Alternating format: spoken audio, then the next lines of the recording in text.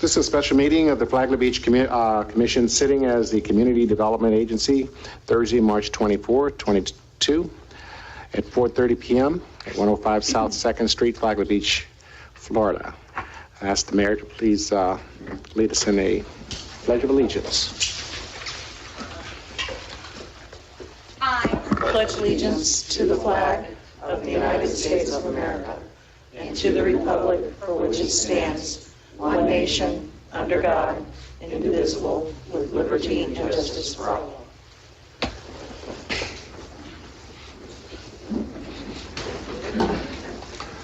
We'd like to ask everyone to please silence their phones or turn them off so that they don't interrupt the meeting. At this time, we'd like to have, if everyone has had an opportunity to look at the minutes. Yep. Can I have a motion to approve the minutes? Motion to approve the minutes of December 9th, 2021. Can I have a second? Second. Can I have a motion and a second? All in favor say aye. Aye. Aye. Aye. Can the record show that the motion passed unanimously? Okay, the next item that we have on our agenda is the request to operate a farmer's market on Saturday's Wickline Park to sign off on the commission's approval. Hey, Mr. Chairman, our CRA director, Karen, is out sick today, so I'll cover for her best I can. Okay. And this was just kind of a procedural thing. The commission has already reviewed it, and of course you sit as the CRA board. So we just felt like procedurally we just needed to bring it back and get your sign off on it.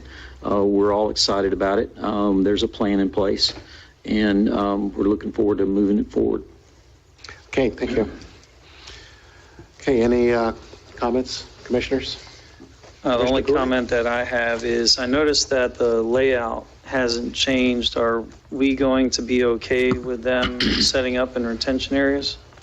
We are not. They're going to work with us to stay out of those areas. And as a matter of fact, given the weather lately, it'll probably be wise to do so. So we're going to avoid those areas with the layout. That was, kind of your ideal using all the space kind of proposal. As they set up on site, we'll work with them to make sure they stay in the areas that won't cause a problem.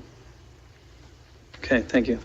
It wasn't in the minutes because I didn't get to finish those, so you can't see it. But in the summary of action I provided you last week, it was recorded in there that staff's supposed to work that out with them.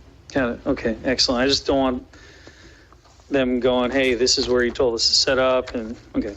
Good point. Commissioner Millie? No, I haven't. No. Any other comments? No. Okay, we'd like to open this up to the public if you have any public comment. Seeing none, we bring it back to the board. I guess we have to make a motion on that. Motion approve. to approve farmers market at Wickline Park. Second. Okay, a motion and a second. Do we have to have a roll call or just do a roll call? Okay, let's have a roll call. Commissioner Sherman? Yes to the motion. Commissioner Phillips? Yes. Commissioner Mealy? Yes. Commissioner Cooley? Yes to the motion. Chair Bryan? Yes. Okay, any other business you'd like to conduct on the CRA? Well, you have item 5. Hotel. Okay, I'm sorry. I did. These glasses aren't working. Already closing the meeting. I don't have my contact lens in, so these things are like all over the place. I'm not used to wearing glasses. I hate glasses. Same here, but I have to have them to read. So if I'm pointing over there and meeting you, you know what's going on. Yeah, this item is, of course, going to come up on your commission agenda. It has been through the PAR board, and everyone's familiar with the hotel application. Since it actually sits in the CRA director and I felt like it would be appropriate for you to review it and, have the CRA board's support going into the final hearing at the city commission, which will take place, I guess, in an hour or so. So that's why it's here, and I think the material has been sufficient, the plan has been sufficient, the staff has been heavily involved in working with the developer, and there'll be a full presentation at the next meeting. This is just kind of a procedural matter for the CRA. Commissioner Millie? Question. It seems kind of backwards. Do we go through all the materials from the regular meeting now and then make a decision? It seems like we're going to approve something we haven't approved at the commission yet. I think this has been brought to CRA, and correct me if I'm wrong because I wasn't in those conversations, but it's really been brought to the CRA board for your review as CRA board on the concept that's being presented. You're not reviewing the actual site plan as CRA board because CRA board has no authority to approve the site plan. So I think perhaps a recommendation as to the concept that has been presented is what's being sought. Correct. I apologize. It's the concept and, of course, compliance with the CRA plan, which obviously this is all part of. Okay. Are we going to get into a strange area with the fact that the agenda item reads a certain way, or is that okay with you? No, what's key is the motion that you make. Okay. And just for clarification, the applicant will be here to answer questions? Correct, at the next meeting. Okay. Any other comments? Guess we should open this up for public comment as well. Do we have anyone from the public that would like to comment on this particular item? Please come forward. Start early.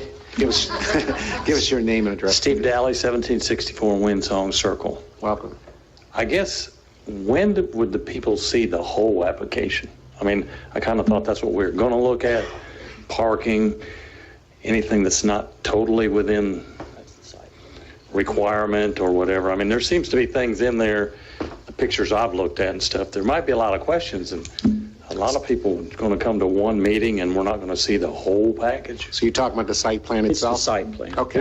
Which that's what's being considered at the commission meeting. Okay, so we'll get a lot of information as well. Okay, There's also copies of it in the break room there in the book. all right.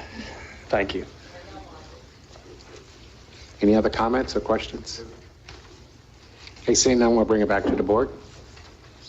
So the motion would be simply to approve the concept of having a hotel built. Or I think Mr. Whitson put it more accurately, define the concept in compliance with your CRA. CRA plan, yeah, that would be the appropriate motion.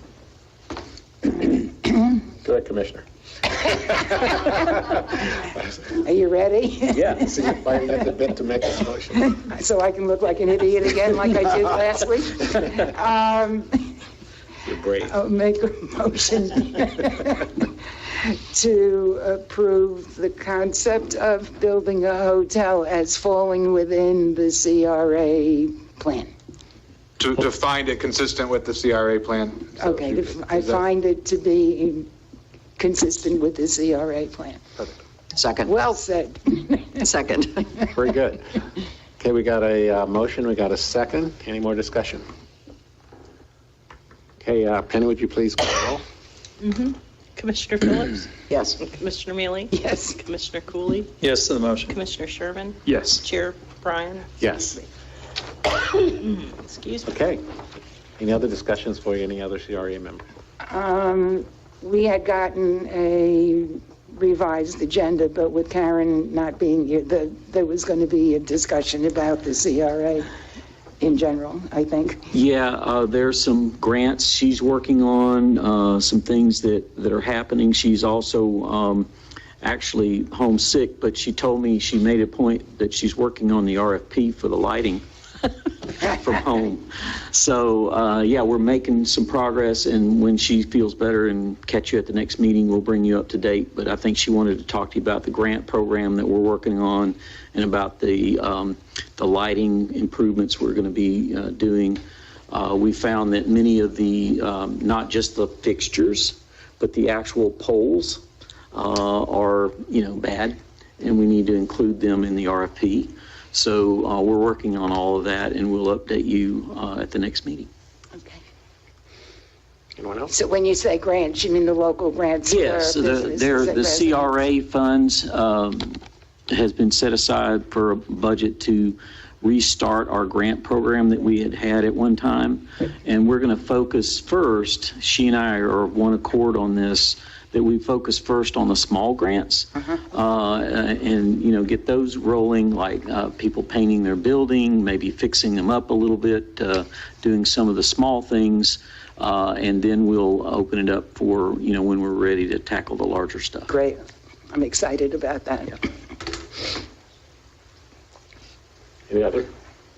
Commissioner? So I just had one other follow-on question to Commissioner Mealy. So that also, those are residents also in the CRA district? that are Yes, it entitled would to be those? commercial and residential grants. Okay, thank you. Yeah. Yeah. One of the things I love in the previous CRAs that I've worked in is, seeing a residents get, their home painted. Yeah. It makes such a big difference. It's such a good example. If you look at 101 North Daytona, the building itself was always solid, but it was kind of run down. And when we used to give out these grants, that was one of the residential ones we gave out, and the house just looks beautiful now. It does. Yeah. And there were others, but that to me was the most outstanding one. Any So we'll additional- stay away from the large grants at this point. Okay. Any more comments? Okay, seeing none, that concludes the business of the CRA. Ask for a motion to adjourn. Motion to adjourn. Second? Second? We're adjourned until 5 o'clock for the next regular meeting. 5:30. 5:30.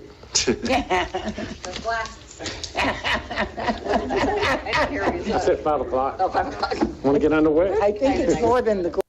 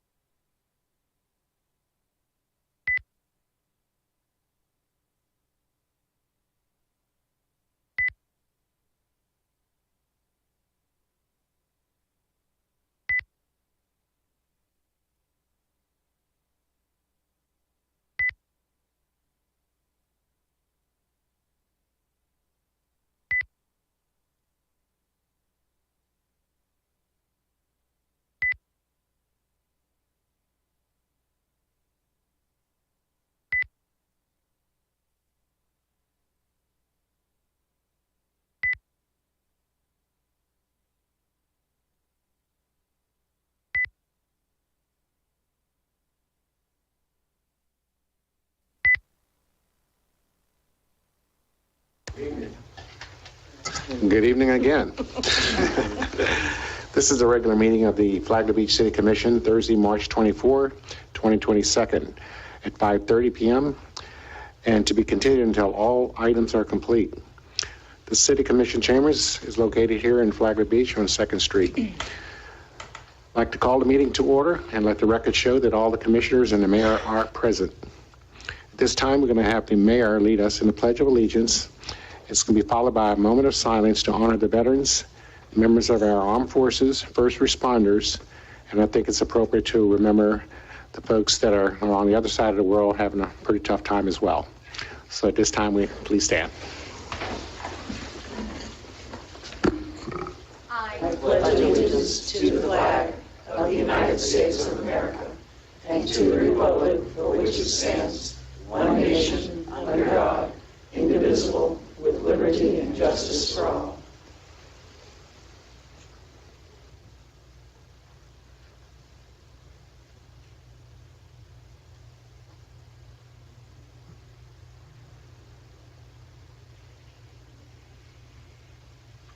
Okay, thank you very much.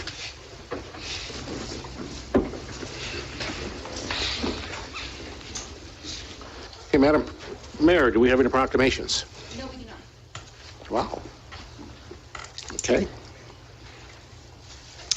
Do we have any deletions or changes to the agenda, Commissioners?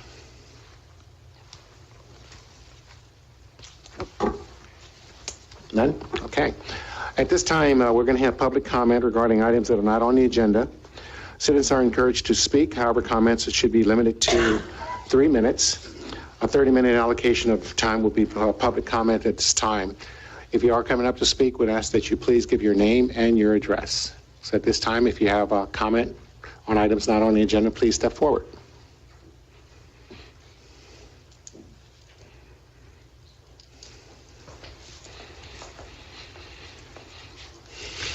Rick Belhumer, Flagler Beach. Get my notebook out here. One thing that we used to do as a city is have recordings of our par board meetings. That hasn't happened for quite some time, about the time that COVID hit, I think. But it was helpful to me when I was a commissioner to be able to go back and review what their comments were, what their thoughts were, and what their decision was if you weren't able to make it. So really be nice to see that. We have the means, so really should be providing that.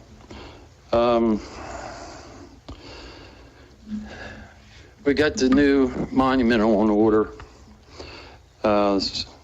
Really like to see the city reach out to the donors and make sure that they get their refund for the overpayment they made, since we found it $1,500 cheaper. Should be us reaching out to them, not them asking for it.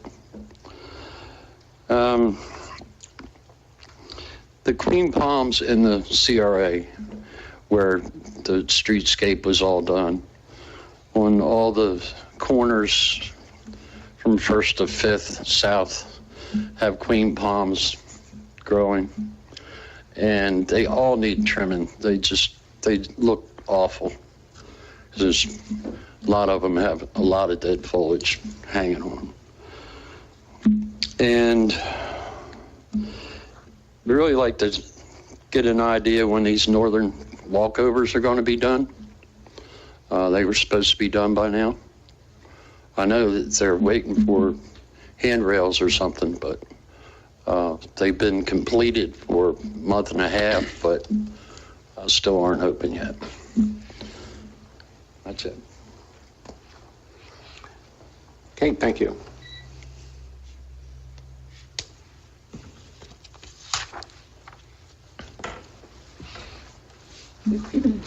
Good afternoon, or I guess it's evening now. I am short. Mr. Chairman, I'm Sally Arnoff from Sugar Mill, And I wanted to just have a few moments to remind you of the need to have an additional contract. On March 10th meeting, which unfortunately I had been detained and I was not able to get here for the item, you all approved the Veranda Bay, which is i.e. formerly known as the Gardens, the utility contract agreement.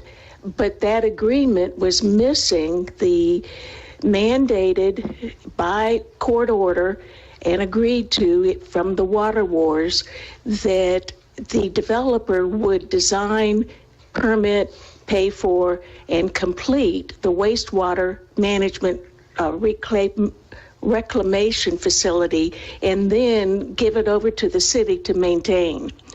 And I just wanted to remind you that that obligation is still there. After the meeting that I missed, I wrote a letter to Mr. Smith and Mr. Whitson giving my displeasure that that item, which was over $4 million that is going to be given to the city, that you don't have to get the bonds to build because the city is required to build that facility so that you no longer are putting your wastewater into the intercoastal. And I concluded that letter by saying that it's my opinion that not including that requirement for the developer to complete their contractual obligation from the Water Wars, that in my opinion, it's a breach of your fiduciary responsibilities to the citizens of this city, meaning you don't have to get the bonds. This is an actual facility that you're going to be given to maintain. And what I have had in your packet, I included the letter that I wrote and also a copy of the section of the Water Wars that deals with the requirement that they construct the reclamation center. And I included the budget that the Community Development District is ready to pay when they get the bonds to fund the development. And that budget includes the $4 million for the facility. So clearly, the contractor, the developer, they know it's their responsibility and they have the preparation to get the funds to build that. And then lastly, what I added today, because I forgot to put it in earlier, which I apologize, and thank you to Penny for distributing it to you. I included the letter that Mr. Smith wrote to the BOCC back in 2020 that included the requirements for the reclaimed water facility. Thank you. Thank you, Ms. Ronoff. Anyone else for public comment?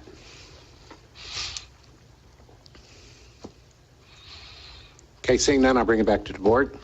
And at this time, I'd like to address some of the issues that the public has brought up. First one had to do with the power board recording. Penny, do we have a recording of the power boards now, or anything? There is an audio recording, Okay. unless there's some technical issues, but I believe what he's speaking of is the live streaming and YouTube ability to play back, which we haven't done.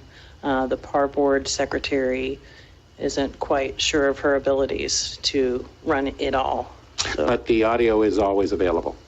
the audio is available, yes. Okay, because I think we'd all find that very useful to have to go back and look at that, or listen to it anyway, especially as commissioners when we have to review some of these items that come up. Okay. I'll work with her to try to show her it.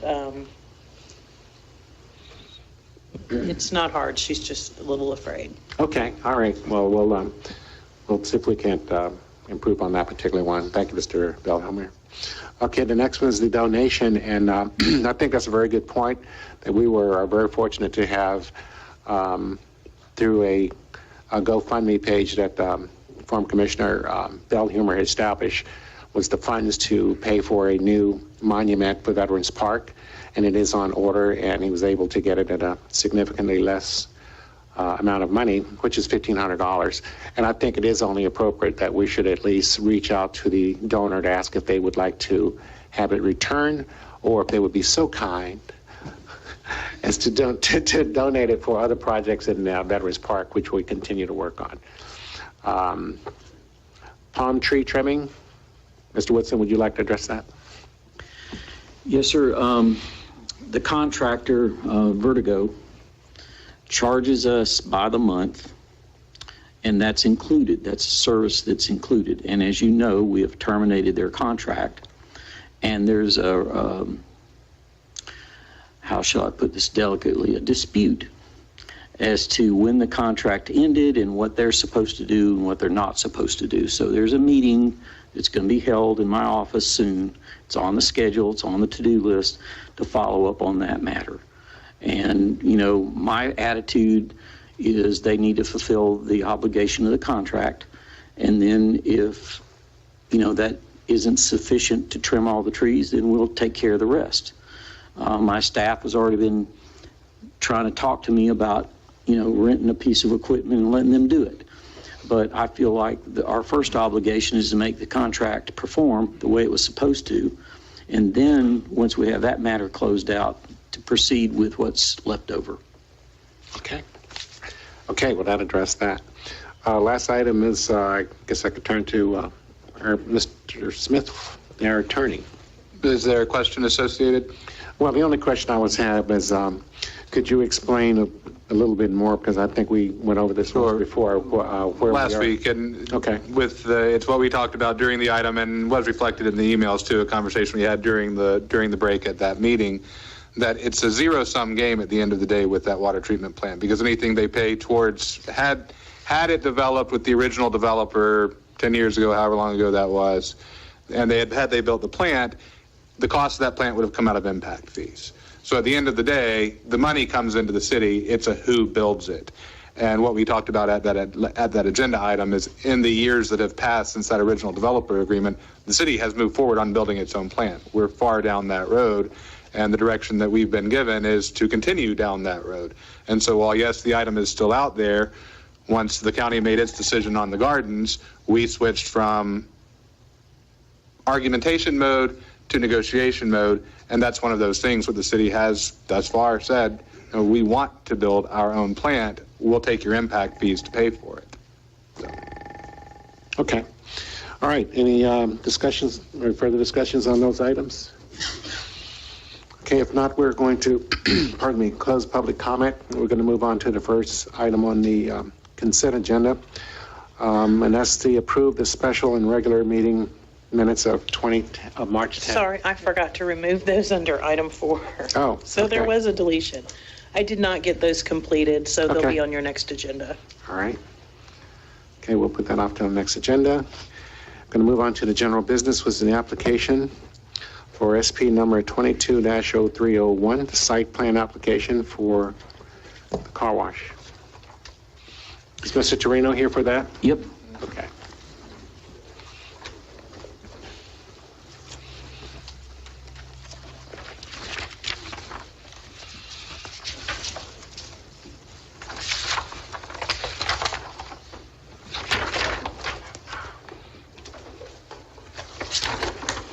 While Larry's getting ready, I'll just say, no need for a car wash today. But there are those times.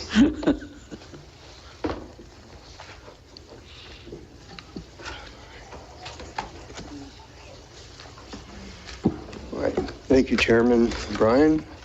As stated, this is a final site plan application for a Caliber Car Wash location southeast corner of John Anderson Highway and State Road 100 or Moody Boulevard. The applicant has previously appeared before the city boards, planning board twice, once for a conceptual plan review to obtain feedback from the planning board as to what their concerns and comments that they may have in that regard. They went back to the planning board earlier this month. They addressed all of the concerns and comments that were brought to them, both by staff and by the planning board. And those concerns were related to, I think, three major items, if you will. One was noise to the neighboring residential area. One was the point of access into the facility. And a third was the orientation of the building. Each of those have been addressed. The ingress and egress point is now consistent with that of the CVS, which is to the west across the street, so they align. The noise was addressed, even though in the original application, their noise study showed that the decibel level just 70 feet from the tunnel of the car wash was below 65. At the property line, it was virtually zero. That said, we spoke about you can't control the wind. So the noise still may carry, and the recommendation was for them to consider, them being Caliber, to reverse the building. So the brushes or the ingress into the tunnel would be facing the residential area to the south, and the exit where the brushes are, the vacuums are, and so forth, the noise would be projected out towards State Road 100. That was done. They also had some other architectural elements to address. That as well was accomplished. So in terms of this facility meeting all of the requirements of the Land Development Code, they either meet or they exceed those minimum requirements. And I'm speaking primarily to landscaping, perimeter fencing requirements. They have offered to erect a PVC fence along the southerly property line, also along a portion of the easterly property line up to the entrance into the car wash tunnel. Landscaping-wise as well, the area between the ingress and egress, the ingress lanes, the queue lanes into the tunnel, the area between that location and the southerly property line will be enhanced with additional landscaping, even though there should be no noise factor whatsoever. So everything we've asked of them architecturally, landscape-wise, building orientation-wise, they've accommodated the city. I might add that because John Anderson Highway is a county thoroughfare, from the onset, I strongly urge that they contact and communicate with Flagler County as to their concerns, since it is their jurisdiction. And they have been communicating with them. I myself have communicated at least twice with Adam Mengel. The concerns that were expressed, one was the alignment of the access drive, which we had taken care of already. Another one was with stacking, that should stacking become a problem, they had concerns of the cars perhaps causing an issue out on that thoroughfare. I can tell you that their stacking queue can accommodate 18 vehicles, and that's allocating 20 feet for each vehicle, which is significant. So in my estimation, they could likely accommodate at least two more, maybe three. They have provided a bypass lane, which isn't required, something that staff insisted upon, so that was done. As far as traffic impact study, the PM peak hours for that facility did not even meet the threshold for a state requirement to necessitate a traffic import analysis. And that PM peak number, I believe, was 26 vehicles in, 26 out, so a combined total generation trip of 52 cars per hour. The facility, if I recall correctly, can accommodate 20 to, I believe Dan Brown, and I'm sorry, is here to speak to this. I apologize. He's here to represent Caliber Car Wash, but I believe they can accommodate 20 to 22 cars per hour to service and actually have the capacity to increase that number by controlling the equipment that they have. So that being said, that is a general overview of the project. Happy to answer any questions. Okay. And Mr. Brown is here to represent Caliber. Okay, I spoke to Mr. Torino earlier this week as well, because some of the concerns that I had, as well as some of the, and I know this is the second time it's come before us, as some of the individuals in the community, was in particular with John Anderson. And what I'd asked Mr. Torino also was how many cars could actually stack in the car wash itself, and what was the plan.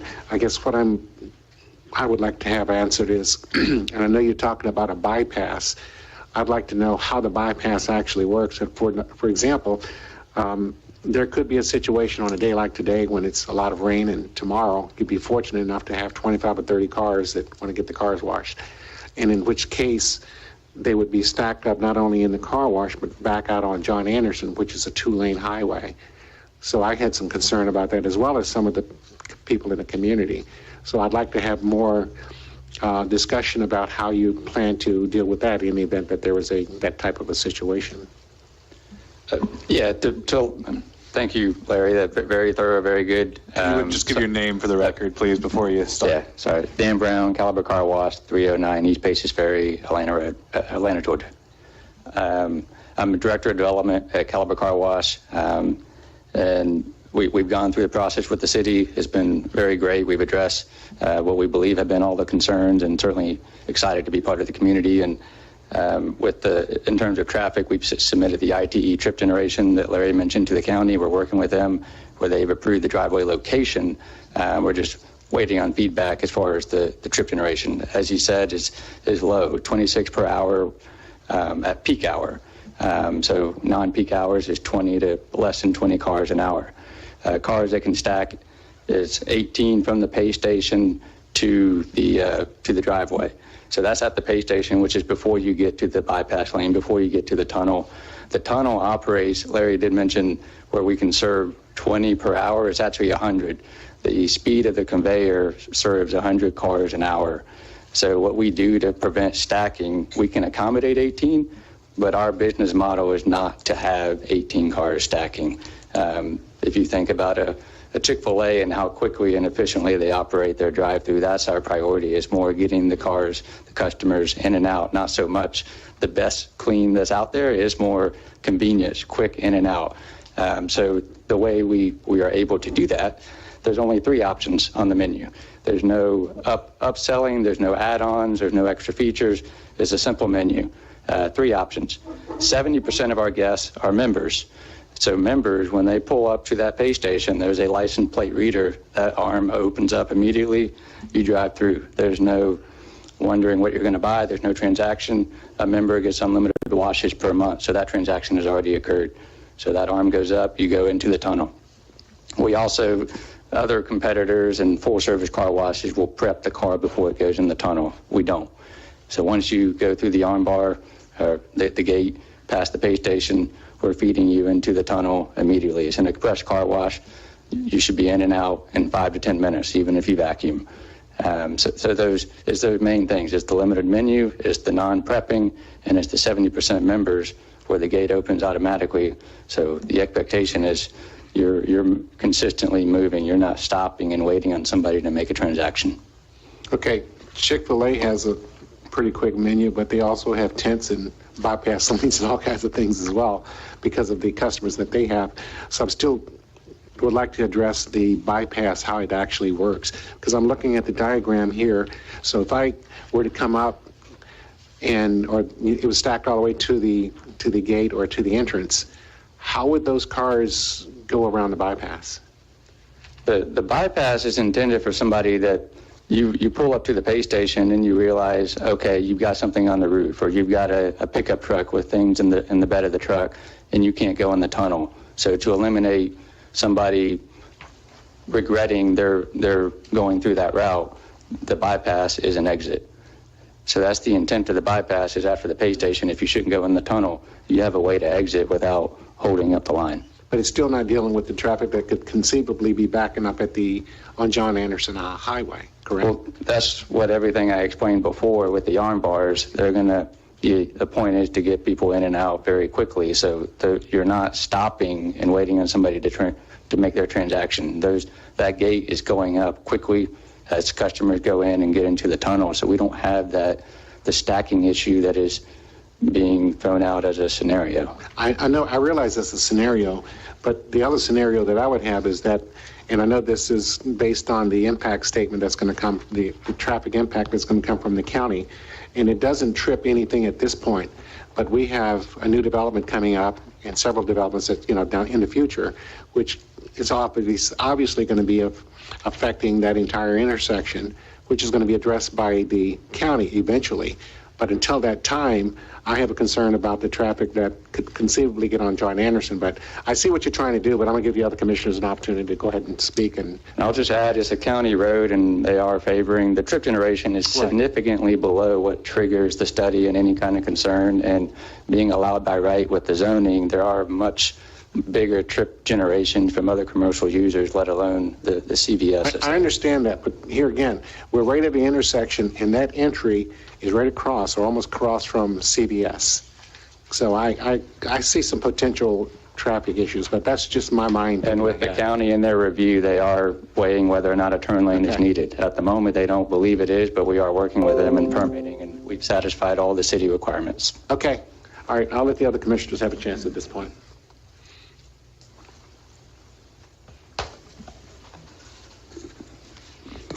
So to your point, Chair, Sure.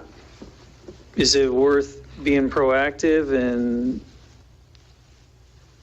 if that is a concern of the residents in the city, obviously that's not a mandate, but is that something that you would be willing to consider, is just putting a turning lane in to avoid any potential issues? If the county feels it's necessary on their right-of-way, yes. We will do what the county requires to make sure it's a safe access. We certainly want, that's for our business to survive. We don't want stacking into the road. So that's why our priority is to make that queuing and that the cars that approach to come in and out as quickly as possible. So we're confident we won't have that stacking issue. Car washes that do have a stacking issue is an operational issue. That's the only question I had. Anyone else? Larry, could you review what you said about not tripping the need for a traffic study? Yes, the state has thresholds. FDOT has thresholds for different levels of traffic studies. For instance, let's use both the Preserve and Beach Park Village as examples. Those are much greater intense uses, even though they're residential, than a car wash. Because of that, the content of what those traffic studies would show would look at more factors than what you would look at for something on the level of a car wash. So by that I mean, it basically what you might do at times is just look for simple trip generation based on a use. And the manual that is used, and I think it's the International Traffic Engineers Manual, for each conceivable use that you can think of, they have trip generation studies that have been done. And that is what most all jurisdictions really use to establish the parameters for a traffic study if one is required. So what I'm saying is this particular use does not even trip that threshold for a basic traffic study at the state level. Now, it doesn't mean that Flagler County won't require one, but I can tell you that the applicant has asked the county to provide them with feedback as to whether or not they're requiring a traffic study. And as of this date, as far as I know myself, I haven't been able to get a response. And I'm not certainly throwing the county under the bus. The county did provide a couple of comments that I believe the applicant has addressed. But again, I personally don't feel, and professionally do not feel, that approving or disapproving this site plan, and primarily, there's no reason to delay or deny this site plan because of the question of a turn lane or a decel lane. That is going to come out when the applicant at least applies for his driveway permit. They would have to satisfy the requirements of the county at that time. So between the time, as an example, when a building permit may be issued, to the time that facility opens is several months, and during that time frame, whatever improvements that the county might require can certainly be addressed. But let me also say this. I know there's been some communications about how this is going to impact a residential neighborhood, how it's going to create traffic problems, how traffic is going through neighborhood areas. And I respect those comments. However, the reality is this is a commercial zone property. It's been there for many, many years. It has very liberal uses attached to it that are unrestricted permitted uses by right. So needless to say, all one has to do is to be consistent and compliant with the minimum requirements of our land development code, and there is no other reason to deny that. And secondly, as to John Anderson Highway, the level of service for that roadway currently is at a grade B. The adopted level of service for that roadway by Flagler County is at level D. They're 2 grades above that. So to say that this is going to impact traffic, it's going to cause problem, yes, there's going to be more traffic. But to say that it's going to prohibit what the residents would like to see, there's no validity to that. So, thank you. I just wanted to put that out there. Thank you. And Commissioner Sherman. Mr. Chirino, I just have some, I'm just a little baffled here. I'm a little concerned. I do think we do need to get a turning lane there. I would like to see us maybe take up, I don't know if we're at the mercy of the county, but we have development coming in and we have residents that live over there. And I mean, right now, I do understand that maybe the quality of life right now might not have an impact, but how quickly would it be that we could get a turning lane in there once more development gets out there? Because I'd like to see more of a proactive approach. I know it's out of our call right now at the county, and I know you've been doing your due diligence trying to get a hold of the county, but what would we need to do? Is there a contingency once, they start breaking ground out there further down on John Anderson, because development's coming over there, and I just do have some concerns once that does come with the traffic flows for our existing residents there. And I was just wondering, how would we go about approaching that? Well, your point is well taken, and that is, again, I go back to the impact to that intersection by this development is de minimis. It's negligible.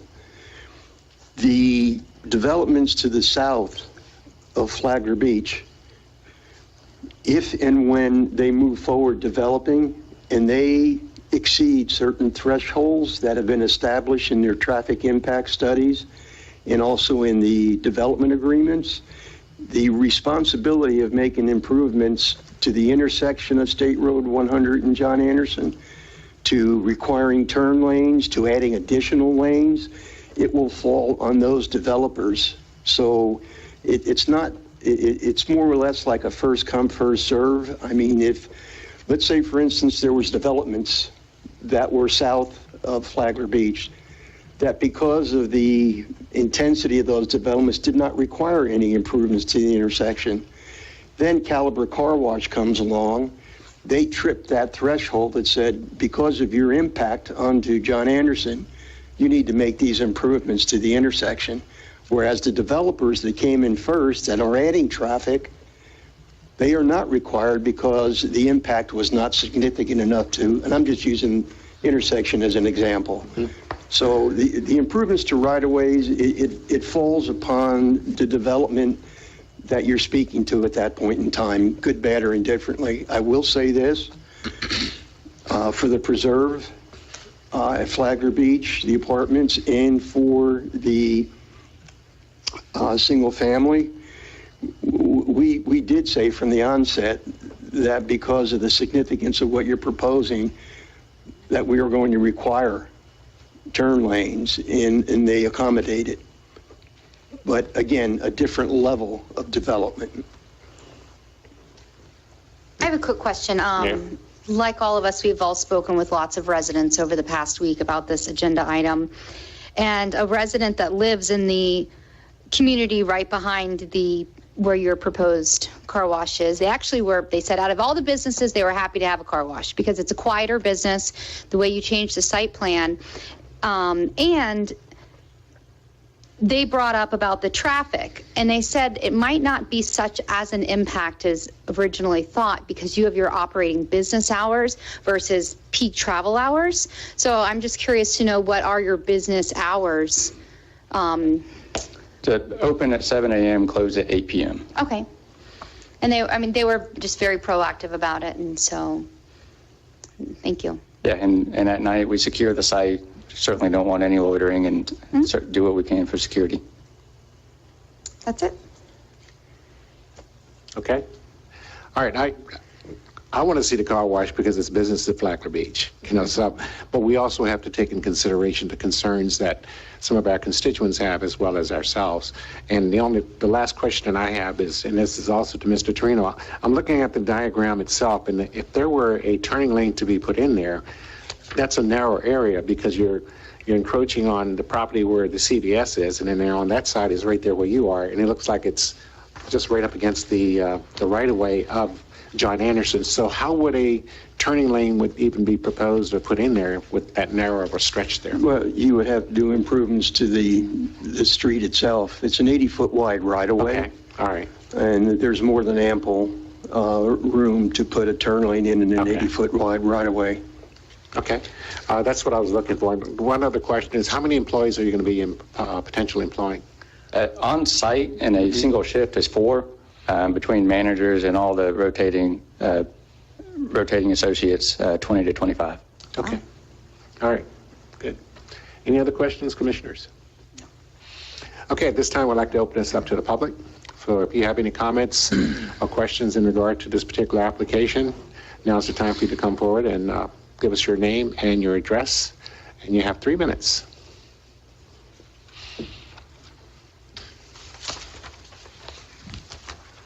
Hello, my name is Angela Smith. I live on Joyce Street, and I shared a letter in the first meeting, and I was present in the first meeting. And unfortunately, I don't have a printout of what I shared with Penny. Is she in the room? Yeah. Do you have that printout? Because it would help me, otherwise I'm going to have to just read off of here. But I will begin with saying, before I begin reading this, is minimum requirements is really what I heard. So I'm going to just stay with what I've written. How will the issues of the sewer smells and plumbing problems be addressed in my neighborhood? How will these not become bigger problems with a car wash moving into the neighborhood?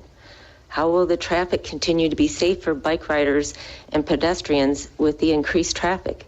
Flagler Beach wants to be a laid-back beach. How will this traffic flow be improved for all travelers?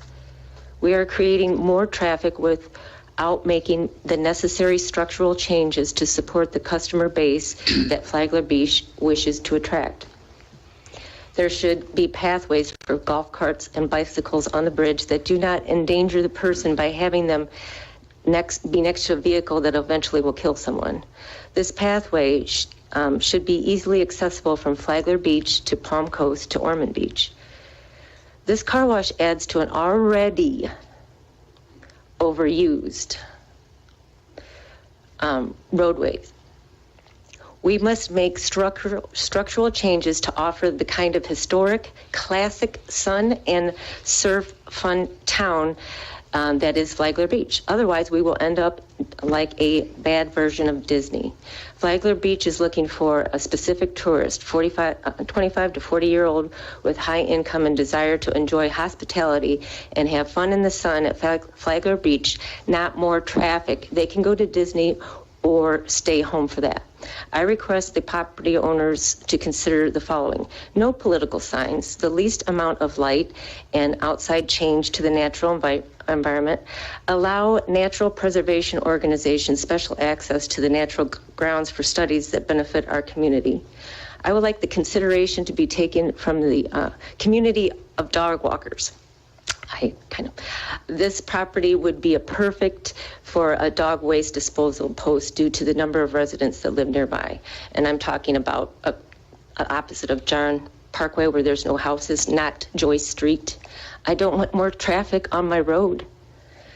Also consider a bike golf cart tune-up station either here or at the park across the street with a water refill station. Thank you for your consideration.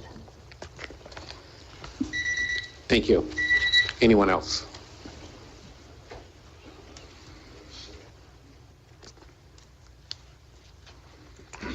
Okay, seeing no one else that wants to come forward to make comments on this particular item, we'll bring it back to the board for further discussion and possible motion. I'd like to ask a question. Sure. So Larry, she talked about any sewer type smells on the property. Do you anticipate any? Well, I can tell you this, actually, to avoid the potential for that has been eliminated, and that is because in the initial proposal, a stormwater retention pond was shown on the southerly end of the property. And should that water become stagnant or whatever, we know the results of that, mosquito breeding and whatever. In reversing the building, it actually required moving the access into the tunnel further south. So the area that was going to be utilized for the stormwater retention pond was reduced. At a greater cost, the applicant developer has now turned to what is called an exfiltration system, which essentially is a stormwater retention vault that will be below ground. So all stormwater runoff that is created by that development will actually be housed in these vaults, and I'm not aware of those type of units ever causing any kind of an odor concern. A good example of one, and I don't want to say that I frequent it very often, but I was the project manager for that project, was the ABC Liquor in Palm Coast. They have an exfiltration system as well as a small stormwater pond there. So. Commissioners, any other discussions? Yeah, I mean, I have the letter in front of me, and while on an emotional level, some of us might agree with some of what was said, it is a general commercial property. Unfortunately, we have general commercial backing up onto residential in many parts of our city, and it creates issues that we try to ameliorate as best we can. The people who buy commercial property have the right to build a commercial facility on it.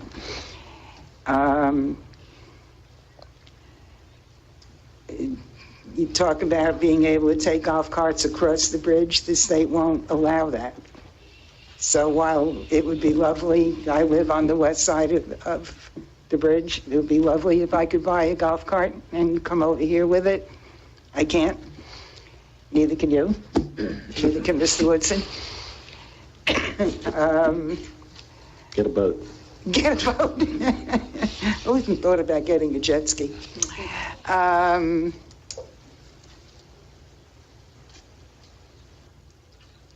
imagine that the lighting will be controlled in the evening. You close at 8 o'clock. You're not going to have bright lights. Maybe if you want to come up and address that. If I may, also, I've had a similar developments happen near neighborhoods, and they make shields on lights that can be directed in certain ways, and I think if you are agreeing to maybe do that, that would help. Yeah, so our lighting, our area lights are LED, they're recessed, night sky compliant as far as shielding to limit any what you call overflow of foot candles outside the property. The light for the building or the sign that's internally lit faces Moody Boulevard. Our monument sign that's internally lit is on Moody Boulevard. The area lights would be turned off at night. That would be in the parking lot. But the monument sign and the sign that faces Moody that's on the building, we would keep on, but But it's facing Moody. Facing Moody, correct.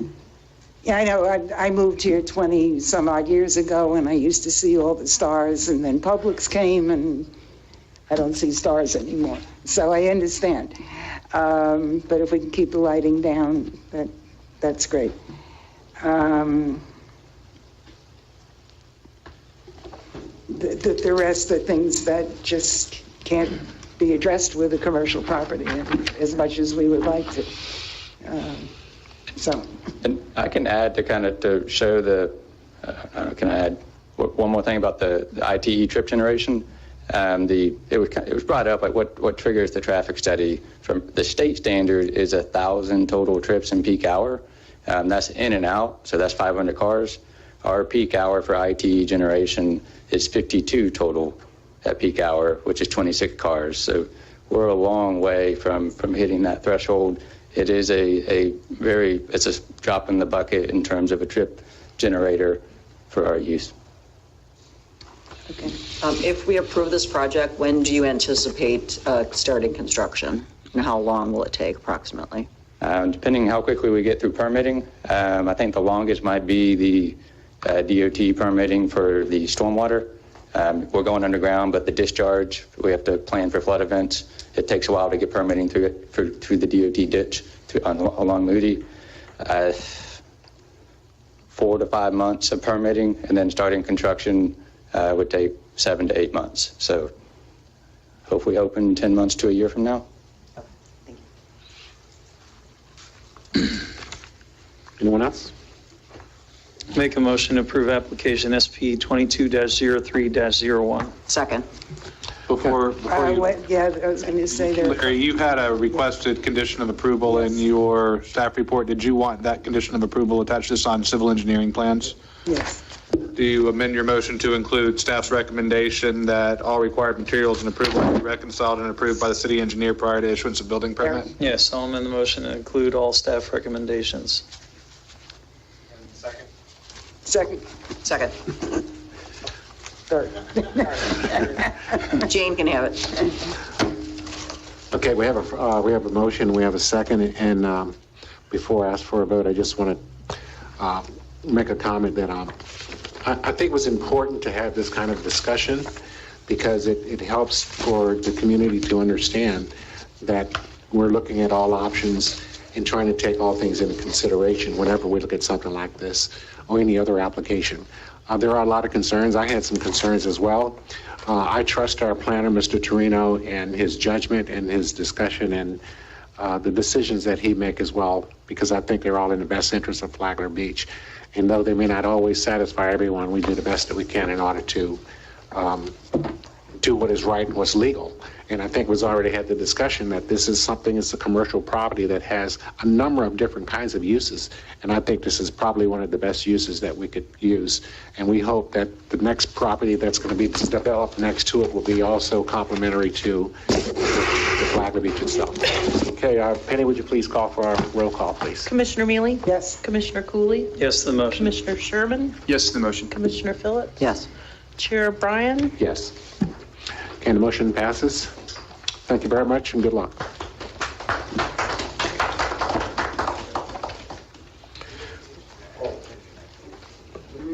Okay, the next item we have on our agenda is application SP 22-03-02. That's also going to be presented by Mr. Torino, and it has to do with another item on Moody.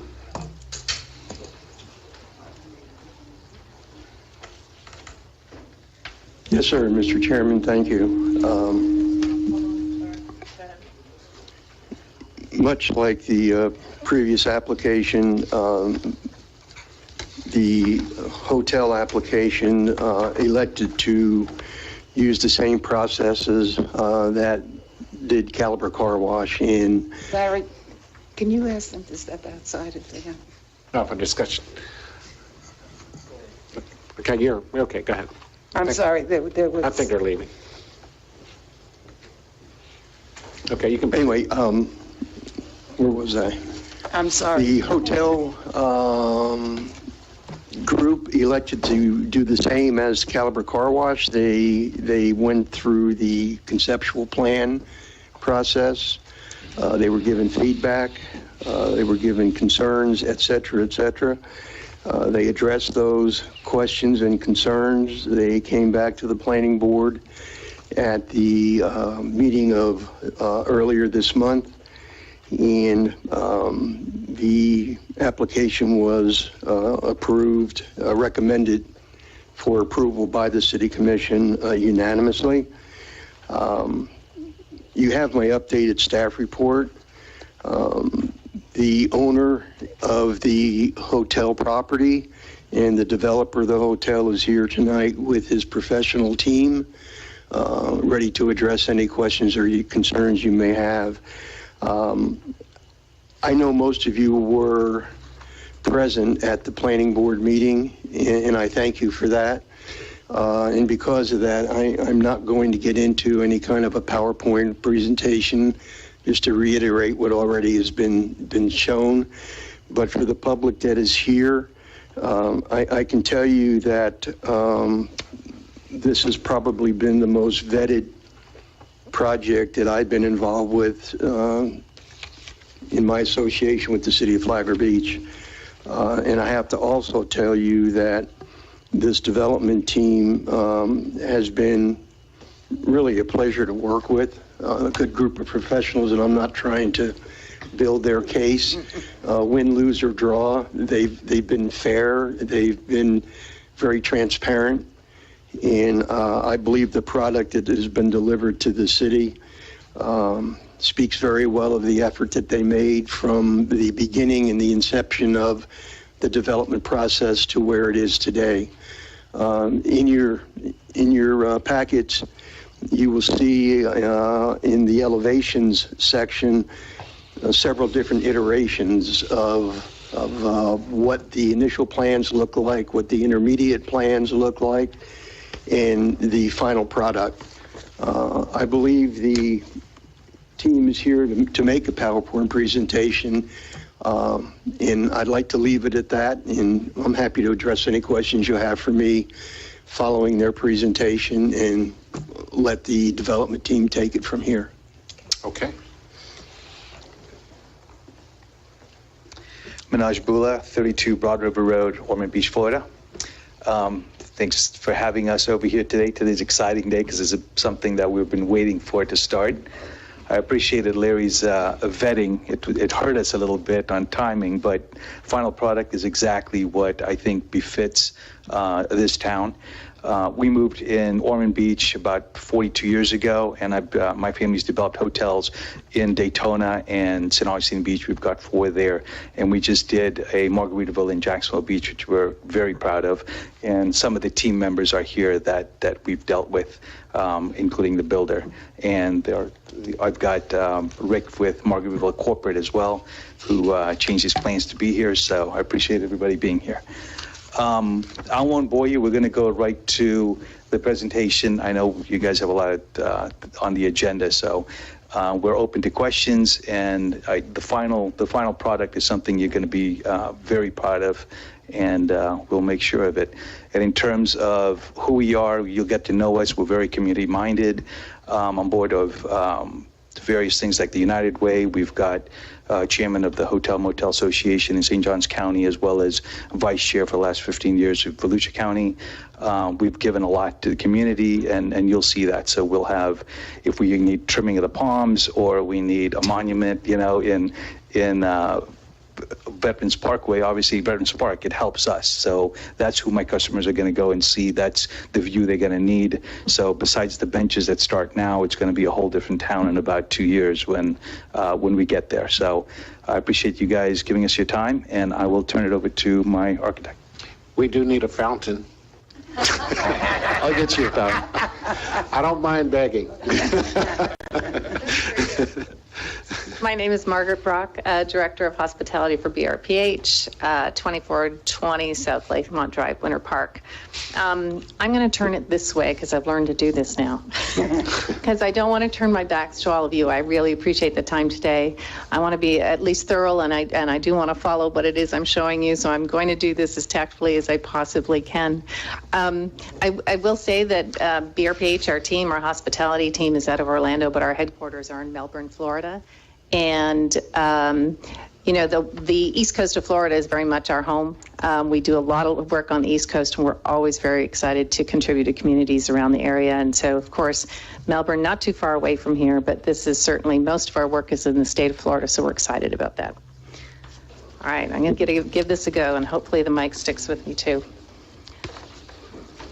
So on the first slide, and again, I know many of you have seen this, and for the public also, highlighted there, and the turquoise I'll give you is our project site, which is across the street also.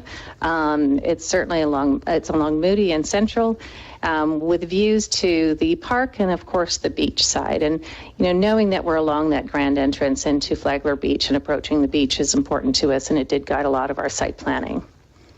Here you see it again. This is a great shot, just turns in proximity and how it will really define the center core of Flagler Beach. And this is our site plan. And as Mr. Trino said, we have complied with all the conditions of approval as we went through this, and we worked very hard to really give you the best possible site plan. In the condition here, of course, we've got the parking lot that is against Moody Ave. It also keeps a very low site level, so as you approach the property, we don't have a big building in front of you. You do get this chance to see all of the landscape and so on as you approach the building. And when I move to the elevations, you'll see too what that does for an approach for a part of the city. Here again, now you're seeing and actually I've got a pointer on here too, don't I? All right, so you're giving me way too many tools here to play with, but this is your vehicular entrance through here along coming off of Moody. So this way, guests coming, most of them, of course, will be coming via traffic. They'll be coming in here. They'll be able to turn off of Moody and turn in. Here is your porte cochere, and of course, parking here and parking underneath the first deck. What is considerable here is most of the guests will be arriving and coming in from this entrance to the west.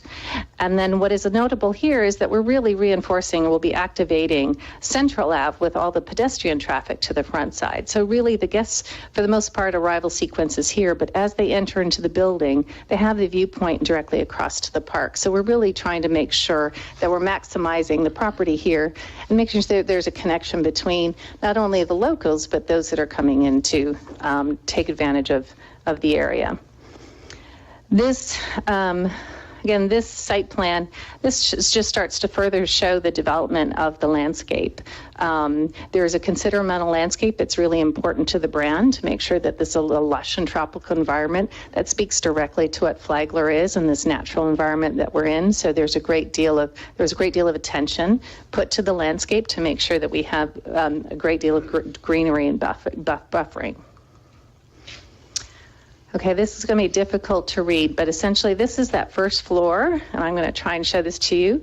You can see again this sight line right through the center, so those guests arriving from the backside have a straight shot of view outside. And equally, as you come from pedestrians on the front side along Central, you'll come in and you'll really start to feel what Margaritaville and the Compass brand brings, which is just a very lifestyle-centric, boutique-level hotel, which is unique. Again, this is not a typical prototype hotel. This has a lot of character, and it really speaks to a lifestyle brand, which is very specific to Flagler. Our second floor, our guest room floors are very typical, so you've got your kings and your queen, your double queens rooms, and then you'll see that there is some articulation along the walls, so we don't ever have flat a lot of flat elevations around the perimeter of the building. And again, that speaks to some of the articulation, the architectural articulation that you'll start to see in the building. On the third floor here, you've got a rooftop terrace, and then you start to really see how we are articulating our roof lines again, and that'll speak to, you'll see some of that in our elevations and our renderings. Okay, so now you're starting to see some of our elevations, as Mr. Torino said, and I'm going to start to use this again here, these were original, and then we further developed them up here. So this is looking from the west towards the building. So here you're seeing the heavy vegetation, and your approach is, this is Moody along the left side here. You see the branding for Compass, and this mural, which is really iconic. What I love about the low access and entry is coming down Moody. This is what you will see. So it will be quite an iconic sort of piece. And you see all the details and architecture that are on the building. It doesn't read as one single building. It almost reads as a street block with a variety of buildings, which in fact speaks to a lot of the architecture in the area. I'd also mention, you see the range of color that we've got on the building. It again reflects this very coastal and tropical environment, which is really consistent with what you have in your current neighborhoods. So this elevation here, so this is along South 2nd Street. And I spoke a little bit to the fact that this almost is a streetscape, because you see the undulation in the building. Nothing is flat here. And again, it almost feels like this is a street block that has a variety of buildings. You also start to see the level of landscape in the area, and you see how the corners are articulated a little differently. So this is from Moody looking, and this is a little deceiving because it's an elevation, it's flat. Remember, there's quite a bit of relief in the building because it's really an L shape. So this is on the corner, and you start to see we have a mural element here too, which is, just that creative hit I think is appropriate for the area, and is why the Compass is so well suited to the community. This area is stepped back from the street, so you have quite a bit of relief here before you get to this elevation. And then you start to get an idea at this corner, and again, we'll never see this in reality because a pedestrian walkway, you'll be right up close. But there's a lot going on in that front corner, and we'll show that to you in a minute. Okay, I wish I could zoom in because there's a lot going on. This is central, so this is facing the beach. And again, this feels like a street corner with all sorts of character and articulation. It looks like there's a range of buildings. You can see how we've treated different areas differently with canopies, with roof colors, with relief and balconies. And then you can start to see here the level of landscape that's down at a pedestrian level. So those that are walking in the city, again, this is a very welcoming area. This is not, you don't feel like you are at overbuilt location at all. This corner here, the corner of Moody and Central, that is where the restaurant will be. And you see that is really reaching out to the locals and letting both locals and guests recognize that there's this opportunity to sit outside and enjoy your beachfront and just gather people in. People gravitate to activity, sound, noise. That's the corner that's really going to be generated. So here are the renderings that really speak to this. So this is South Daytona. So this is our southwest corner looking east towards the beach. I think I said that correctly. Here you really get to see some of that relief in the high-low in the profile and see how we step back and move forward. You see the level of vegetation and tropical plantings that are surrounding the building. So it really is a great addition to that corner block. This is the one, so imagine here, this is Moody along this corner. So you'll have some signage here introducing the Compass brand, but this is the approach for most of the vehicles. And so you see how that the parking is certainly very much buffered from any pedestrian traffic, but that the building itself sits back off of the corner. So there's nice relief off of Moody, and you start to see that. And I mentioned the mural, again, which is an iconic piece for the Compass. It really is kind of something that draws the eye at the back, and you see then again the relative paint colors and all the changes in the materiality on the walls. This corner here is directly across from where we are, meeting spaces down below, and you see the heavy articulation of the building. And so this is not a flat building. It looks like no other hotel that you'll see in the area that might serve as a prototypical select serve. This, we've got awnings, we've got layers of things that will allow for shadows against the building and really begin to create some interest. And again, you see from a pedestrian level, we've got some scale in there, so you start to see how that is encouraged. Our paint colors, again, a lot of different colors, but they're certainly reflective of a coastal environment, and we think that will fit in beautifully also. And then this is the last corner, and this one really is your food and beverage opportunity. This is what will draw, and the expectation is that really speaks to the community, because this is really servicing both locals and guests. You see the articulation here on the corner and how we've really amplified this corner to make it something special and make it kind of the crossroads of the city. These happen to be the suites in the building in terms of the units. And then these are the standard units with balconies out to the front. I will note, you can see how colorful and tropical it is. That not only benefits the brand, that's a brand signature, but I think it's also a big focus for Flagler Beach. That is my last one, but I will leave this one up because it is a nice one. Obviously, they're here too, so anything we can offer you there.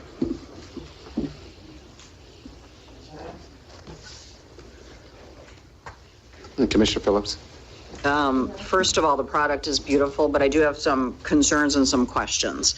There's 100 guest rooms and 65 parking spots, from what I understand. I'm concerned about not only, visitors staying at your hotel, but also people that work at the hotel, because we have a lot of issues with our restaurants in the area where their employees just can't find parking.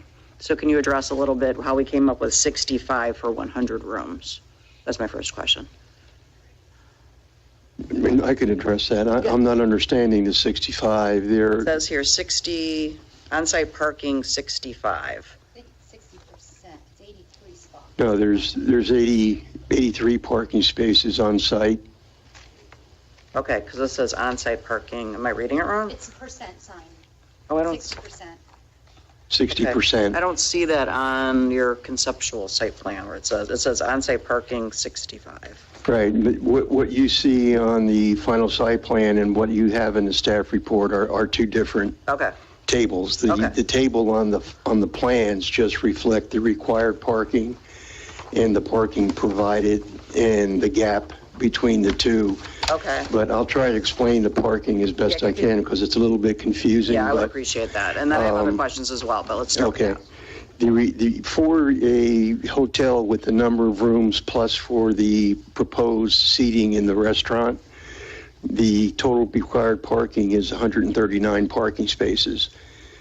There are, I said 83, it may be 81.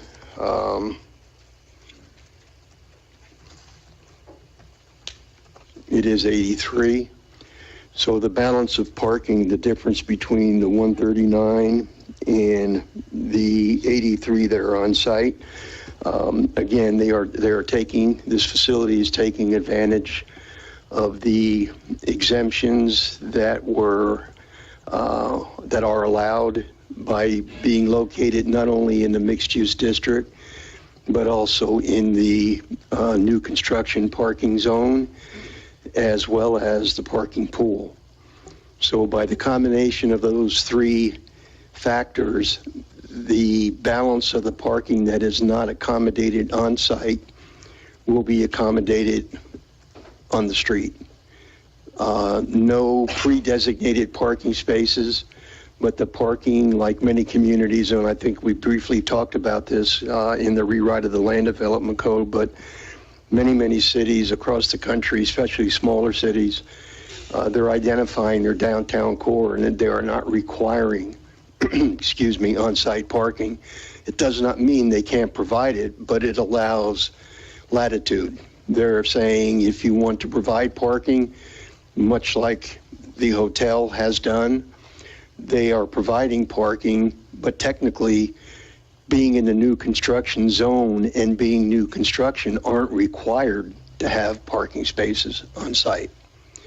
So actually, unbeknownst or not to the city of Flagler Beach, you've actually are at the forefront of what many communities are doing across the country. So to say it in layman's terms, the difference between the required parking of 139 spaces that are required for the entire development, 83 are being accommodated on site. The balance of the parking is first come, first serve on the street. I will say, as far as parking, what has not been mentioned or addressed is the change in the operational aspect of South Central Avenue and a portion of South Daytona. The section between Moody Boulevard and South 2nd Street along Central Avenue, at the expense of the developer, is going to change out the parking configuration from parallel parking to angled parking, and that should gain 8 parking spaces. It doesn't seem like a significant number, but to the city of Flagler Beach, 8 parking spaces a gain. And the same along South Daytona, which will remain, and South Central will become a one-way street southbound. The driving lane obviously will be narrowed. There will be a pedestrian crossing at the center of the hotel at the entrance that will align directly with the sidewalk at Veterans Park.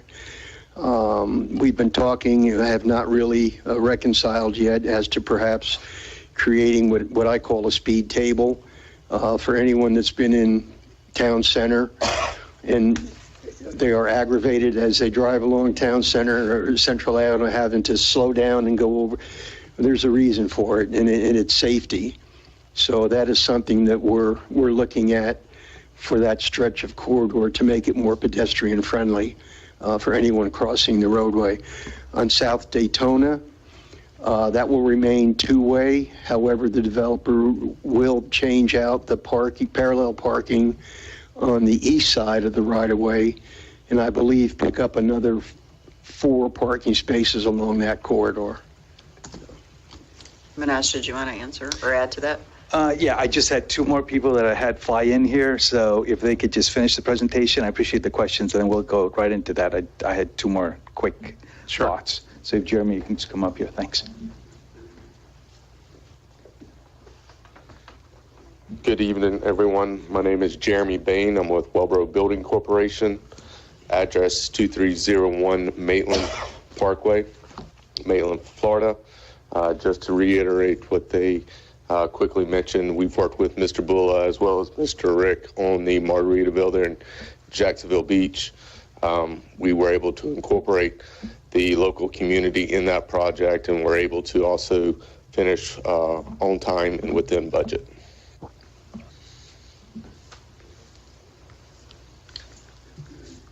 My name's Rick Cunningham, Senior Vice President of Development for Margaritaville Hotels, Resorts, and Compass Hotels, and we're very excited about this opportunity and to add it to our portfolio as a Compass Hotel. It's a boutique hotel.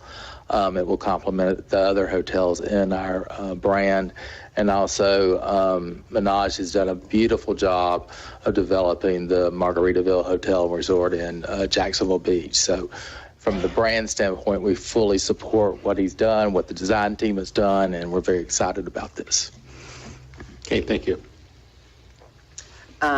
Larry, thank you for your clarification on the parking. So my second question is, during construction, will any of these streets, whether it's 2nd Street, Daytona, or Central, be closed at any point? We have businesses on those streets, and I want to ensure that, none of our businesses are disrupted. Right. We are going to, the city manager has reminded me several times that we need to strategize a plan to work with the development team, because we are unique with our First Fridays and other events.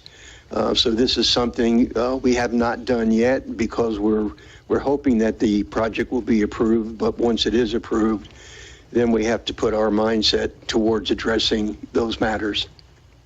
Okay, thank you. And then my last question is more for our residents. Can you talk about the elevation of the building being greater than 35 feet in some spots of the hotel? Yes. Good question. If you remember the former application that came through the Flagler Beach Resort, the The height at the mechanical equipment room and the elevator was 43 feet, 2 inches. I believe this is at 43 feet, 4 inches. That being said, yes, there is a 35-foot height limit in the city of Flagler Beach, and the way you measure that is based upon the type of roof that is on the structure. For a flat roof, it's to the deck. For a gable roof, it's to the midpoint between the ridge and the eave, and the same for a gambrel, between the ridge and the eave. A gambrel being a barn type of a roof structure. But also in our land development code, there are exceptions to the building height that allow for height for those facilities to exceed the building height of 35 feet. And they refer to, number one, what I mentioned is for, they call it mechanical appurtenances, which essentially is an equipment room to serve the elevator, okay? You're also allowed to deviate up to 40% for ornamental towers. You are also permitted to exceed the building height for architectural features. And that is how we applied those regulations to both this facility and to the previous one. We've been consistent in how we've addressed those allowances. The 40% for the way I looked at this development, the same as I did in the other, is that I consider the center core of the hotel as the center tower. And if you look at the elevation of it, it does take a it narrows to the, as you move to the top. The height of the structure that is on the third deck is at 43 feet, 4 inches, the same as the elevator. The dimension that exceeds that, which I believe is about 3 feet, is for a parapet to be built. What the parapet does, it extends above the roof, so in the center you would have a well, and correct me if I'm wrong, but it is an open, much like on the towers that you saw at the southwest corner at South 2nd Street in Daytona, South Daytona. That corner piece, that exceeds 35 feet too, but the same thing, it's a built-up architectural feature of about 2.5 feet, but it's open. So it's considered an architectural feature, an architectural element. As far as the tower, any tower that is constructed shall not be habitable. There is no habitable space above the 35 feet. So all of the ancillary uses, if you will, in my opinion, fit each of those 4 categories that you are allowed to exceed the building height of 35 feet for a structure. Perfect. They are not part of they are part of the main structure, but they are not the main structure. Okay, thank you so much. I am done. Any other comments or questions? Commissioner Cooley? Yes, to piggyback off that. So first things first, on page 24, just for clarification, public record, the applicant is going to be building iteration 3. Is that correct? Because you have different, this is page 24 of this. So there's multiple versions of certain this. materials that were passed out to the commission, and we're trying to just nail down the exact one. The iteration that's being built is on page 25. That is the current iteration. The others shown on page 24, starting from the bottom, going to the top, are how it's progressed, how that elevation has progressed from the onset to where it is today. Okay, so that will be, and this wasn't labeled, So that's why so the one on 25 is what they're going to be building, and we're calling that iteration 4? No, if you look at the top, Commissioner, it'll say elevation South Central Avenue, and then next to it is a note, current iteration, meaning the current today. Okay, and that's the one that we're talking about building, correct? Yes, sir. All right. Just want to make sure, because we have multiple versions in here, and that's going to Right. potentially lead That to was confusion. done to show the historical development, but each of the elevations shows previous iterations, and then it's noted with the current iteration. Got it. Okay, so in talking about the roof, just to expand further, so we have the charter, and then there's also land development codes. Which one trumps the other? Your charter incorporates your land development code. So your charter says 35 feet as defined by the land development code. So they actually work in conjunction with each other. There's not one trumps the other. They're not in conflict. Your charter actually references your land development code. Okay, that's what I'm really looking for. I want to make sure we don't have any legal conflicts with that. They're not in conflict because the charter contemplates that the land development code will define how you measure the 35 foot. Got it.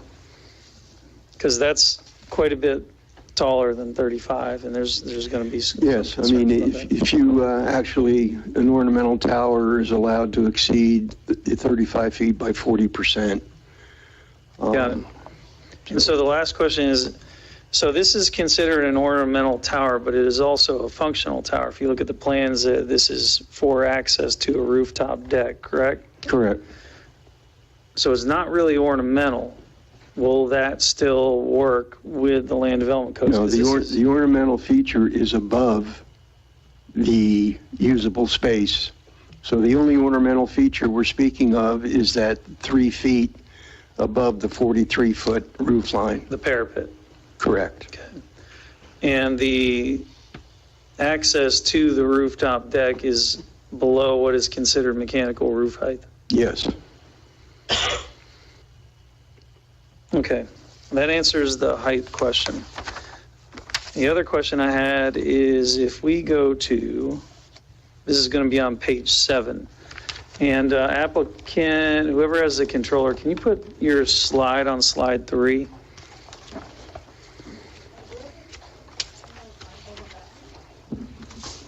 Annie, there you go.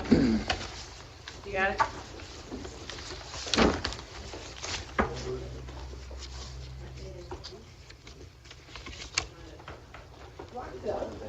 It timed out. It felt like I had to say. That's 3. That one? Yep. No, yeah, right there. Okay, so, Just, Penny, is there a way that our camera can be facing that? public speaking camera, I think does.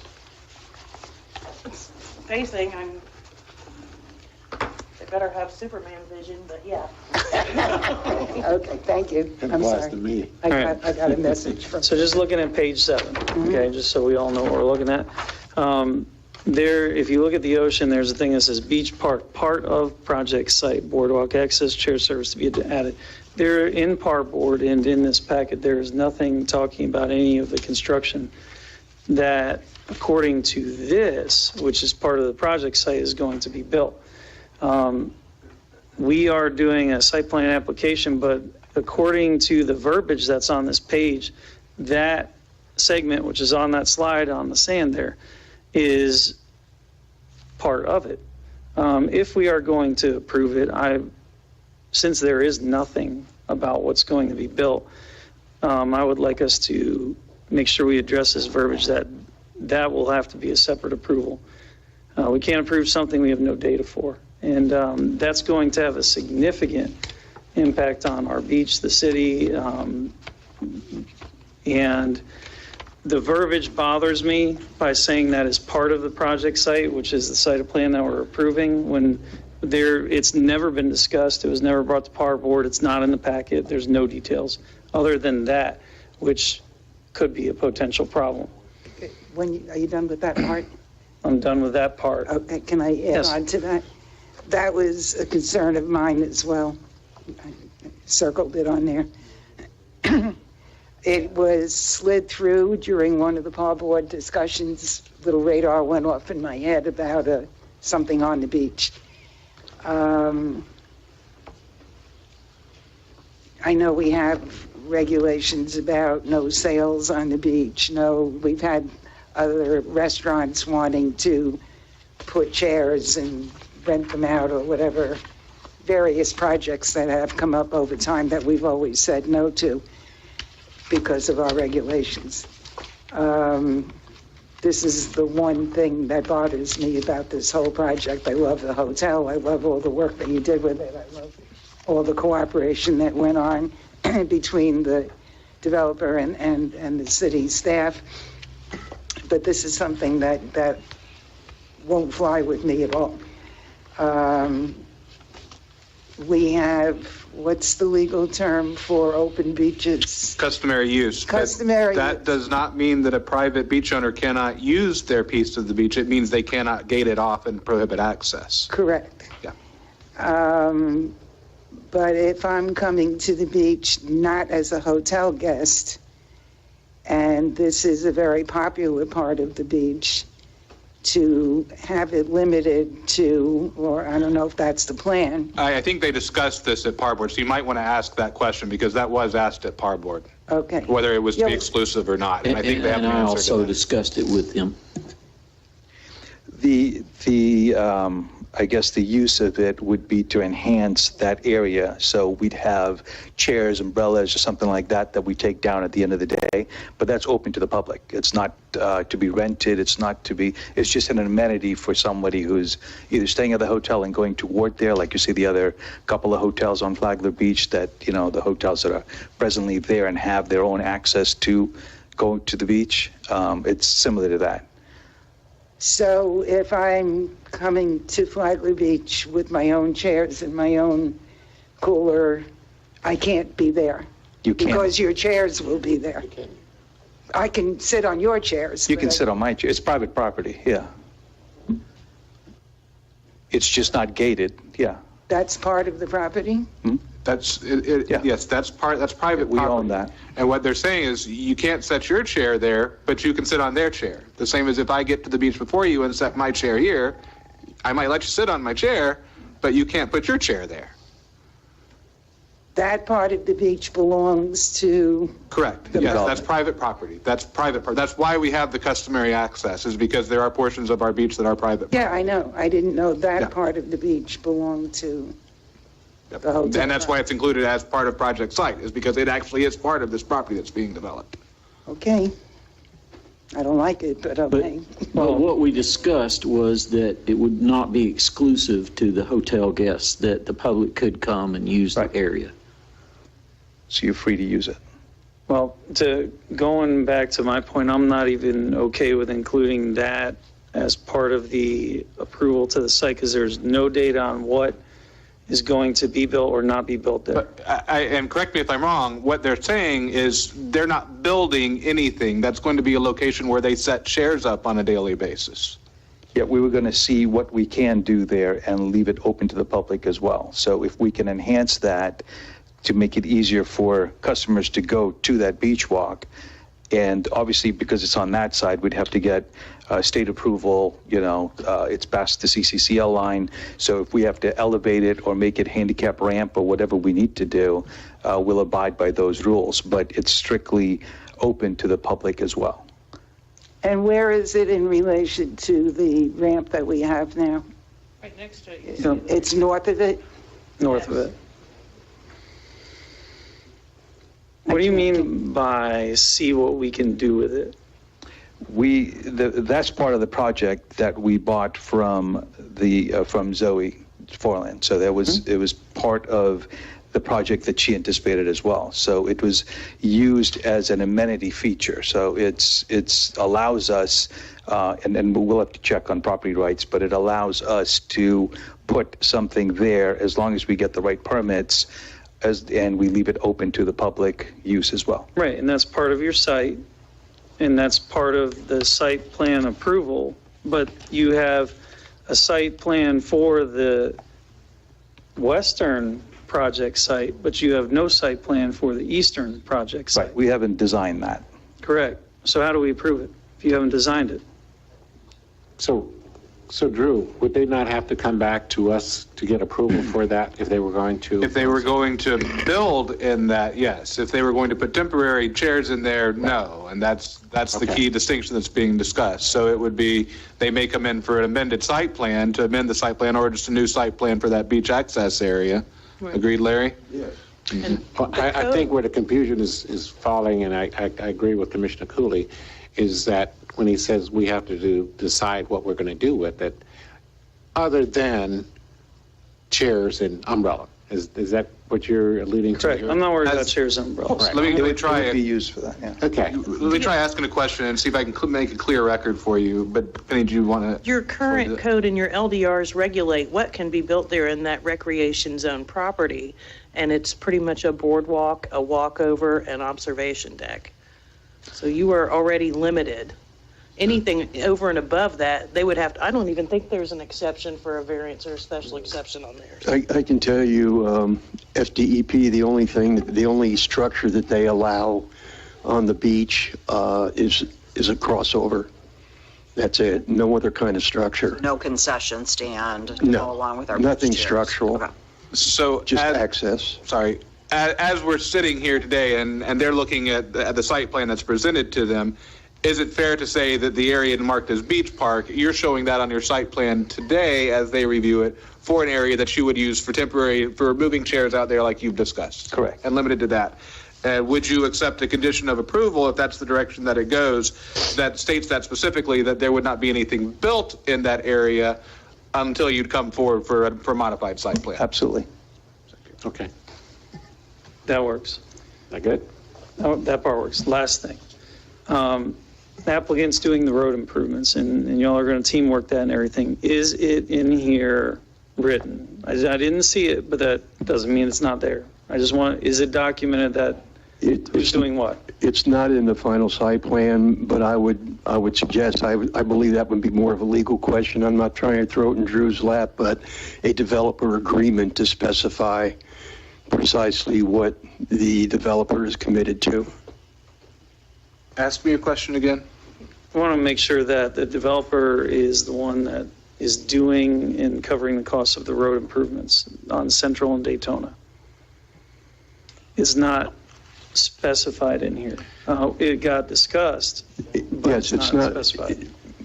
My take on this. Your staff report, but it's not in the actual site plan. Is that the question? Correct. I just want to make sure we're done. It's shown, but the responsibility for the improvement is not. My thought process was, should the project be approved, an agreement or an instrument would be crafted that would address the improvements, the scope of the work, et cetera, et cetera. When we know when they will, because we don't even have an idea what they cost at this point, do we? We have an estimate, a rough estimate that I asked our consulting engineers to prepare. But I would also expect that should this move forward like that, that a bond would be.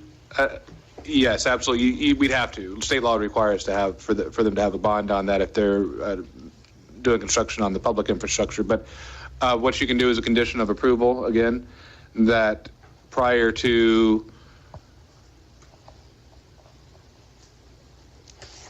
Larry's question for you, building permits or CO, which I guess it would be building permits. Prior to building permits, they would enter into an agreement with the city for developer to pay costs of roadway improvements.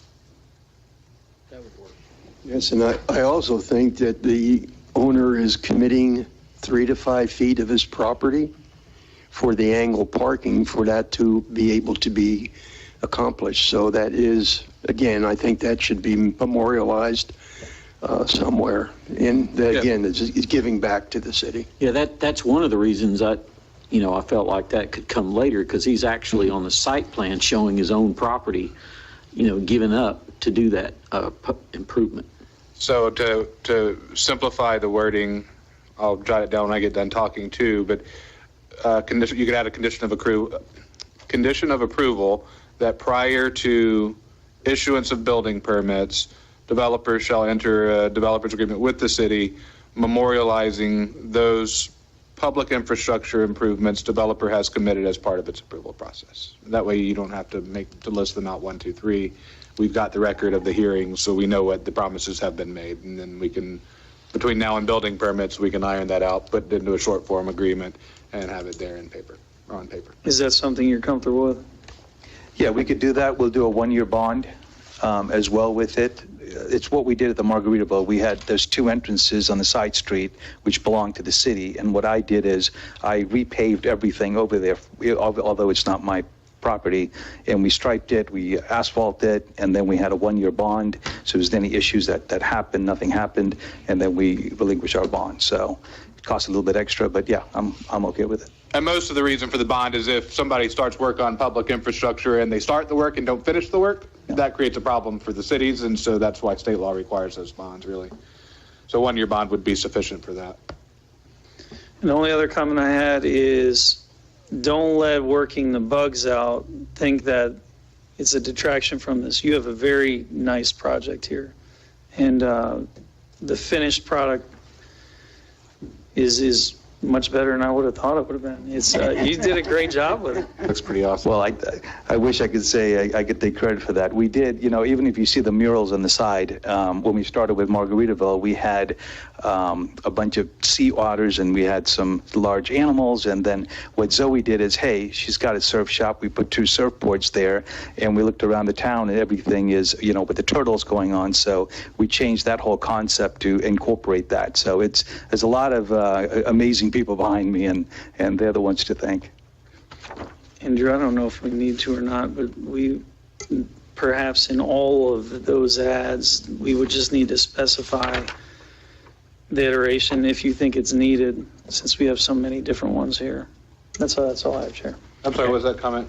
Point out the page 25, the final concept. Iterations. I'm comfortable with the marking. It's, we were first reading through it, but the way Larry has actually laid it out, it makes sense to me because you have each of the previous iterations marked as previous iterations, and then the current iteration identified as current iteration. So I think that's clear. Okay. It's just, if you don't see that language up there, you don't notice it. But once you notice it, it's clear to me.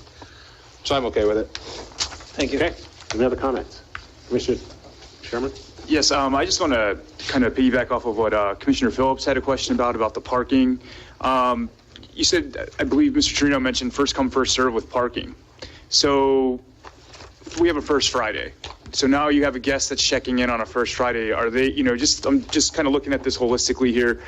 There's possibilities. I mean, our CRA district's created, I believe Commissioner Mealy has mentioned this before as well, that it's created for people to a walkable area. Are they going to be willing to park in one of our municipal parking lots? Now, right now at the moment, our municipal parking lots do not allow overnight parking. So how do we, how are you going to manage that? And I'm just looking at the quality. I mean, I think it's a beautiful hotel, and I think it's going to be a wonderful addition to our city. But I'm just looking at it from some concerns of, the parking that's going to come with it, as well as, the quality of life for our existing residents and our businesses as well. Because my concern might be that if we have someone that's trying to go to Sunbros to go get a cup of coffee and they decided to drive over, where are they going to park now? If, I know that maybe the municipal parking lots will be open, but if not, where do they go to support some of these local businesses? Larry, you want to take that on?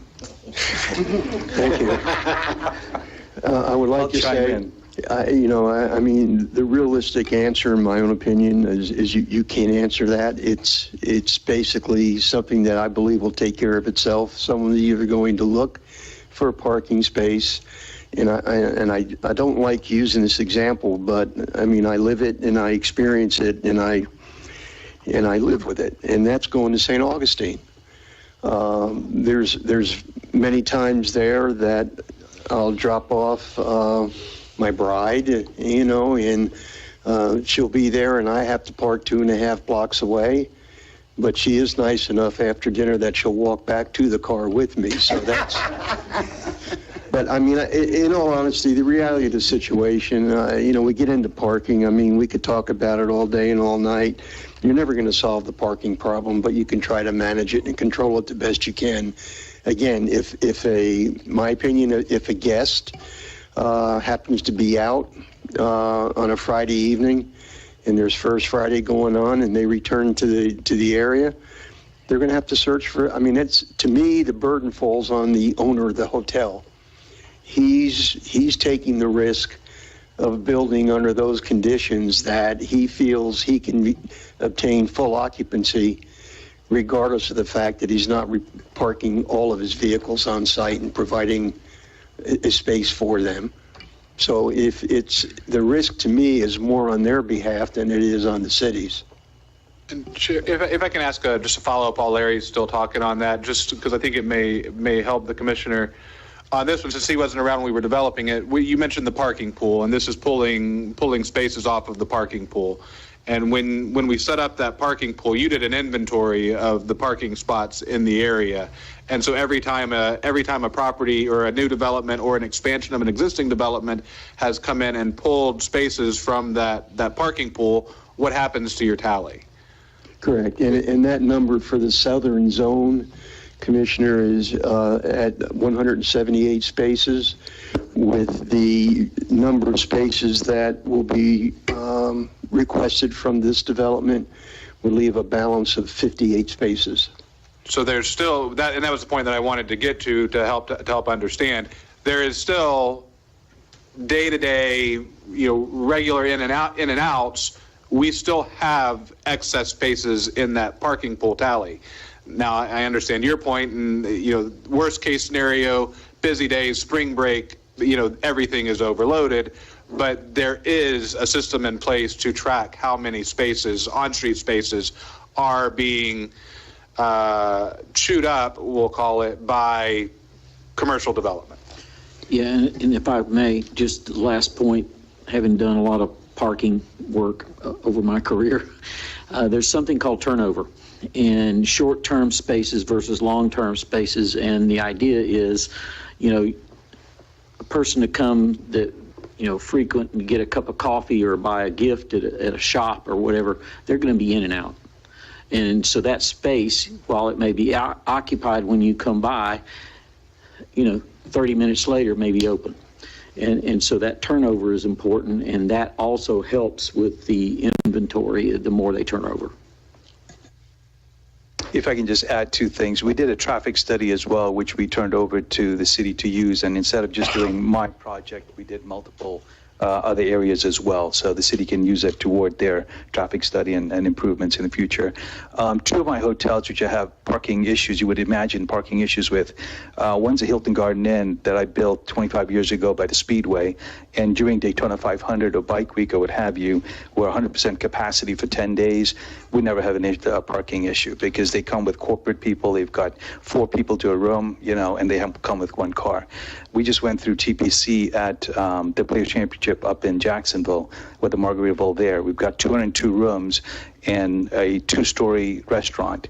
And during TPC and almost every weekend in March when we're full, we've actually built 80 parking lifts, so you could fit an extra 80 parking lifts on top of them. Never used them. So we've got 80 empty parking spots that we built, anticipating that, when we're full, we're going to need all this space.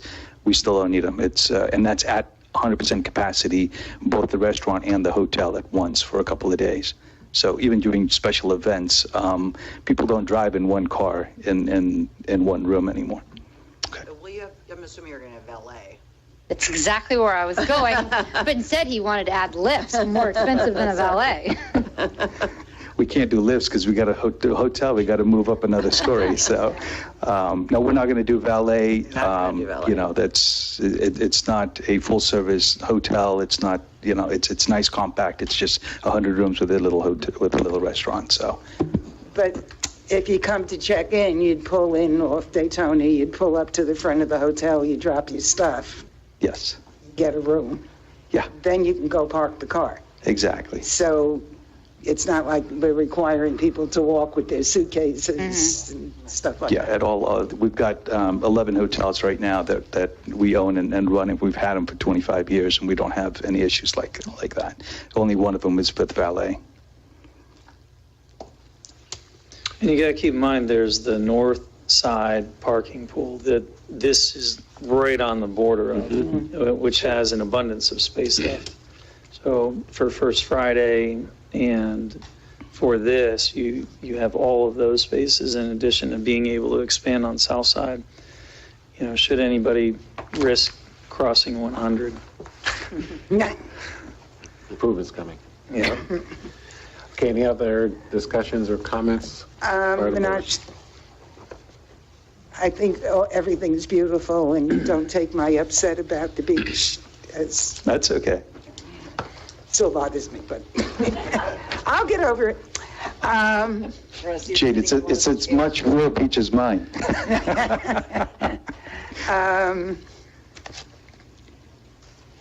Was thinking about on Daytona and 100. If we could get to that picture, is that possible?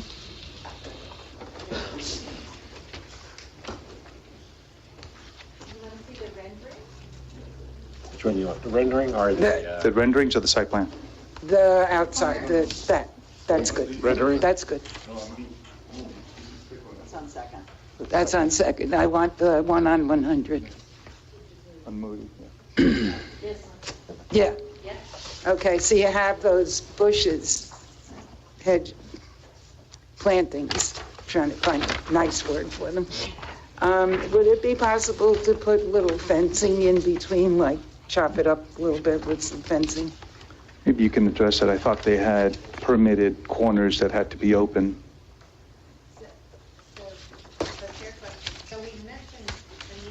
I can't hear you.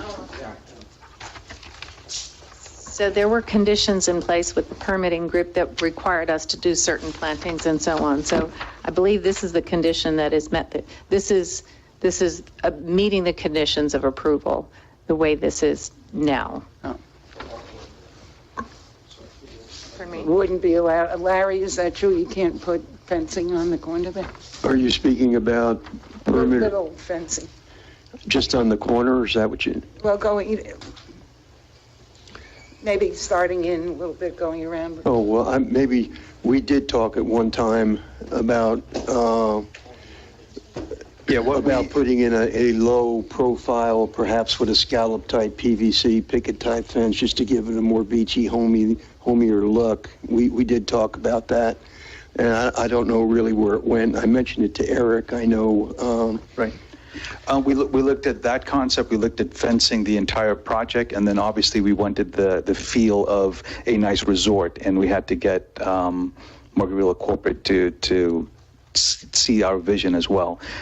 We thought landscaping, flush landscaping, is a whole lot nicer and hides the vehicle and traffic and parking away from the public, and it's much more upscale is what we ended up with. The corners that you see the landscaping with, I believe it's somewhere in one of the things that we talked about earlier with the city for artwork or some other display if the city wanted to do things like that. So we kind of left the corners open for future artwork, local presentations or something like that. Okay, it was just a thought, to chop it up a little bit, that's all. Well, I guess it depends on the shrubs that you're going to put there. They're going to probably expand and widen out anyway, correct? Correct, and we'll go higher, yeah. Right. Okay. Commissioners, anything else? Okay, at this time, we'd like to open up for public comment.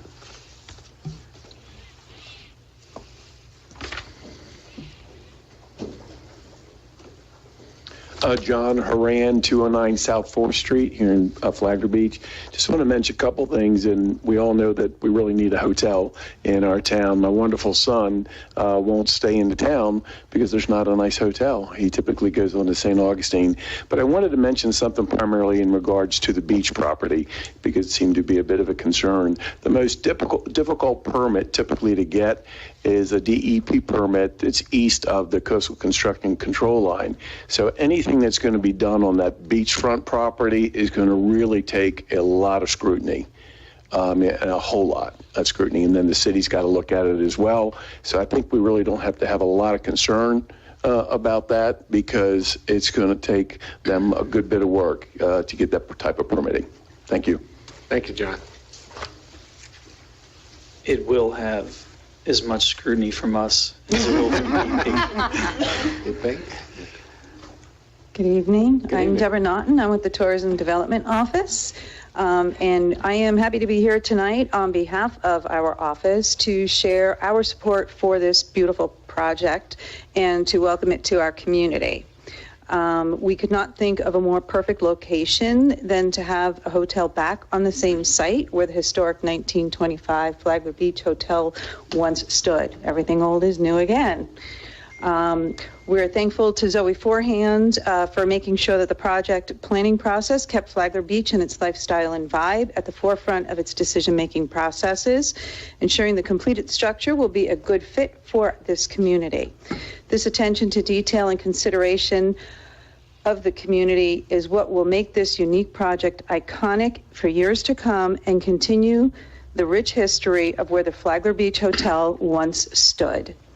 Our office has no doubt that Mr. Bula and the Margaritaville Group will be successful with the construction and operation of a business that will bring jobs, economic growth, and a new outlook of wonderful possibilities for Flagler Beach.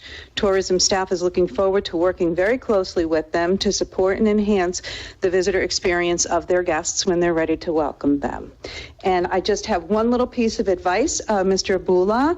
If you're looking for some guidance with your ADR, we found out that when the hotel opened in 1925, they were charging a premium price of $2 a night. So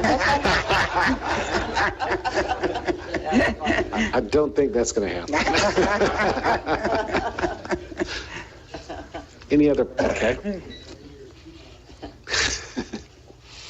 I'm Brian Walsh. I live at 3461 North Ocean Shore Boulevard.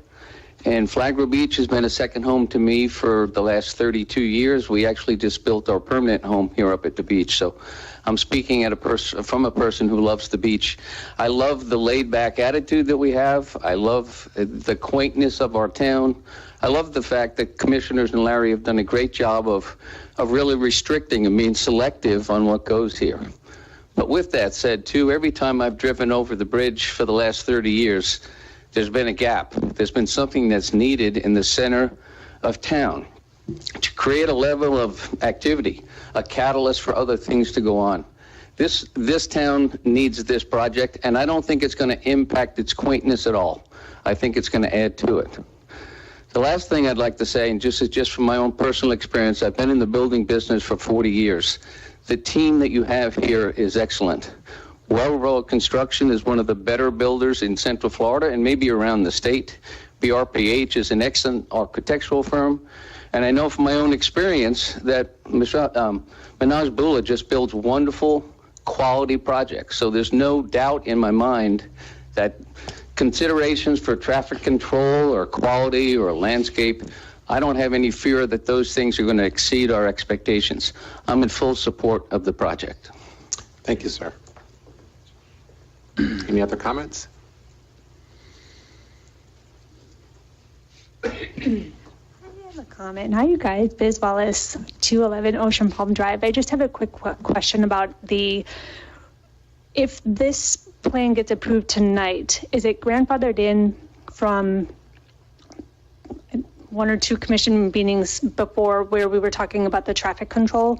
Is that going to be included, or is that going to be exempt from when the hotel gets built? Because I think that we were talking about how the traffic and the pedestrian we're all going to be concerned with the lights and the sounds and making sure that pedestrians know when to cross and when not. So I just want to make sure that there's timing that is included in that, or I just don't want it to get lost because the timing doesn't line up properly. So that was my... Okay, I'll let Mr. Whitson address that since we just had a presentation on that. Thank you, Biz. That safety is a big issue. Manoj and Larry and I have discussed this, and that's why we're coordinating with FDOT. Now, FDOT has their own pace and their own process, but we've been assured they've got a new safety office, and they are working with us to put up the new safety features on the crosswalks. I think there are 4 of them that we've identified to make improvements, and one of them is near the hotel across Moody. So anyway, I feel confident we're going to get there, and Larry, Yeah, the only thing I could add to that is I do know that the traffic engineers that did the traffic impact analysis, they have coordinated their process with FDOT. So all those factors are built into this project. Okay. Any additional comments?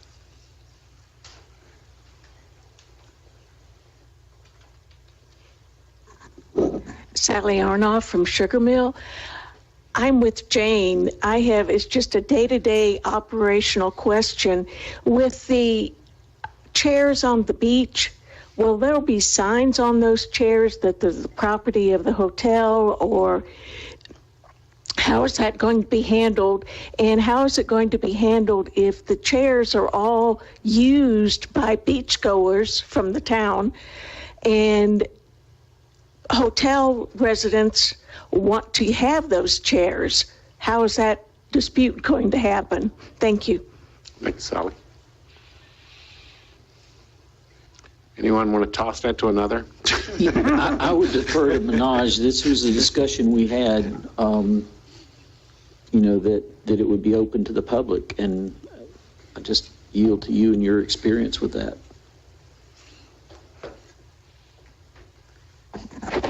I don't know how I tackle that other than, hey, you go to the beach and you want to go to the beach and there's a chair there. It's kind of the same thing as somebody's there before you and you didn't get up 6 o'clock in the morning. I mean, what do you do there? So I can't answer that other than we're going to do whatever we're allowed to do, and that's it. We're not going to do a thing more. If we're not allowed to put a sign up, we won't have a sign up. I mean, it's... Will your chairs be branded, though, with Compass, or just regular chairs? I don't know if there's a condition on the approval on this, but we'd like, if we can, put, maybe Compass chairs or maybe some Anaconda. I never say that word right, but Margarita likes their expensive resin chairs. But I mean, we'd like to put that there. I don't know what I'm allowed to do. If we're allowed to do those, we'd do those. I mean, we want to do something that's going to enhance the beach, and much like the hotel enhances the city, we want to continue that toward as much as we can. We can't force our neighbors to fix up what they have, but we're going to try to do what we can to fix the place up. So I may be able to help. Not you probably have, and probably most of you have, if not all of you. Have you been to City Walk at Universal? And you've been by the Margaritaville? And they have the Adirondack chairs set outside of Margaritaville, and that's what, as Minaj was talking, that's what I'm envisioning is those chairs. Right. And just like at City Walk, you can be walking through City Walk, not buying anything from Margaritaville. You're welcome to sit in that chair. Yeah. If you buy a drink from Margaritaville, you're welcome to sit in that chair and have your drink. And that's kind of what I hear you explaining is that exact concept that you see at City Walk. Yeah, and we've used those chairs around a fire pit at a land shark we have in Jacksonville Beach, and that's, again, open to the public. So if you're just walking on the boardwalk, which we enhanced that entire boardwalk in Jacksonville Beach, there wasn't one there before. If you're walking there, we put some, the mayor wanted us to put some extra bike racks. We went ahead and did those for the public, and just as long as they come in through the gate and they want to sit there, I mean, they're allowed to do it. We urge it, I mean, we need people create more people and make it fun, so. I think one way to address that very easily, coming from over here, is that the Compass Hotel with a little tag on it saying public welcome. Yeah, we have no problem with that. If we're allowed to do it, we'll do it. Mr. Cooley? Just a question. I don't know this off the top of my head, but I know unattended beach umbrellas are a significant safety hazard. We know that just from wind. But are folks allowed to leave unattended chairs on the beach at all? I could have swore I remembered for like extended periods of time you weren't allowed. If you leave it there overnight, it would be a problem. But leaving during the day would not be. Yeah, because I remember seeing something in the ordinances about that, but and it's overnight is what it is. It's not specific to the beach. It's basically anywhere. If there's abandoned property anywhere in the city, the police department's probably going to collect it, put it into storage, and try to find who it belongs to. Yeah, you can put your stuff on the beach and go to the 7-Eleven and buy something. But for a long time, I remember seeing something about that. I don't know what it is though, but just, food for thought. Well, I'm sure he's going to work out the logistics because those chairs aren't light. So- Yeah, they're nice. They're not inexpensive. And they're not cheap either. And they're not cheap. And they look nice. Any other comments, public comment? Steve Daly, Windsong Circle. Real quick, I don't like the 47 feet, personally. I still think they're going around to get to the 47-foot section, which is really why you have the 35-foot. So you start squeezing things, you can say you can ride it in, back just because you can, you do, still fails. And the parking, you don't have to be like everybody else who's taking the parking away. You want to be the one that has the parking, so you're going to take up a whole lot of spaces with 100 people going to the restaurant, and employees. And you're going to kill the parking, which is another unique thing about the area. And the street that you're going to put one way and the other entrance coming off of 100 on a busy day coming down the hill, it backs way up. So if you're going to pull in and you've got to wait for the crosswalks to open, you got to wait for someone backing out to get into a parking space, you're going to back 100 way up. I'm on a busy day, so you can do the traffic studies all you want. You just have to stand out there and watch. I don't need someone doing a traffic study who went to college that says there's not enough cars.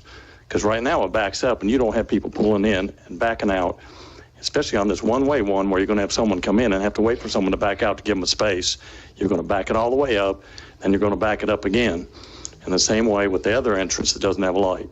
So it is going to end up being an issue. So as I said before, things will happen, and you hope you see all of them. But there's going to be several things that still won't work. So you got to be careful when you take someone else's traffic study or look at or whatever. But I still think the parking will fail, the height will fail, and the parking study will fail in the long run. It's just my opinion. Okay, thank you, sir. Any other comments? Seeing none, I'll bring it back to the board for any further discussion or motion. Eric took all those good notes. I'll take this one. There's no other comments. Yes, sir.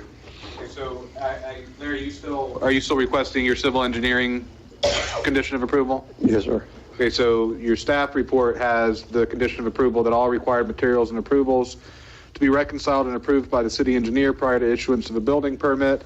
And then the two that I jotted down as you were having your discussions, no construction on the area identified as the beach park without either amended or a new site plan approval for that area. And then the second one, prior to building permits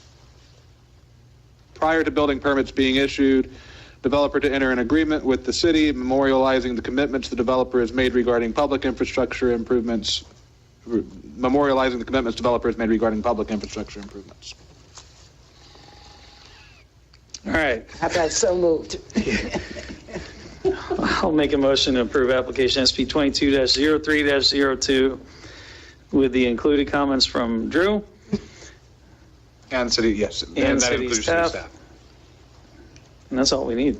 Okay. I'll second that. Okay, got a motion and a second. Any further discussion? Commissioner Cooley, Yes to the motion. Commissioner Sherman, Yes. Commissioner Phillips, Yes. Commissioner Mealy, Yes. Chair Bryan. Yes. And the motion passes unanimously. Congratulations. Thank you very much. We're looking forward to it.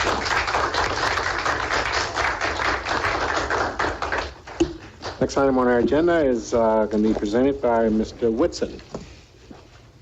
Thank you, Mr. Chairman. In your packet is a proposal from a consultant, Tischler and Weiss.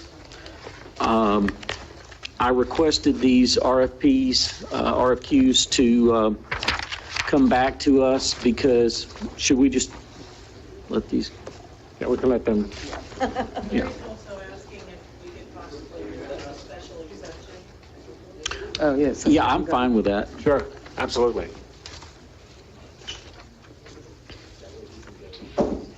What? Okay, well, at this time, we're going to go ahead and take item 14, special exception. Mr. Torino. Thank you very much. I appreciate this. I'm sure the applicant does as well.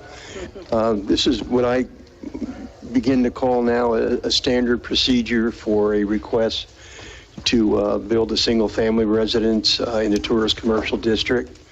To do so requires an award of a special exception on a recommendation by the planning board and an approval by the city commission. This item too went to the planning board at the March meeting. There were really no concerns. You have the packet before you with the updated staff report. The only item that really received a lot of not much attention, but did receive attention, was a concern for the south elevation of the building and a recommendation to add either a window, transom type window, or some type of architectural feature to enhance that blank wall. The applicant is here and is, I'm sure, willing to answer any questions you may have. The recommendation to approve was unanimous, again, with the condition that the builder and the owner take some measure to improve that south elevation somewhat. Okay, would the applicant like to come forward?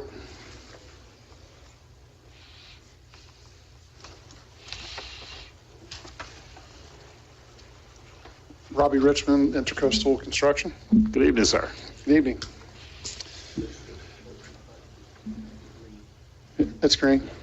Yeah. Yeah, well, there was discussion at the planning board about the right elevation of the home. I mean, it's a beautiful British West Indies architecture home. It's just the right side of the house is where the garage is, and the side of the master bath and master suite, and the windows in the master bedroom are obviously towards the ocean, not towards the neighbor. So, and the windows have actually already been ordered for this home. I'm sure everybody's aware of all the supply chain problems right now. It's windows are 6 to 8 months out. So all the windows for this home have been ordered, but what we came up with as a compromise at the planning board meeting is doing a faux Bahama shutter on that elevation of the house to give it an architectural element. And Mr. Menez is present, who's the homeowner, and he agreed to that concession as well. Okay. Commissioner Cooley? Just a question for Mr. Menez, if we could. Mr. Menez, if you could come up. I just want to clarify for the record that you're aware that in tourist commercial you could have things come in close to your proximity that are not residential, and you are in a commercial area and you're aware of it, whether it be sound, all kinds of different things, multifamilies, miniature boutique hotels. You're aware that any of those could be your neighbor, right? Absolutely. Okay, that was the only question I had. Okay. Any other commissioners with any comments? Mayor? Okay. I'd like to open this up for public comment now. Anyone like to come forward to speak to this item? Okay, if not, I'll bring it back to the board for any additional comments. Make a motion, we approve special exception 22-3-01. Does that motion? With the architectural enhancement to the south wall, I think it is. Yes. South elevation. Larry, it's the south elevation, right, for the architectural improvements or the faux shutters? Side or south elevation, yes. Well, the right side, depending which way you're facing, so south elevation. South elevation. Second as amended. Okay, I got a motion and a second. Any further discussion? Seeing none, Penny, could you call the roll, please? Commissioner Sherman? Yes. Commissioner Phillips? Yes. Commissioner Mealy? Yes. Commissioner Cooley? Yes, the motion. Chair Bryan? Yes. Okay, and the motion passes unanimously. Right. Thank you, Larry. Thank you very much. Good luck, and thank you very much. Okay, we'll go back to the item with Mr. Whitson. Thank you, Mr. Chairman. Do you all want to take a short break or shall we proceed? It's up to the commission. Could really use a potty break. I guess we need a break. Okay, we'll come back around 10 of 8. Is that okay? Yep. All right. Be good. Thank you. Okay, we're adjourned until we reconvene.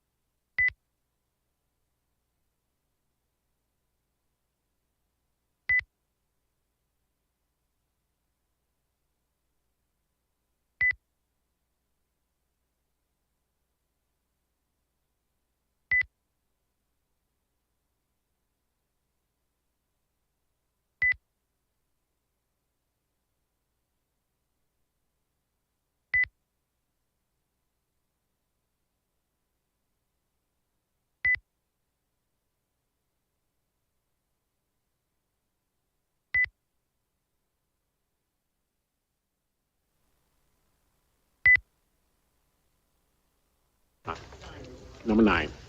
Number 9, thank you, Mr. Chairman. Well, I guess it's no secret with all of the growth that is happening with the city. As your manager, I became concerned about how we could pay for things. Extra police, fire, parks, stormwater improvements, so forth.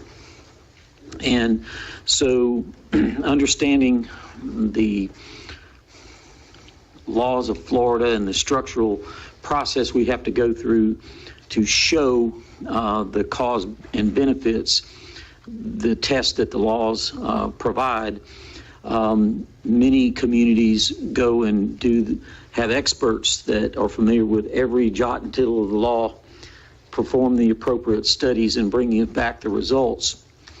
Then you, the commissioners, become the policy and decision makers about, what we want to do with regard to the new growth and how best to pay for things.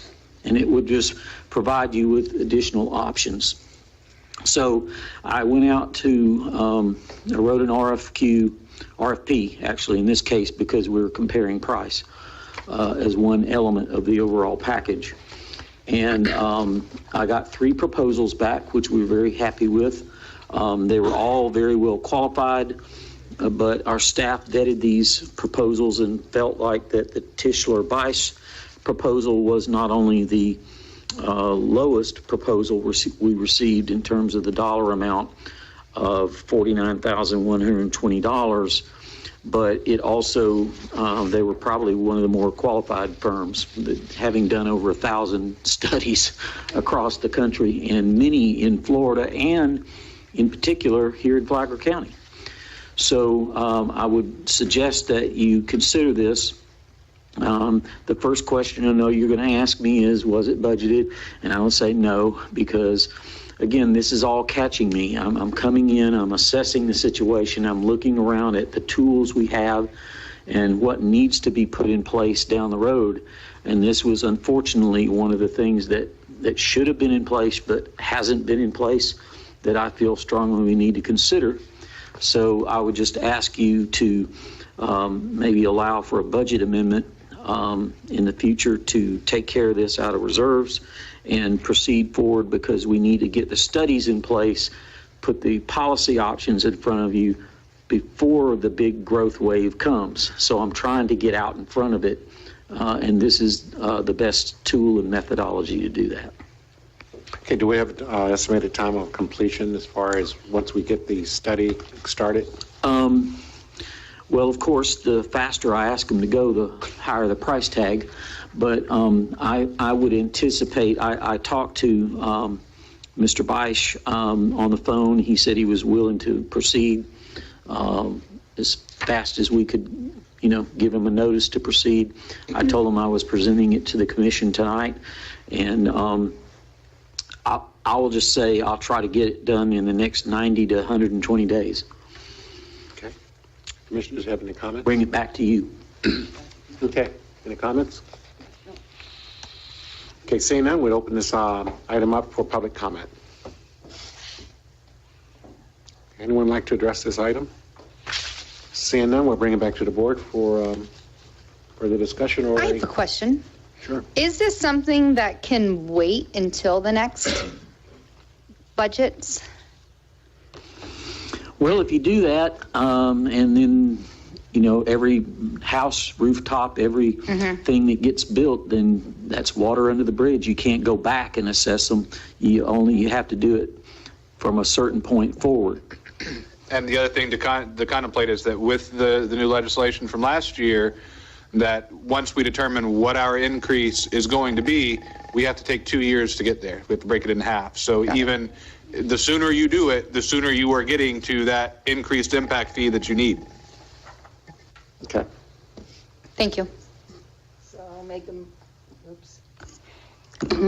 a motion that we have the city manager contract with Tischler-Weiss Incorporated to update our development impact fees in an amount not to exceed $49,120. Second. Any further discussion? Seeing none, I have a motion and have a second. Penny, could you please call the roll? Commissioner Phillips? Yes. Commissioner Mealy? Yes. Commissioner Cooley? Yes, the motion. Commissioner Sherman? Yes. Chair Bryan? Yes. And the motion passes unanimously. Next item on the agenda is number 10, and that is by the mayor and Commissioner Cooley.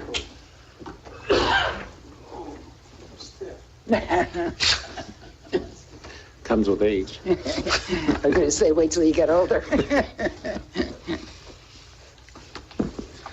Good evening, Commission. Come on. It's, Looks funny. yeah, it's nice seeing the front of you versus the side.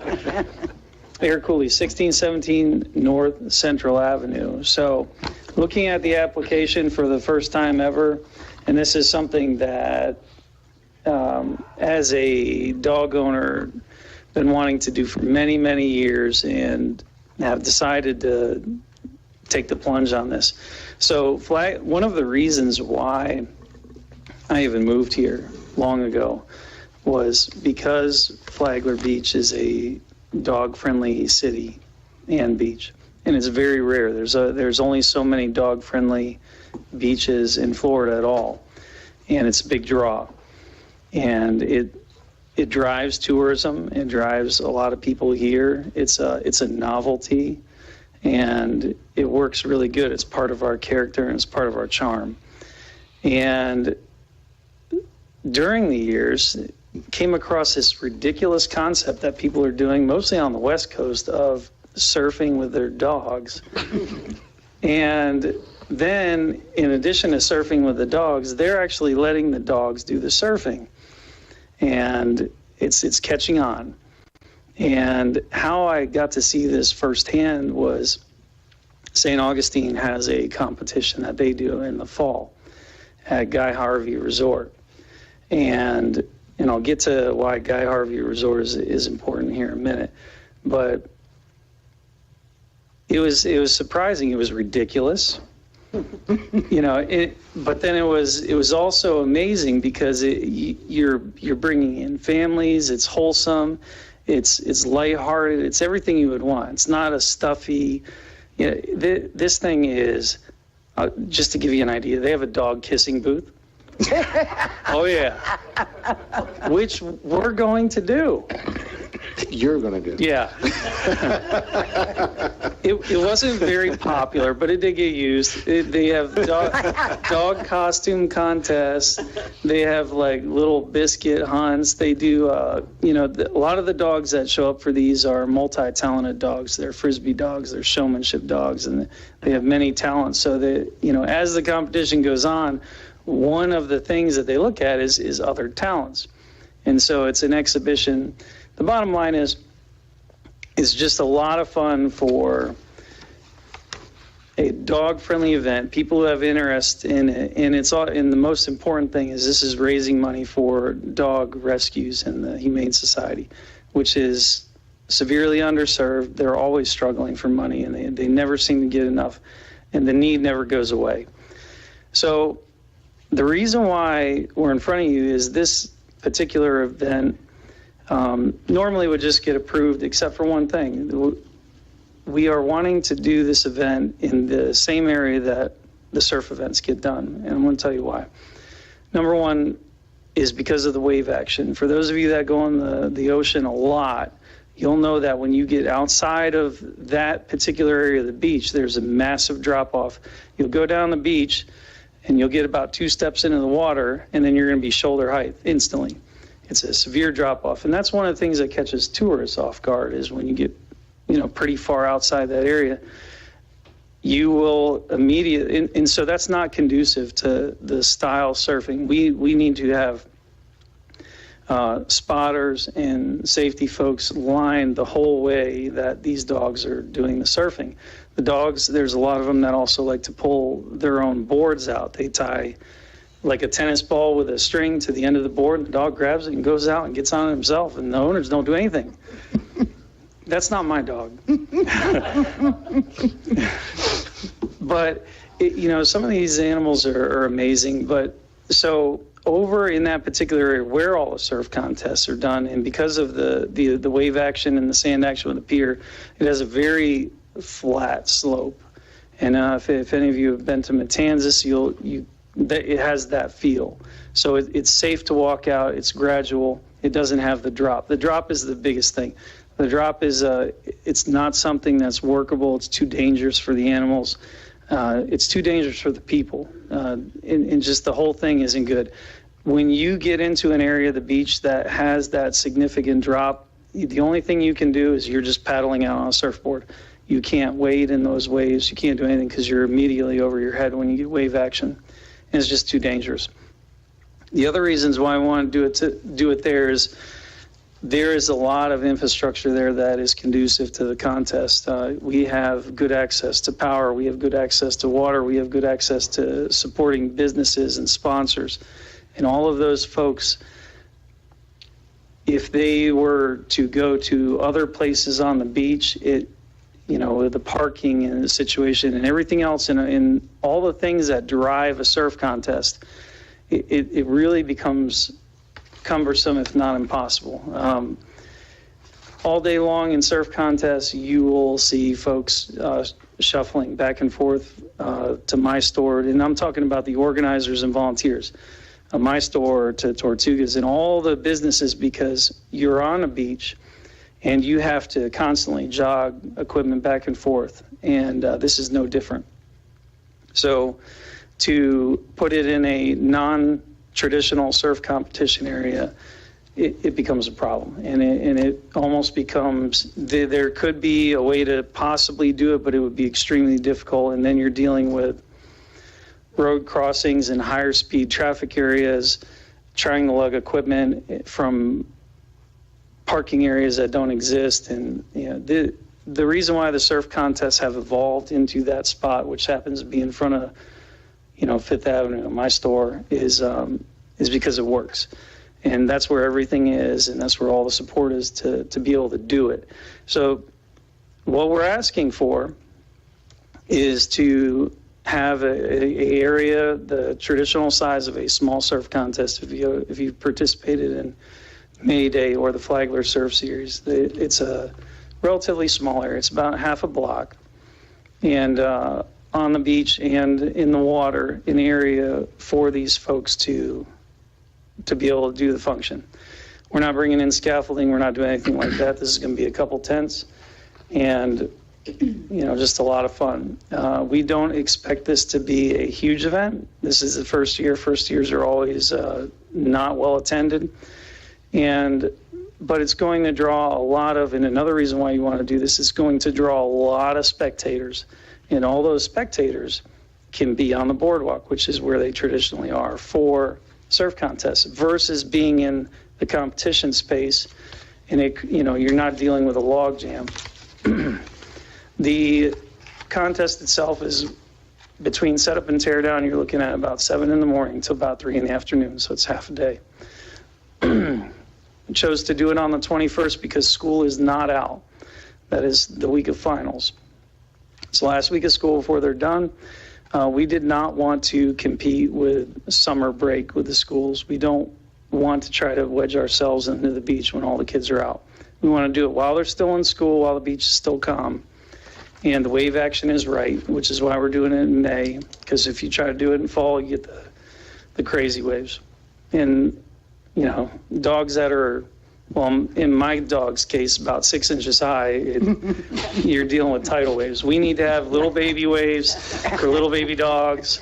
And so there's a lot of reasons for that.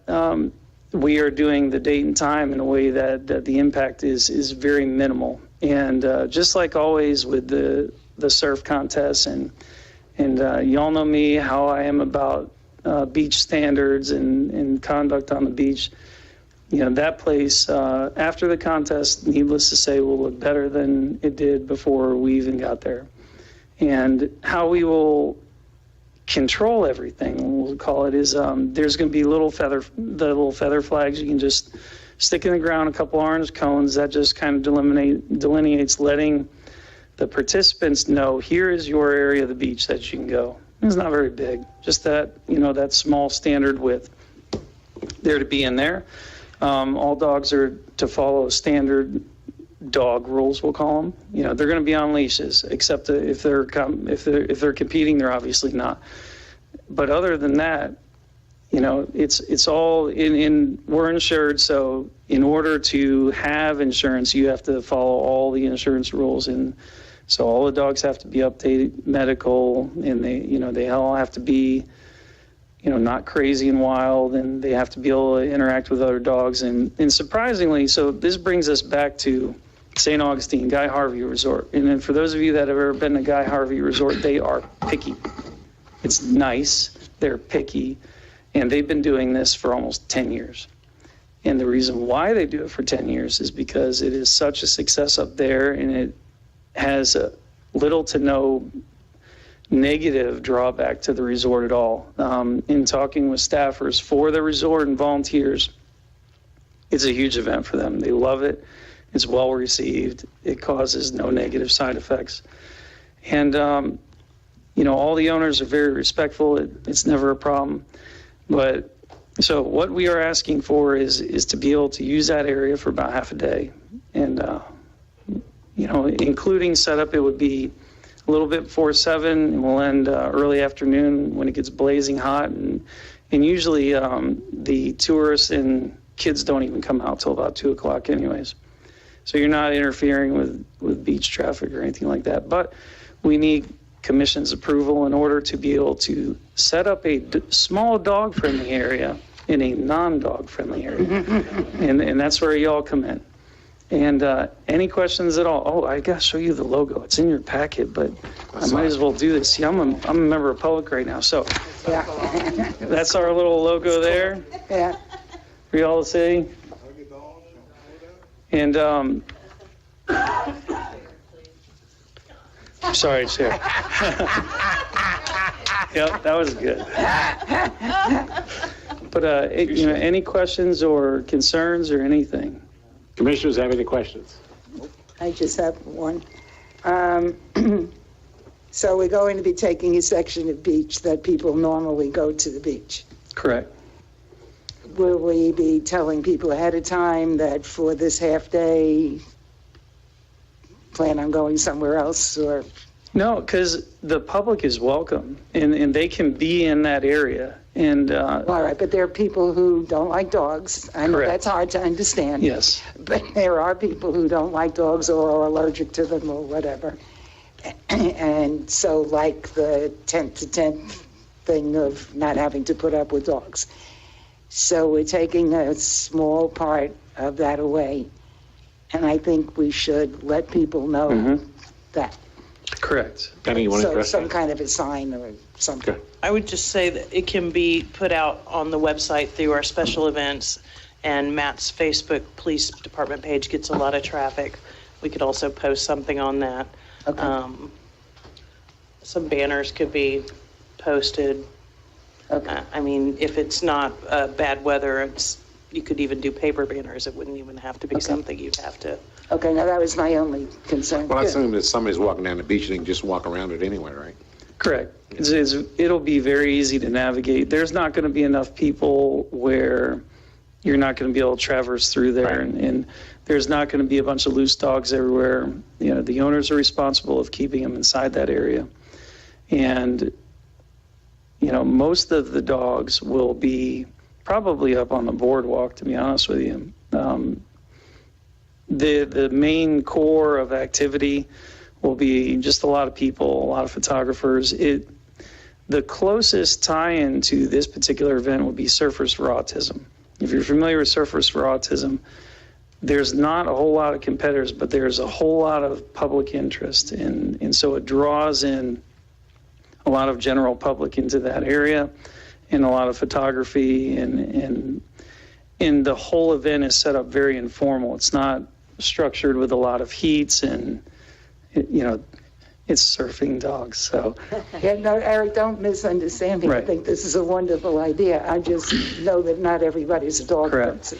yeah, and it would not be a problem at all to even get just something as simple as like the standard wooden stake, and you put a sign on it that says, past these 2 points is a dog-friendly area until 3 o'clock or something. Something like that. Right. I'd be fine with that.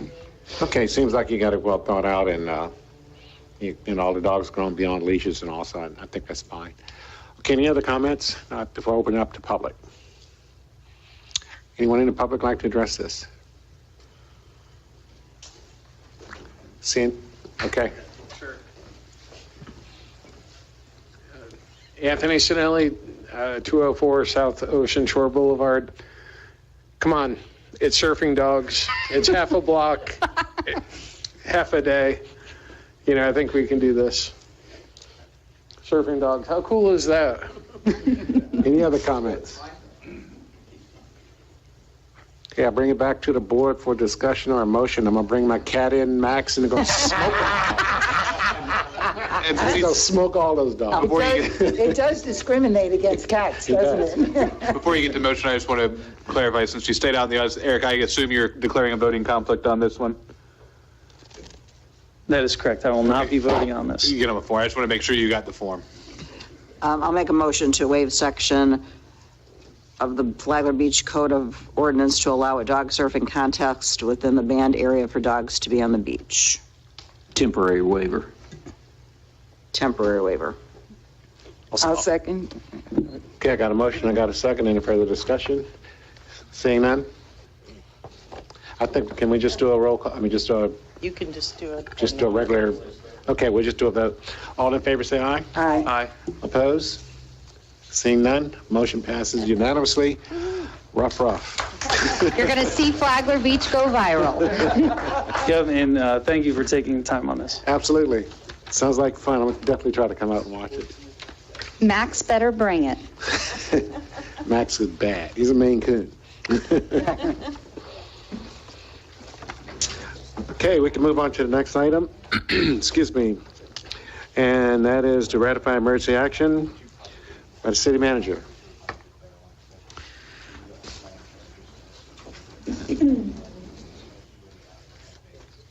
All right. Okay, Thank you, Mr. Chairman. I don't have anything nearly as fun as surfing dogs. We had a lift station, a major lift station at Ocean Marina die completely, and we've had to bypass it, and we've taken emergency action, and I'm just notifying the commission that we are expediting the purchasing process. That's all the bad news. The good news is under the American Rescue Act, we had allocated up to $150,000 for this particular lift station because we knew it was on its last leg.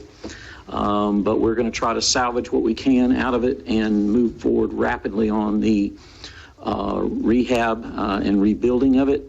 The engineers are almost finished with the design plans. We're going to go forward quickly on the procurement, in other words, a shortened bid period, and make sure that it's as convenient as possible as these things can be for residents. My new assistant, Katie, how you like her? Is she good? She's got the HOA president on speed dial and has his phone number, and we plan to reach out to them and have communications as the project goes forward. I don't know when it will be completed because of supply chain interruptions and those kinds of things that tend to happen when you're trying to get parts. But we're going to plan to move forward quickly, and just wanted to seek your consensus for ratification of the actions I've taken and the ones that need to be taken to correct this public health problem, potentially. Okay, we don't have any discussion or questions from the commissioners? Okay, I assume that we could just get a general consensus from the board? I'd do a motion to ratify. Okay. Do I have a motion from one? How about the public? That's right.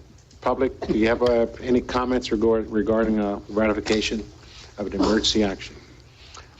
Seeing none, we bring back to a board for action. Make a motion that we ratify the emergency action to rehabilitate the Ocean Marina lift station. Second. Have a motion and a second.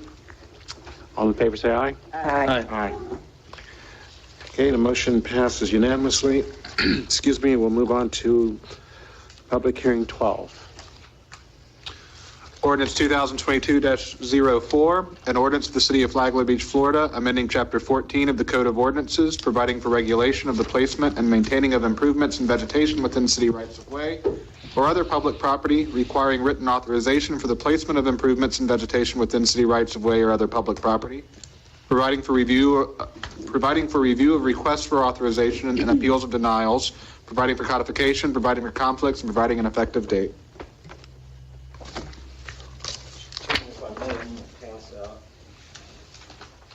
Thank you.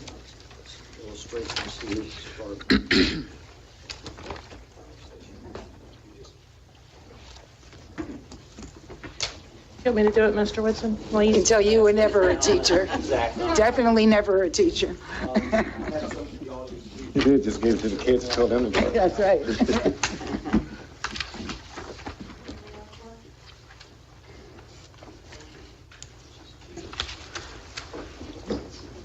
Apparently need to brush up on my handout skills.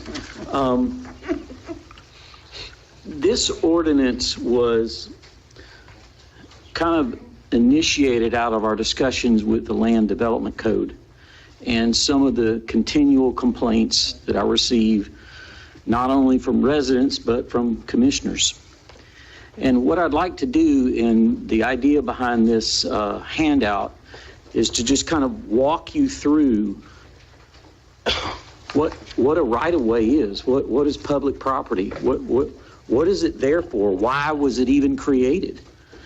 And the point here is that before you built your home, before you built your business, before any of this was built, somebody way back when, in 1920s, 30s, whenever it happened, envisioned how the town was to be laid out.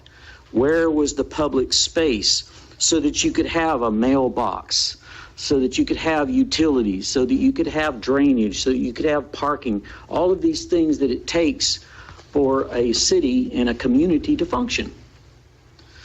And so by doing that, they laid out the streets, they laid out areas adjoining the streets called rights-of-way, where the electric poles are, where the lights are, where your mailbox is put, where the utilities go, all of these things that are necessary to have a city, a community. Those pieces of property are owned by this commission, by this city, you as the stewards. And you have charged the manager with implementing all the codes and all the rules to, do a good job with this. But as time goes forward, changes of commissions, changes of managers, all kinds of changes happen, and the consistency at which this stuff has been watched after and managed over the years, I'll be the first to admit. When I came and took a look around, I was like, we have some work to do here. It's not gone too well. So the idea behind the ordinance is to kind of reset the table, to say, hey, let's pause, let's relay out the rules, let's set forward the expectations of what should and shouldn't be done in managing the public's property. And let me say, when I say the public's property, the public rights-of-way, citizens don't pay taxes on those. Citizens pay taxes on their private property. The public rights-of-way are owned and managed and operated by the city, in this case, or the county, if it's in the county, or the state, out on the interstate. Okay? So all of those things were set out. Over the years, there's been some inconsistent things happen.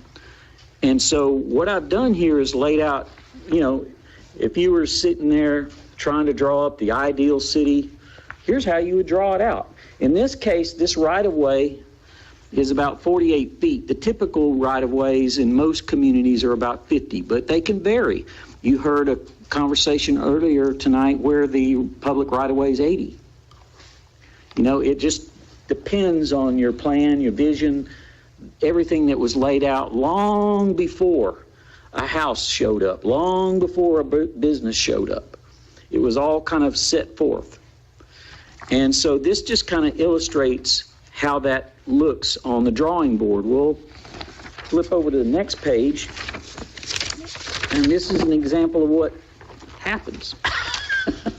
People say, well, golly, that grass, that doesn't look too good. Let's plant a bush there. Or, oh, I don't want somebody parking there, which, by the way, is an allowed use in a public right-of-way, because that's what it's for, is parking, drainage, those kinds of things. So they might say, well, I'll just put a rock there. That'll fix them. Well, yeah, it fixes their concern, but they never asked the property owner who laid out the property for specific purposes if that was okay. So the purpose of this ordinance that you're about to consider is to reset the conversation and to say, okay, we can, we're not going to be property regulators and just say no, like the soup Nazi. No, we're going to allow for some improvements in the rights of way, some things, maybe you have some flowers you want to put out there. As long as when you put the flowers out there, you understand that if we have to dig it up for a water line or something like that, that your flowers are toast. Sorry. You just have to replant them, okay? But there's a process called a license where you can get permission. We give you permission to put the improvement there, but you understand by putting the improvement there, you're at risk because you're not on your own property. You're on the public's property. Okay? So I thought having this conversation like this tonight before you consider the ordinance might be a good idea, because there's been all kinds of conversations on social media saying this and that and the other thing about the public right-of-way. The public right-of-way belongs to the public. It is there for parking. It is there for drainage. It is there to put your mailbox. It is there to allow for utilities. It's there to buffer the street. It's there for all kinds of reasons that foreshadowed the first house, the first building to be built in town. So I felt like if we had this conversation in this, opportunity to, go to Jane's, public class where, the Citizens Academy, this is 101. This is stuff that city managers think about and study and work with all the time. So I felt an obligation before you consider the ordinance tonight to kind of give you that background, give the public that background so that they understood what we were trying to do. There are things going on out in the city, in the public right-of-way, that are probably pretty cool. But there's things going on out in the right-of-way that are not cool. And we need an opportunity to engage with the public. I believe the ordinance does allow for this license place and this conversation and maybe a year before we say, okay, that's it, so that we can work these things out and reset the table and use these public rights of way in the manners that they were supposed to do. So that, Mr. Chairman, is my, class for the evening, an attempt to try to explain the background of the ordinance, and I'll turn it over to you for any questions. Okay, thank you very much. We certainly have had a lot of discussion and concern by residents and people within the community, property owners. So I think this is a very good approach to explaining the right-of-way, because it can be very confusing. And I know I've had people tell me, well, I maintain it. I mow the lawn. I do whatever. So that's my property. And I think you did a very good job of explaining that it is your property to maintain, but it belongs to the community, if you will, or the citizens. And may I say, I appreciate them cutting the grass. I know I do the same at my house. My wife does it. Yeah, but I still understand that it doesn't belong to me. Okay, we have some discussion from the commissioners. Comments? Mr. Phillips. Mr. Whitson, can you talk a little bit about so if somebody's in violation, will code enforcement go out there and have a conversation with the property owner? like kind of what the process is. So initially, and as Mr. Whitson pointed out, there is cooked into this, for everything that's existing right now, there is that 1 year period. So we would notify people, we would give people a friendly letter. You have something in the right of way, this ordinance is passed. A year from now, we will, we'll work with you that will either need to be removed or you will have had to have gotten the right authorization from the city to keep it there. So that would go out initially. It does have the exception to that rule that we created in here for if there is something that is creating an immediate threat to health and safety, we will address that immediately. So that could put you into the threshold where you might get still a friendly letter, but a friendly letter, something has to be done right now. And then if nothing was done in response to that friendly letter, then yes, it would move up the chain like any other code enforcement case does. Or, as is built into this, we do have the ability, those that we could resolve through code enforcement, we'd prefer to resolve them that way. But if something is an immediate and significant threat to health and safety, this does give us the right to go in and fix that threat and bill back to the adjacent property owner what it cost us to do that. Understood. Thank you. That being said, could you give some examples of what would, because this can be interpreted a lot of different ways as to what is actually a threat or safety issue. So if I am, and to give actually a real life example that we've dealt with in code enforcement here and other places, it could be something that today is just fine. I've got a little low-lying bush and it's not impairing any sight lines, but maybe property owner moved, property owner got sick, somebody else is taking care of the property, that bush gets taller and taller and taller. By the end of the growing season, that bush is obscuring a sight triangle. You now have to nose your car into oncoming traffic to see around the bush. Immediate threat.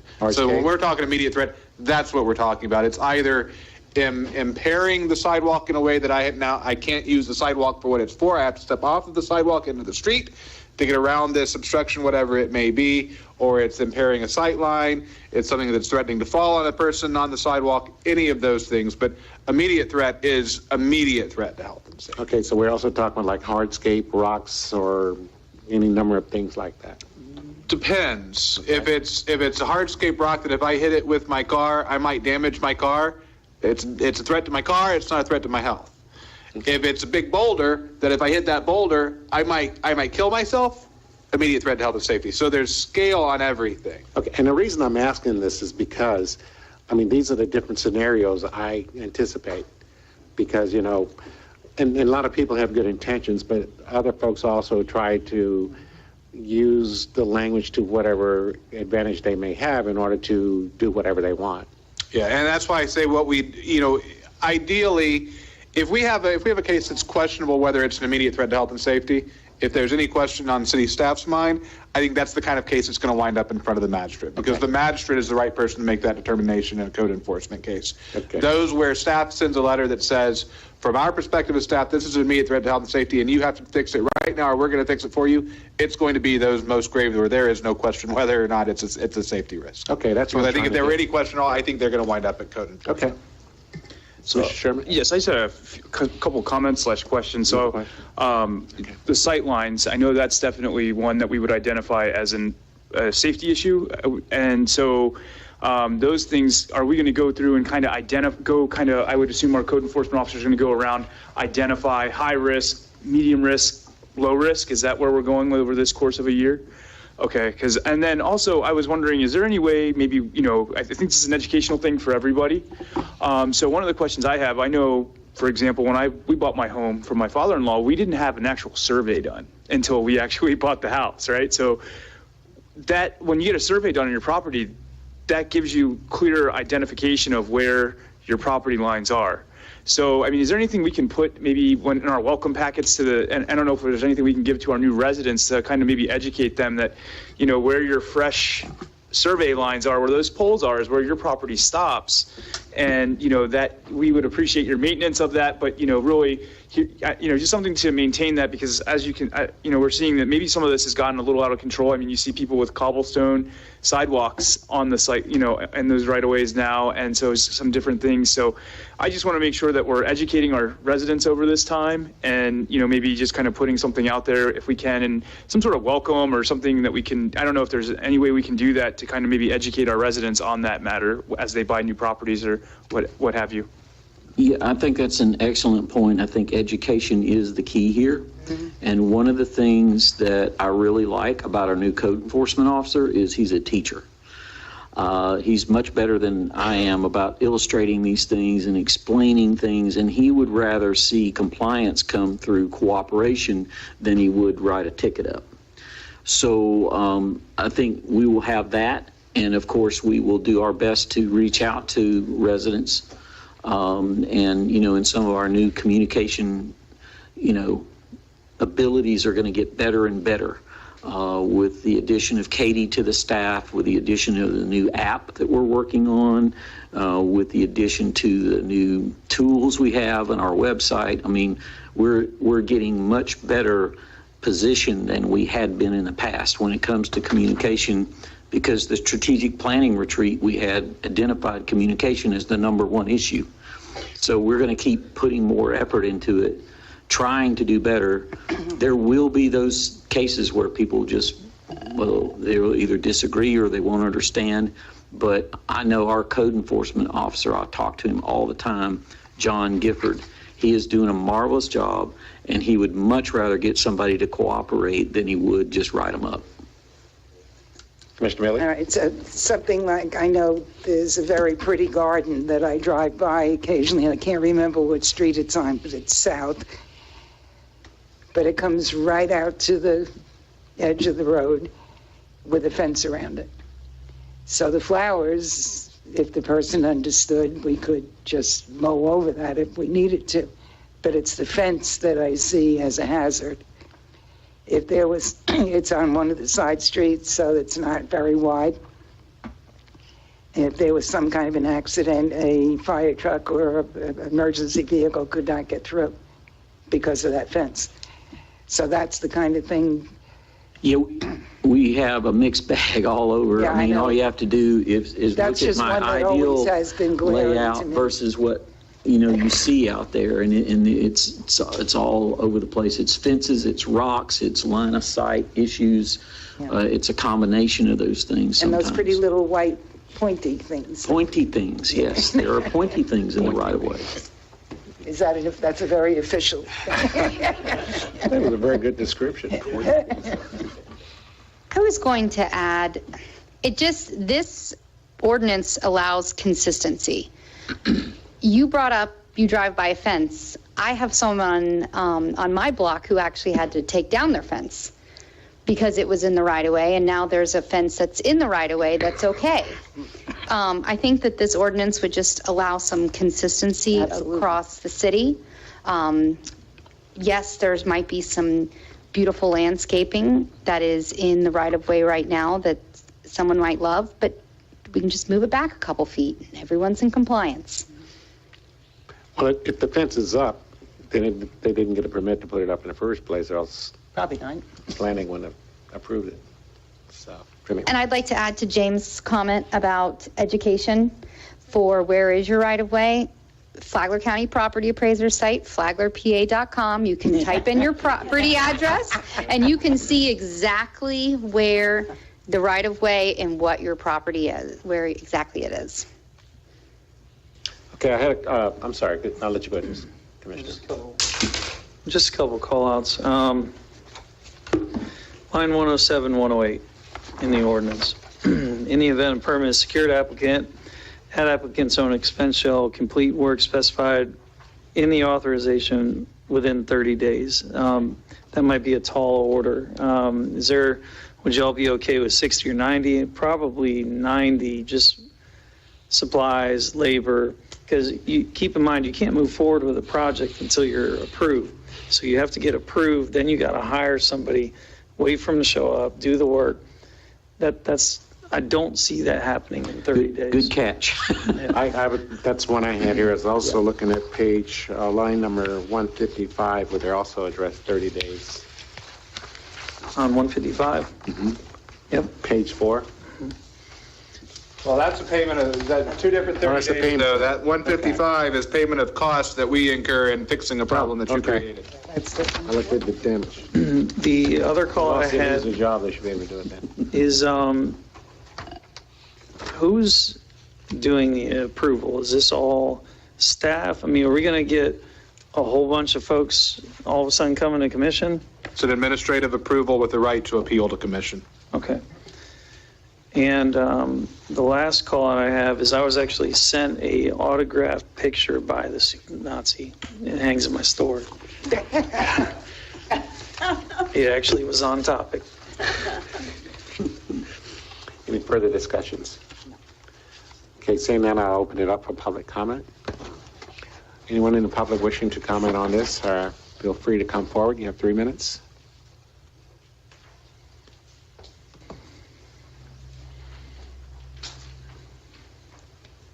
Good evening, sir.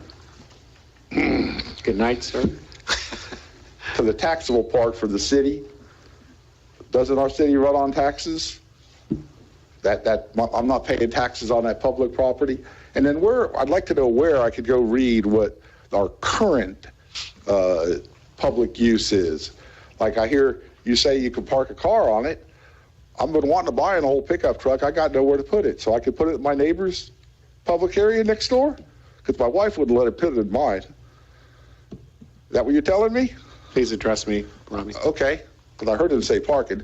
But anyway, I mean, I read this twice now. Budget, and him and I talked about this earlier today. So that's why I was kind of looking to him. I see this being a huge budget, and I got a background in that. So you're asking for everything in writing. Beside that being so 20th century, it's just going to take people to read that writing and respond to it. From the way I read this, the mowing the lawn you were talking about, we got to really ask permission for that first. Does it say we can maintain what's there already? And I got a front yard that's dead clean. In other words, I don't have any trees out there at the street. And in concept, I think this is probably a good thing. But are we, and I don't know the big picture, you're saying what we're going to look like going down the road? Are we trying to become Levittown? Are y'all familiar with Levittown? Yeah. Huh? Yeah. Oh, you are? Okay. So. No, that's not what we're trying to do. Okay. It sounds like we're trying to become a Levittown from just reading this. I mean, and I know there's a ton of city abuses in the town here, and I think probably the way we handle property here, flipping property left and right, people buy property and just wait till the value goes up and then flip it and flip it and flip it, that it's never built on and it's overran. I mean, that's a ton of property here. So if you buy a piece of property here, I think you should have, a year to do something on it. I heard you talk about that to somebody tonight, the car wash guy maybe, or the hotel, getting it up and going.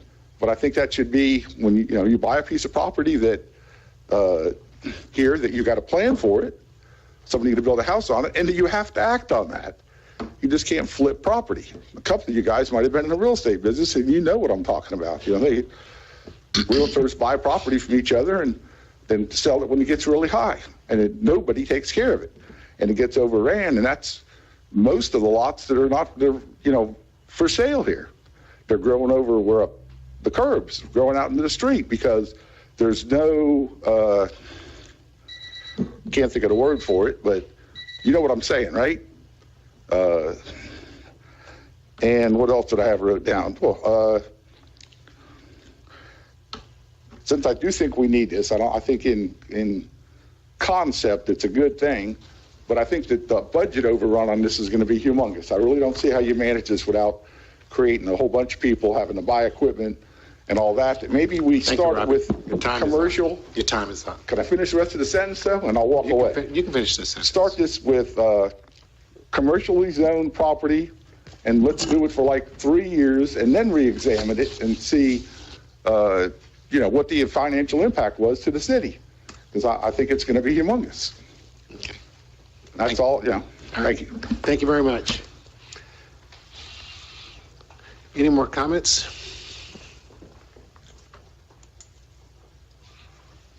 Rick Bell, Humor, Flagler Beach. Thanks for bringing up that 30 days. I think that's really difficult number to achieve in these days. Heck, if you got permission to put pavers down for your driveway, you have to wait 4 months to get pavers. So I think that should be more like 120 days. Or have some way for the applicant to renew that application. So they don't have to pay for it again because of supply chain issues or something like that. That being said, I have a couple of questions. The builders, do they have to get this application as well, or is that part of their site plan? So if you're doing you mean like a subdivision? No, it's a separate house. But A single home. do I have a site plan with a landscape plan? Yes. Does the landscape plan show landscaping in the right of way? It would. Then it would cover this. Yes. Okay. So you would not have to do this separate. You would not have to do would this not have to do separate. this Okay, so, because there's no way a builder would be able to put their driveway in when it takes 8 months to build a house. So, okay.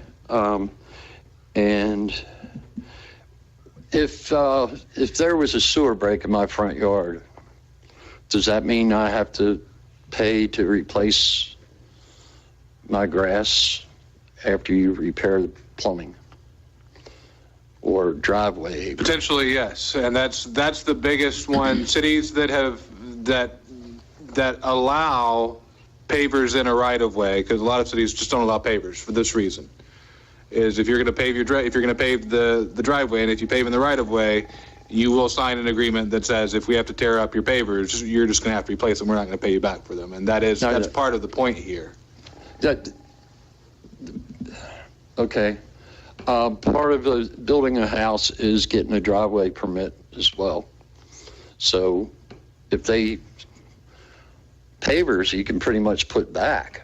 But concrete driveway. And that's usually what happens. You notify the person you're about to come in, and they can move their own pavers and store them during the project. But if they don't, they often get destroyed.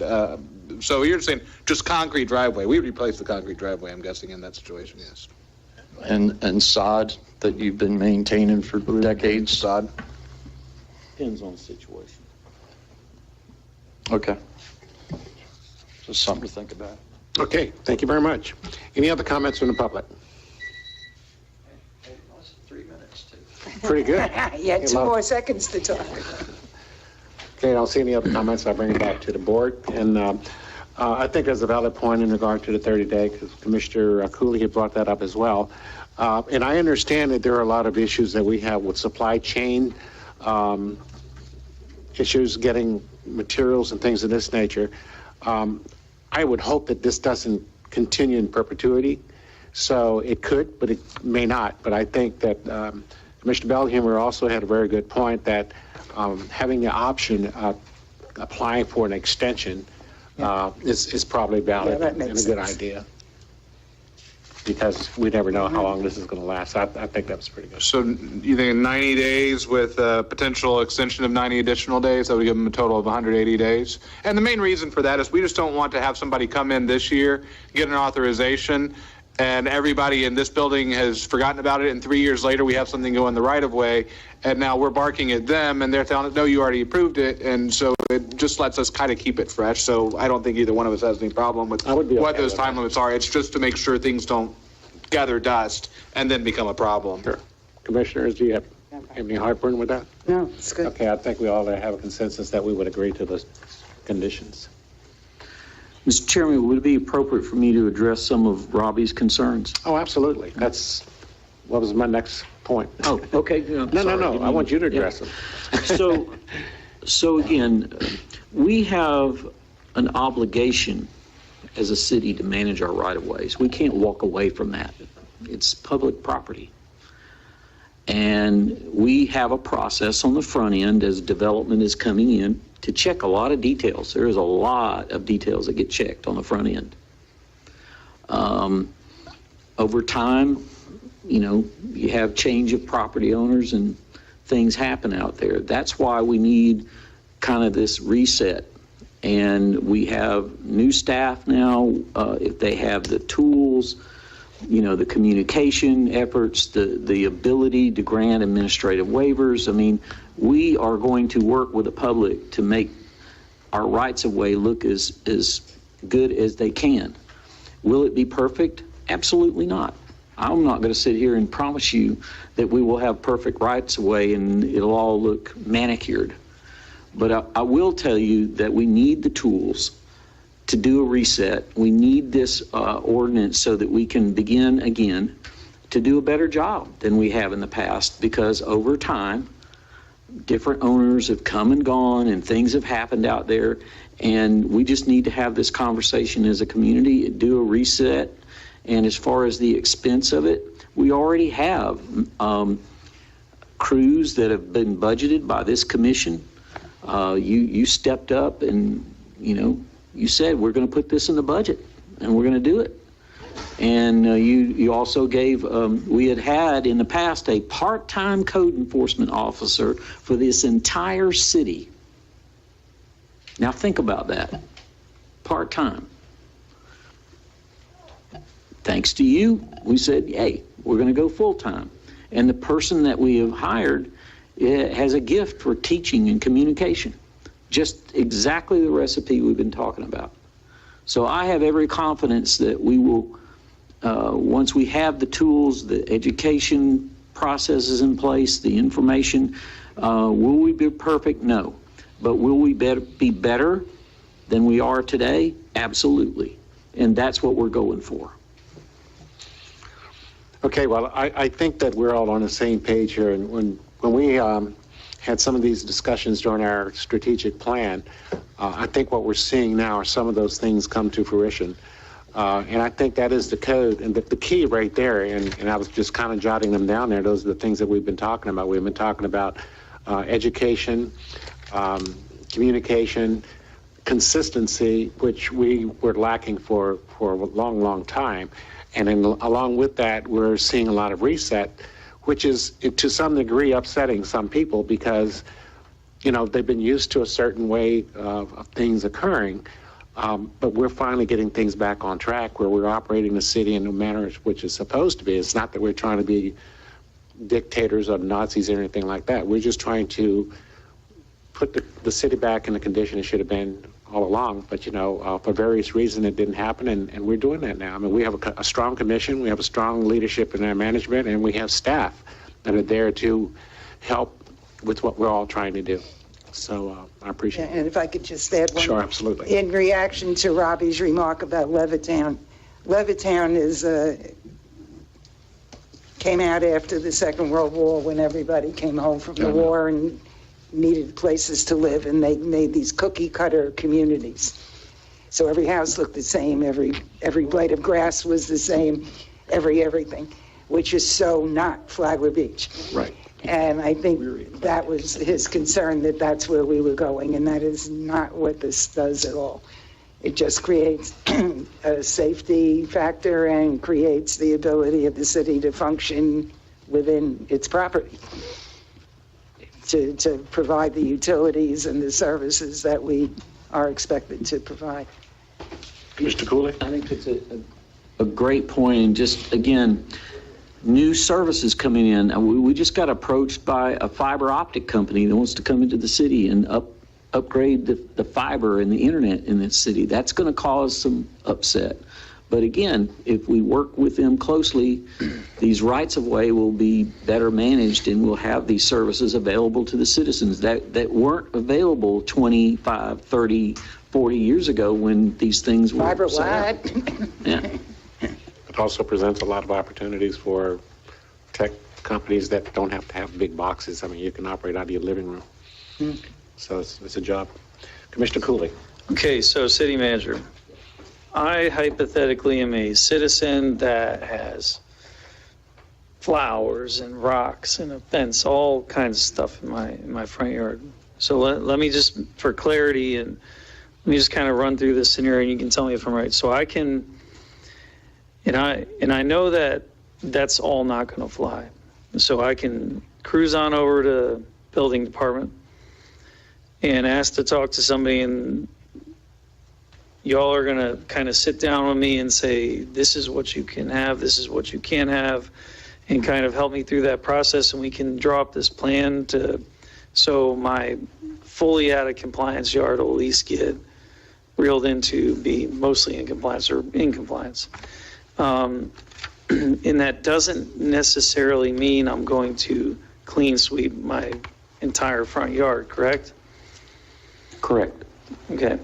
And there might even be something there that, as long as it's not a safety hazard, might be, objectionable, but maybe it's not a safety hazard, and, maybe you like your rock. I don't know. We'll have a license agreement where we understand that it's there, you understand that it's there, but if it becomes a problem, it's out.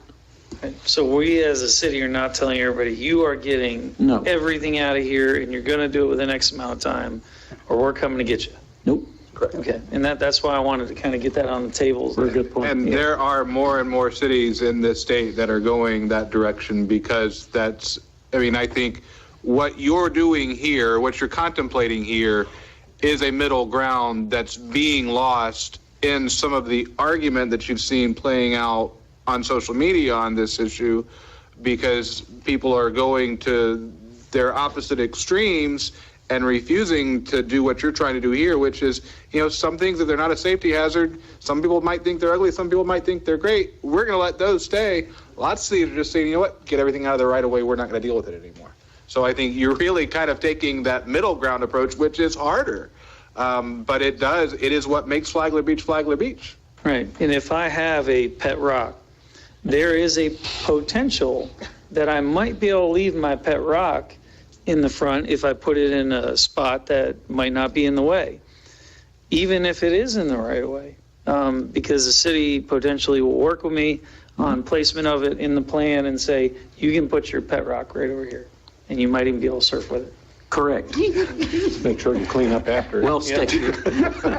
Well stated. I mean, none of us want to be like, no, you can't do this, you can't do that. We want to try to work with the citizens as best we can. And Chair, I'd written down a few more notes in response to Rick's comments, because I thought Rick made some good points just for clarity.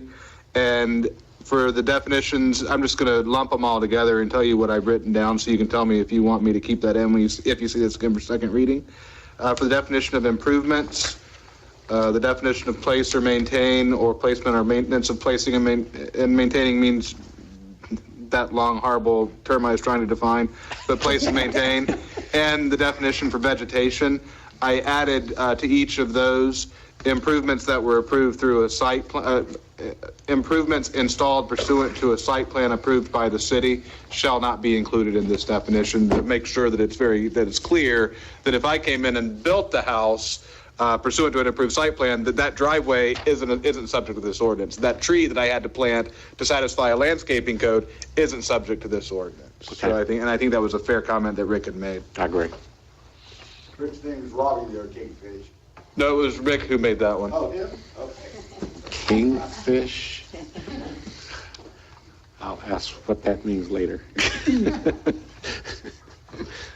Any additional comments?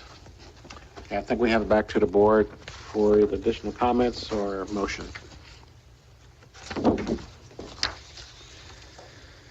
Make a motion to approve ordinance 2022-04 with modification. And that's on first reading. On first reading. Second. Got a first and a second? Yes. Yes. Ready? Yes. I think I'm starting over again. Commissioner Sherman?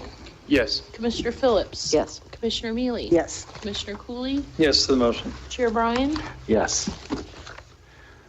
And the motion carries, passes unanimously, and we'll move on to the next item. Yes, that's right. This will go to PAR board at their next meeting, and then it'll be back to commission after that.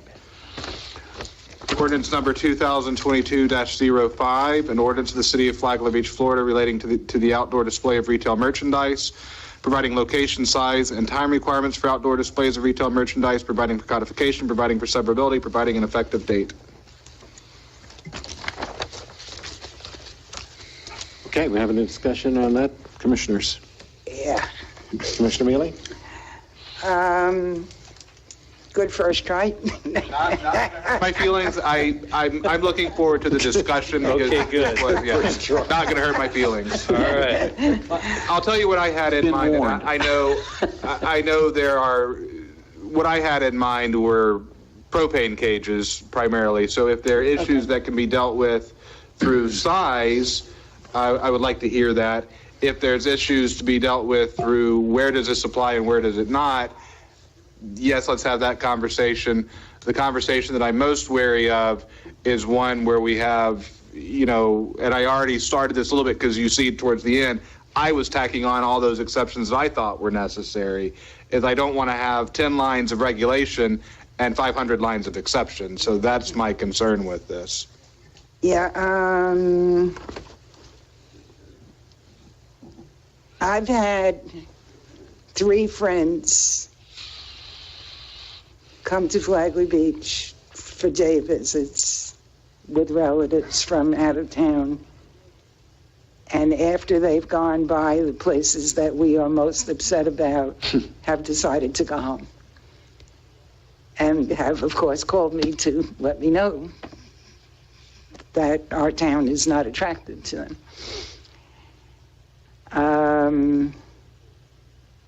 So I agree that propane tanks need to be outside.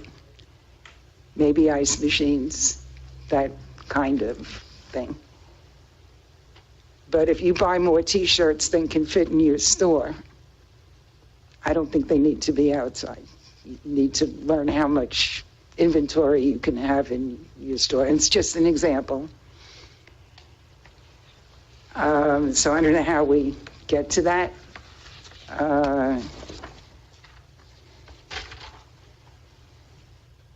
Then you have all this lines 48 through 60. Must be within 5 feet of the exterior wall. Displays no greater than 6 feet. I didn't like any of that. So this is the beginning to the discussion. I know that you have a store. There are things you have outside. I don't even have trouble with the flammable logs, the fake fireplace logs. Yes, Publix puts things out in front of Publix that they probably should have inside. Seasonal things that Publix sells, pool noodles and beach chairs. They could put that inside. Because I don't think Publix should be any different from any other store just because they're Publix. I'll let other people talk, and then you got the gist of what I feel. Believe. Not feel, believe. Mr. Cooley? Okay.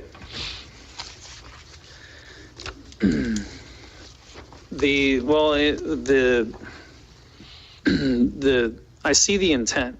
This is going to be tough execution because, for instance, I'll use my business as an example. It's the easiest one. There's not maybe but a handful of 7-Elevens in the entire country that don't have like case water out front because of the sheer size and the volume that we do. And I do sporadically. We're a seasonal store, so I'm not busy all year round. In the summertime we are. In the wintertime we have firewood and other things out there. And it's dynamic and it changes. And there's 2 purposes of it. Some of it is necessity. They are things that should not be in the building. And the other purpose is to bring awareness. Who would think that you'd be able to go to a 7-Eleven and buy a surfboard? But we sell literally thousands, I'd say between 1,000 and 2,000 on a good year of the boogie boards. And we probably wouldn't sell them only a fraction of that if people didn't see it. So what I worry about is, it's one of those things where it's like mosquito control. You spray for mosquitoes because we don't want mosquitoes, and you use old technology, and then you kill off lightning bugs, butterflies, and all these other bugs that you would consider to be beneficial. And so trying to dial this in is going to be a tough one, because who's to say that my firewood or my case water or something like that would be okay, but another retail item would not be. And then that's a really fine line to walk. So just to dig in, if you like looking at what you said from lines 48 through say 60, the numbers, okay? Number one, such displays be located within 5 feet of exterior wall of the building is measured from the point the display furthest from the exterior wall of the building. My displays are larger than that. Just the pallets of firewood are bigger than that. It wouldn't be in compliance. So we would need to look at that. As a matter of fact, out of the 7 numbers, my store as it sits today is only in compliance with number 4 and 5. And number 4 and 5 are actually ordinance. Like, you can't block a public sidewalk, and you can't impede pedestrian or vehicular traffic. Unless you get into weird scenarios like you're setting tents up in the middle of your lot. So, but for instance, 2, and again, I'm not saying none of this is workable. It's trying to, it's first shot, and try to figure out how to make this work. And it's not just make it work for me, it's how to make it work for, retailers, and trying to navigate the okay versus not okay realm. So such displays shall be no greater than 6 feet in height. I have multiple displays that end up going over there. The pallets of firewood are taller than that. My propane cage is taller than that. As a matter of fact, my ice chest might be taller than that too. I'm pretty sure it is. So those right there wouldn't work. Number 3, cumulatively, all such displays on a property may be no wider than 3 feet and a width of 12 feet. A lot of times I'm out of compliance on that. And keep in mind, I as a retailer don't like putting things out front because they tend to disappear. And in Flagler Beach, they disappear. Trust me, I deal with theft every day. Our police chief would vouch for that. So I have, no faith. So I try to keep that minimal, and even minimal, I'm still struggling with it. So you can jump to 6. Such displays be located at least 5 feet from any right-of-way, any paved vehicular travel lane, or any parking space. That is the only place I can put things. It's close to parking spaces, because that's all I have is the side of the building, because I'm surrounded by parking. You have the building, and you're surrounded by it. And then if you put anything out front, you're automatically out of compliance because you're too close to a parking spot. Even though it's safe and works and all that, so that right there would kill off any display that I have out front because I'm surrounded by parking. Item 7, displays get removed and put inside the building from night to morning. And you can't bring propane in at all. It's against the law. Firewood, the health department won't let you do. And the ice chest is a necessity based on, obviously, we're at the beach and we need to have that for storage of the product because it's so bulky, and you get into things like case water, there's just nowhere to put it. I have a 24-hour business. I can't bring stuff in because if I bring it in, there's nowhere for my folks to shop at because I have a 24-hour business. So, I'm not saying any of these are wrong. I'm just saying that if it was to go like this, then I would basically, this would have a massive, not even a small, but a massive financial impact to my business. That basically negates propane, firewood, and we sell probably, per season, we'll probably sell between 1,000 and 2,000 cords of, the little hand-carrying bundles of firewood. Propane, we do a couple hundred jugs a month. You're talking huge amounts of money. I don't know, this is going to be a really tough one to navigate. So those are the numbers. So if we drop down to 65 through 67 and then 69 through 71, here's kind of where a little bit of my heartburn comes in. So if I am someone who is not a brick and mortar in Flagler Beach, I can go straight to the office, fill out a special permit, put a monstrous display up that violates all of these rules that my business has to follow because I'm here and pay property tax, and I can do whatever I want. And all I got to do is fill out a piece of paper. And then I can take that money and leave town and pay nothing to the city. Meanwhile, as a brick and mortar business, I have to follow these rules that others that aren't even from here don't have to follow. And yet I'm paying, all the taxes. I'm a resident, I'm a commercial business, so I'm paying commercial property tax. I'm paying the sales taxes, all these things. And those vendors pay 1 LBTR. And that's all the benefit that the city has for them to set up an albatross, potentially, a tent in the middle of a parking lot. They can do that. And it costs an LBTR. Understand, where are you getting that from? That scenario? Because if you fill out a special permit, you don't have to follow. If you have an approved special event. Right, if you do but you can. You're going to approve the special event. Well, we talked about this back during Bike Week. If somebody fills out a special event permit to set that up, right? You can do them, there's no limit on how many of those you can do. There's a seasonal vendor section, and it has to be something that goes along with the business, like during Bike Week. Yeah, that's not what I was talking about here. What I was talking about here was, like, for instance, let's say the surfing competition. And as part of that, somebody sets up a booth. That booth would violate this. That's why I accepted special events. It was not for that. So if that was, that's why I wanted to clarify. This was for if there's a special event that's come to you and you've approved it, we don't want to say, oh, you can have your event, but you can't have anybody with booths. Special right. events don't necessarily come to it. It's only like the dog surfing, because it was something in the code. But I'm just making the point that that's why I accepted special events. It wasn't to try to create a workaround for somebody. Right. It was so that if there's an event that the city has approved, that event can have tables set up, because otherwise you couldn't do that outside. Right, but the heartburn is if someone is here for a special event, they can have a larger display than I'm not allowed to have at all outside.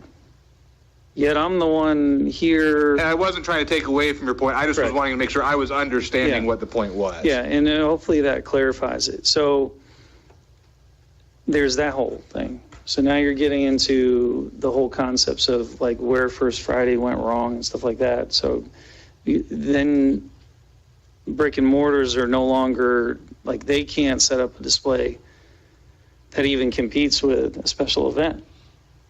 The special event can set up a better display. So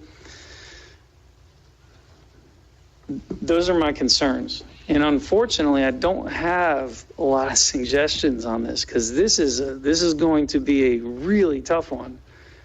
I actually have a couple. I'll let the discussion play out, because I sensed on this one, it was probably, we were going to be a little bit, you're going to be a little bit less unified than you often are. And I think there are going to be a lot of opinions this time. And so I think this is a good discussion to have. And when we get done, I do have a couple of suggestions that I think will make nobody happy, which maybe is where this one will have to end up, is where everybody's a little bit unhappy. I would just want to make sure, if I was to have a preference for this body as a request to make, is whatever we build is done in a way that would not justify our legislators to go after that nonsense that they were doing, where they were saying local jurisdictions are passing legislation that hurts business, and then you get into that crazy scenario of having to do those pro forma analysis and all the data, and then you don't want to pass something that would enable them to say, this is why we're doing that. But they already did it. Right. It's passed already. Well, if that's the case, this has a huge hurdle then. Well, there's, I want. the idea is I think there's the one which wasn't doing it lawfully anyway. So the code already prohibited that. So that's not actually a change. And I think everybody at the dais agrees that the purpose of this is not to change what you're doing at 7-Eleven, or not even really change what Publix is doing. It's to avoid, that concept getting bigger and causing the problems that brought this to everybody's attention in the first place. Yeah, and I know as a retailer, I would not want another business doing an out-of-control display like we've seen, especially like during Bike Week, because that's not fair. They're not following any rules. They're just doing whatever they want. So it has a purpose. So I don't want y'all to think that I'm dead set against it, but as long as we're not, I think the pendulum's too far on one side, because it has a place, but right now it's way off to one side, I think, too much. Okay. Any other comments?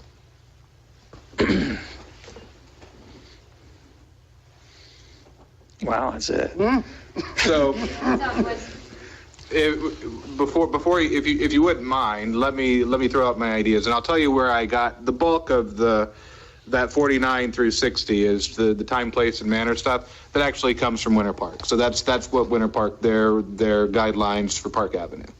And that's where that came from. And I knew I knew for some of you they would be restrictive, and I suspected for others they might be too permissive. So I was kind of expecting the conversation. Although I like Park Avenue. Well, and that's why I started there, because I knew worst case scenario, I could tell you eventually where it had come from, and you would see the concept that they're built around. And I think, but to Eric's point, Park Avenue doesn't fit everywhere in Flagler Beach, but it is, I think, kind of this area downtown. So one thing I think we could do, if we wanted to limit the scope of this, is to confine it to your CRA area, your downtown mixed-use area, your A1A retail corridor, and the heart of the city, which I think limits some of the impacts that you were concerned of, because you don't have, although you probably are still in the CRA. Oh yeah, very much so. So that doesn't. He's in every one of those. Well, I was thinking highway commercial, the Publix and the Dollar General, and those would be, but you would still be. But I wouldn't want you to change anything from my scenario that I went through. I would want you to. Oh no, I understand. I'm actually, if I refer to you, it's you as a representative business owner. Right, it's not for you specifically. Yeah. It's just you are a good representative business owner. So that doesn't, limiting it to the island doesn't help those businesses. And working through the 49 through 60, I like number one. And even if it's modifying numbers, I don't know what the right numbers there are, but I think if we can keep displays close to the business itself, that's going to mitigate the visual impacts. So, if it's not pushed forward into the parking lot like you were dealing with out there, it mitigates the visual impacts. It also brings the problem closer to your front door. And I think, just from my own observations, right or wrong, I think when things are closer to your front door, you tend to keep them looking nicer, because now they reflect on you, and you've pushed it way out there, 10 feet away from your building or 20 feet away from your building in the parking lot. It's not my problem. And so I think there's just a greater effort. And I think actually probably what you were talking about is a good example of that. There's employees that are nearby. People are coming and going. You're not going to let clutter build up there where you treat that tent, 50 feet away from you a little bit differently. Even I don't know, but... Like, say, if you take St. Augustine as an example, a lot of those vendors along that main retail corridor, they have a lot of product outside of the building, but it's not going way out.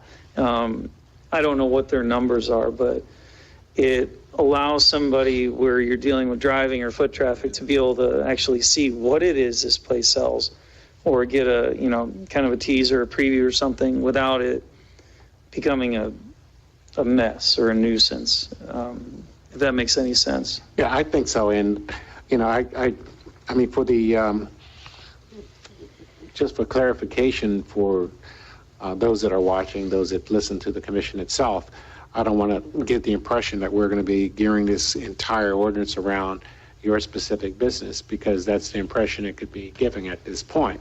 I think you were speaking not only for your business, but also for other businesses that are very similar to yours. 100%, and I wouldn't want. And I just want to, clarify that. I mean, because there are some other businesses, not too far from here where, and I think Commissioner Mealy brought it up a couple of meetings ago where, the shirts and flags and all are growing around the side of the building, and every time you go there, it seems to be expanding. And when you walk down the street, and at least when I've walked past there, sometimes it's right there in your face. It's kind of hard to get by if there's a crowded weekend or something of that nature. So it is very tough to address this, and we don't want to hurt the businesses, and we want to make sure that everyone can continue to do business as they want. But here again, I think there are some scenarios and some cases that we've all observed too where there's been some abuses, and we need to at least rein them in a little to say, there are some restrictions. And there are some limits as to how far you can go.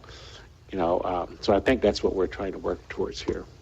So go ahead. I'm sorry. So just a question. The one business on A1A, it would solve the problem. Such display should not be located upon any public sidewalk. That takes care of that business right there. Was it on the sidewalk?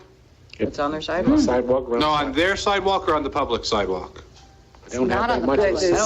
There is only one sidewalk. It's just one. When you come out the door, you have 2 feet or so before you hit the sidewalk. You're right on the public sidewalk, right? But it's the public sidewalk, not the. Yeah.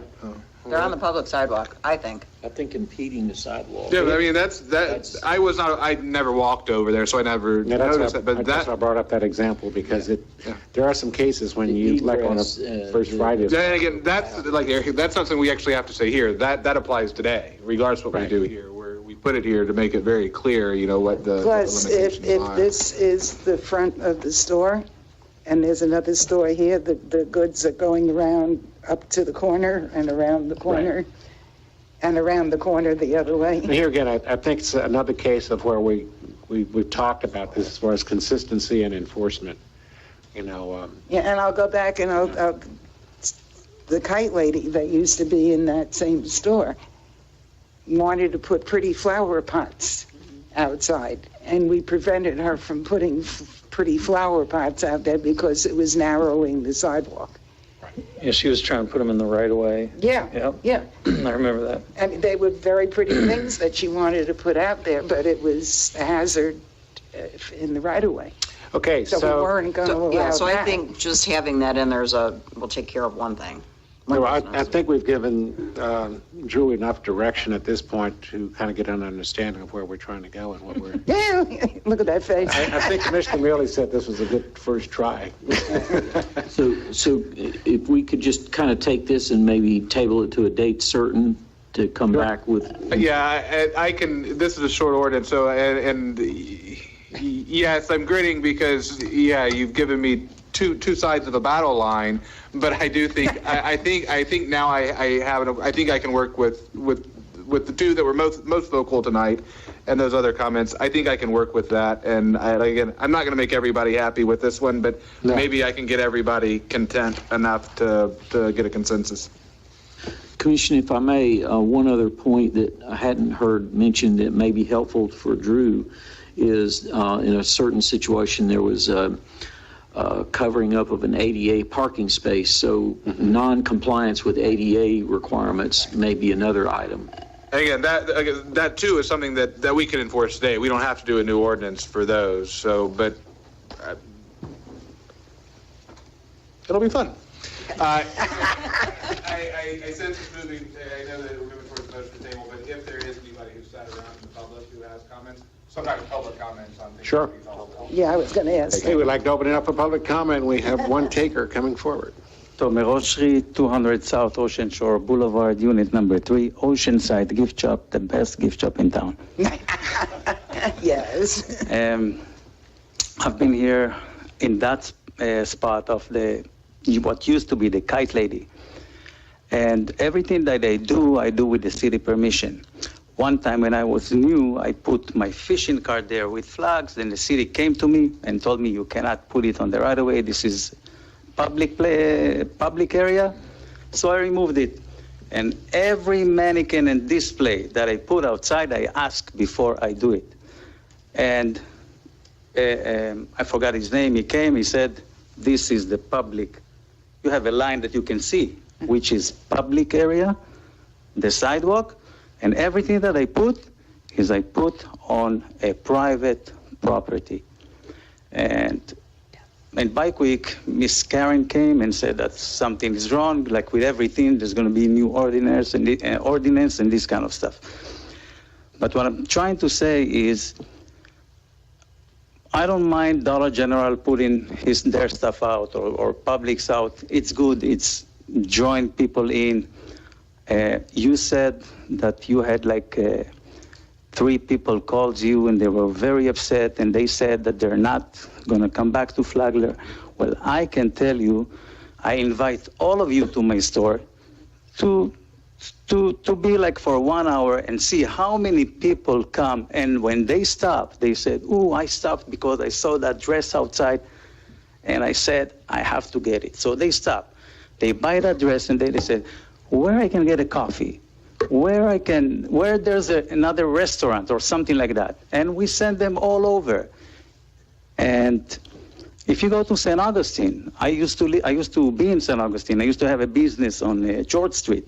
You go, and when you have a balcony, it's full of stuff. There's the public area, and then there's the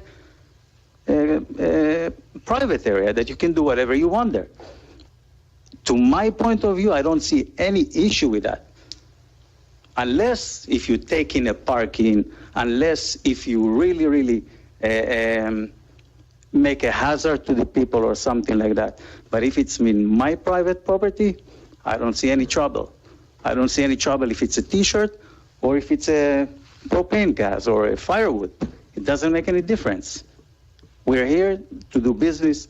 We're here to make people happy. And I think, I don't know how to say the right word. I don't know what to say. I think that this, I don't see where the problem is. Unless if it's too big, like what you say, or something like that, or it's really taking like parking from issue. I don't see why is it at all an issue. I don't understand that. Okay. Commissioner Phillips has a question. I have a question for you, sir. I have no problem with your business, with having you in town. We're glad you're here, but what we don't understand, or what I don't understand, is your outside display is growing. You lease one spot, but you have your display reaching out to the Tavalachis, going around the corner, when you only lease, from what I understand, one unit in that strip. If it's an issue, then someone needs to tell me that. But it wasn't an issue when I asked the city where I can do, and it's a private property, and this is the owner, and the owner allows me to do that. So I don't see any issue. If you came to me and tell me that I can't do it and give me a reason why, then I know why. Okay, thank you. Does that make sense? It makes sense. We'll have our code enforcement checking it out. Okay, any other comments from the public? Ron Schultz, Flagler Beach. I just would like whatever we pass to have it enforced with consistency. There are so many things that we all know about that aren't enforced, and they're not enforced with consistency. So whatever we do, I just hope we use those two elements as a guide. So do we. Thank you, sir. I appreciate those comments. Any other comments from the public? Okay, I don't see any others. I'll bring it back to the board for a motion to table. Drew, how long do you think you need? Probably, we have 3 weeks. I'd rather have this on the next agenda.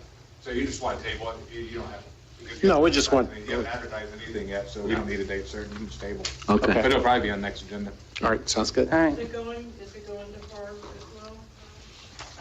was, and I may, Well, it hasn't passed first reading, so it would have to pass first it reading. doesn't have to before we take it to par board. Okay.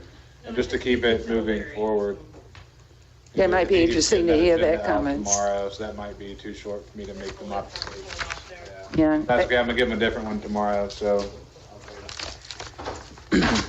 Okay, we'll move on to the next item. I'd be interested in hearing what Barb has to say before we vote on it, too. Oh, I'm sorry, you had a comment? Yeah, just before we jump on to the next item. So let's take across the street.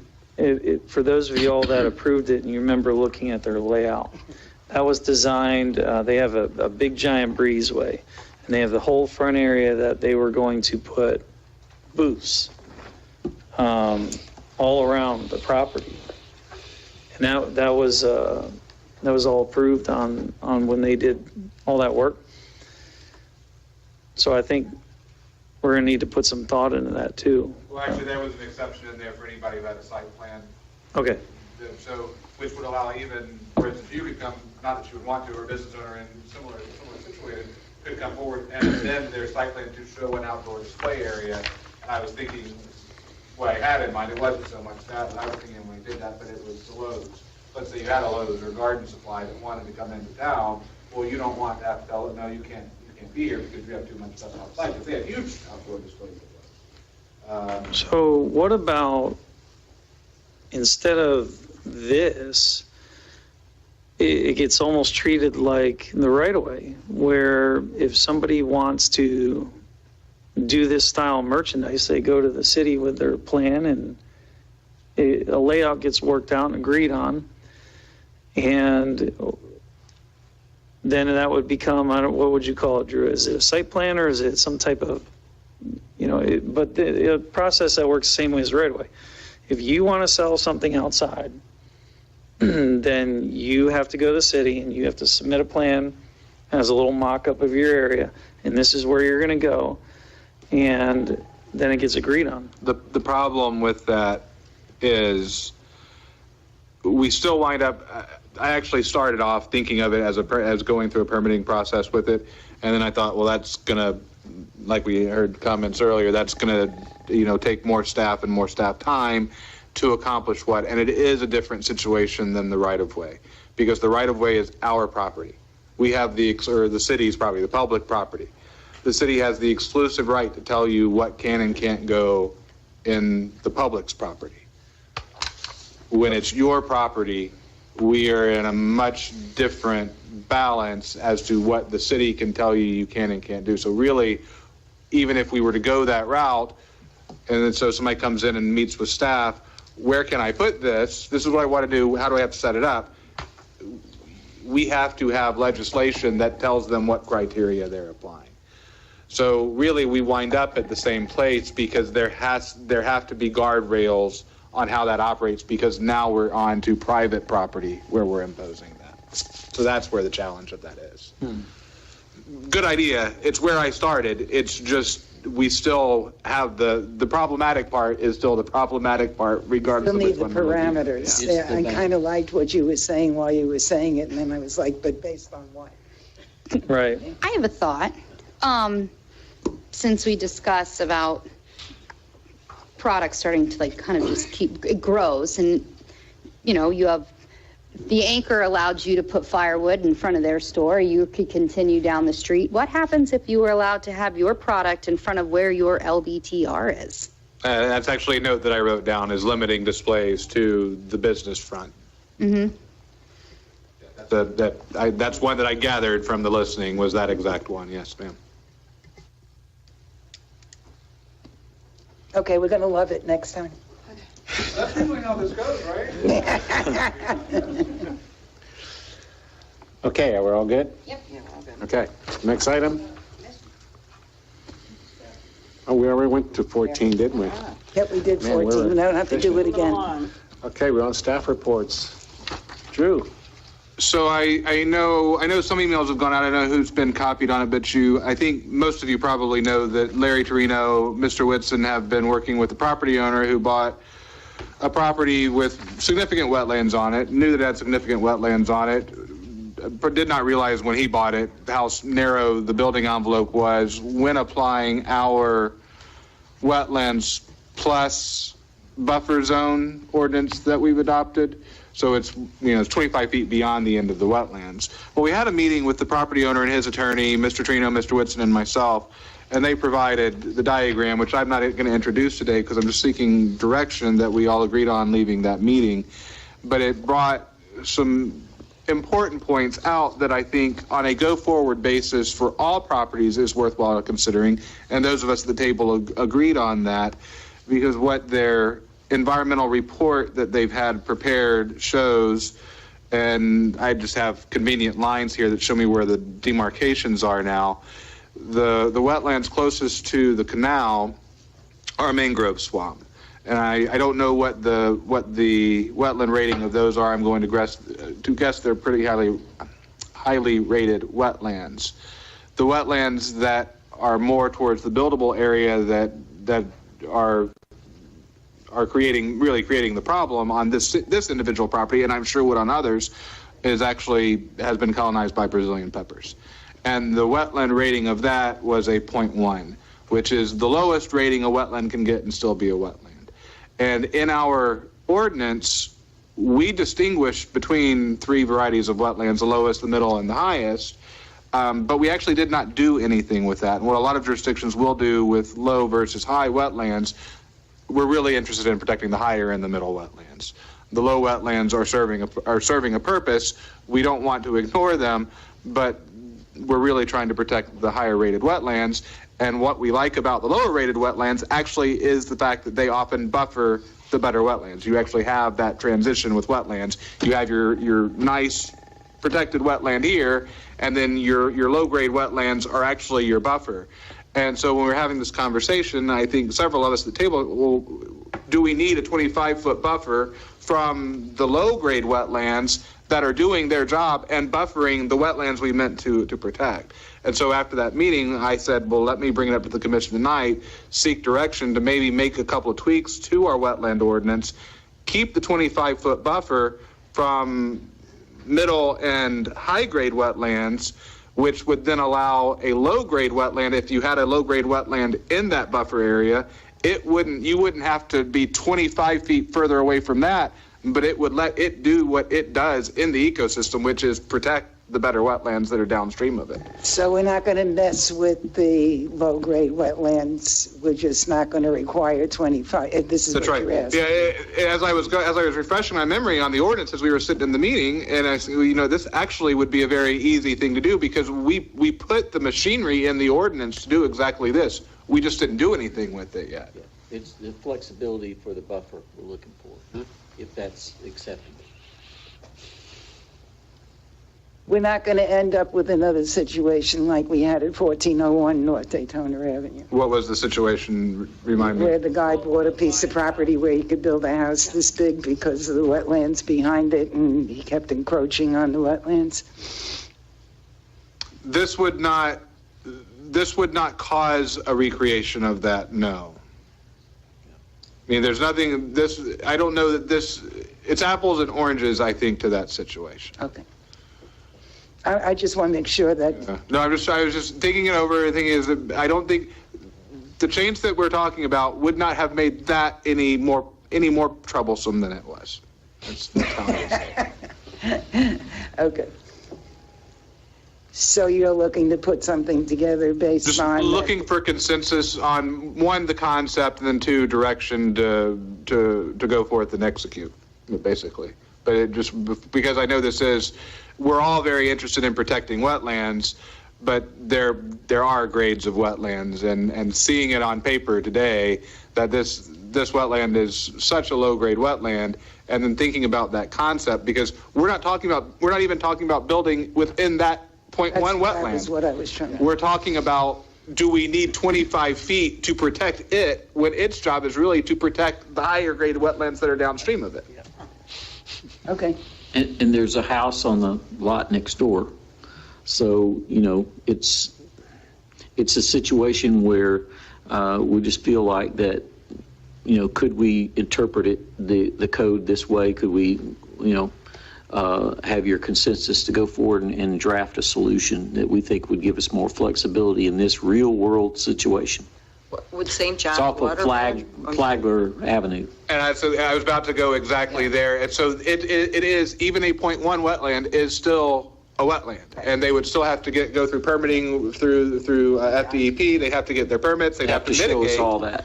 And so that, but our wetland ordinance in different cities handle this differently, does not allow for, mitigation through FDEP to do something that otherwise isn't permitted by the ordinance. Yeah. And so part of this tweak would be when you're dealing in these areas, maybe we're a little bit more relaxed on that, and then focusing on the higher quality wetlands, which is where really everybody's interest is in protecting, because those low quality wetlands, they're not doing much other than filtering things out before they get to the better wetlands below them.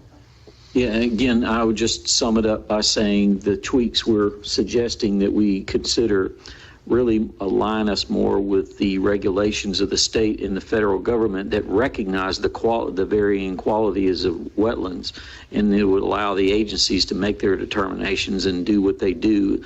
Our code has a hard stop that a wetland is a wetland is a wetland, and it doesn't recognize the quality. It does, but it doesn't provide a mechanism to develop. Which really is the state and the federal governments, their mitigations, because they have lots of, degreed, big, long degrees, people that do this, and that's how they make mitigation work, is we're going to let you mitigate for a low quality wetland in order to protect this high quality wetland somewhere in the same wetland basin as the other. But where cities lose out on that is often they may be in the same basin, but it might be over in Palm Coast or out in unincorporated county, and that's what we try to avoid with our own wetland ordinances. But I think I've gathered a consensus to get that direction. That's good. Do we have a consensus to give direction to draft the appropriate language that he just discussed? Yes.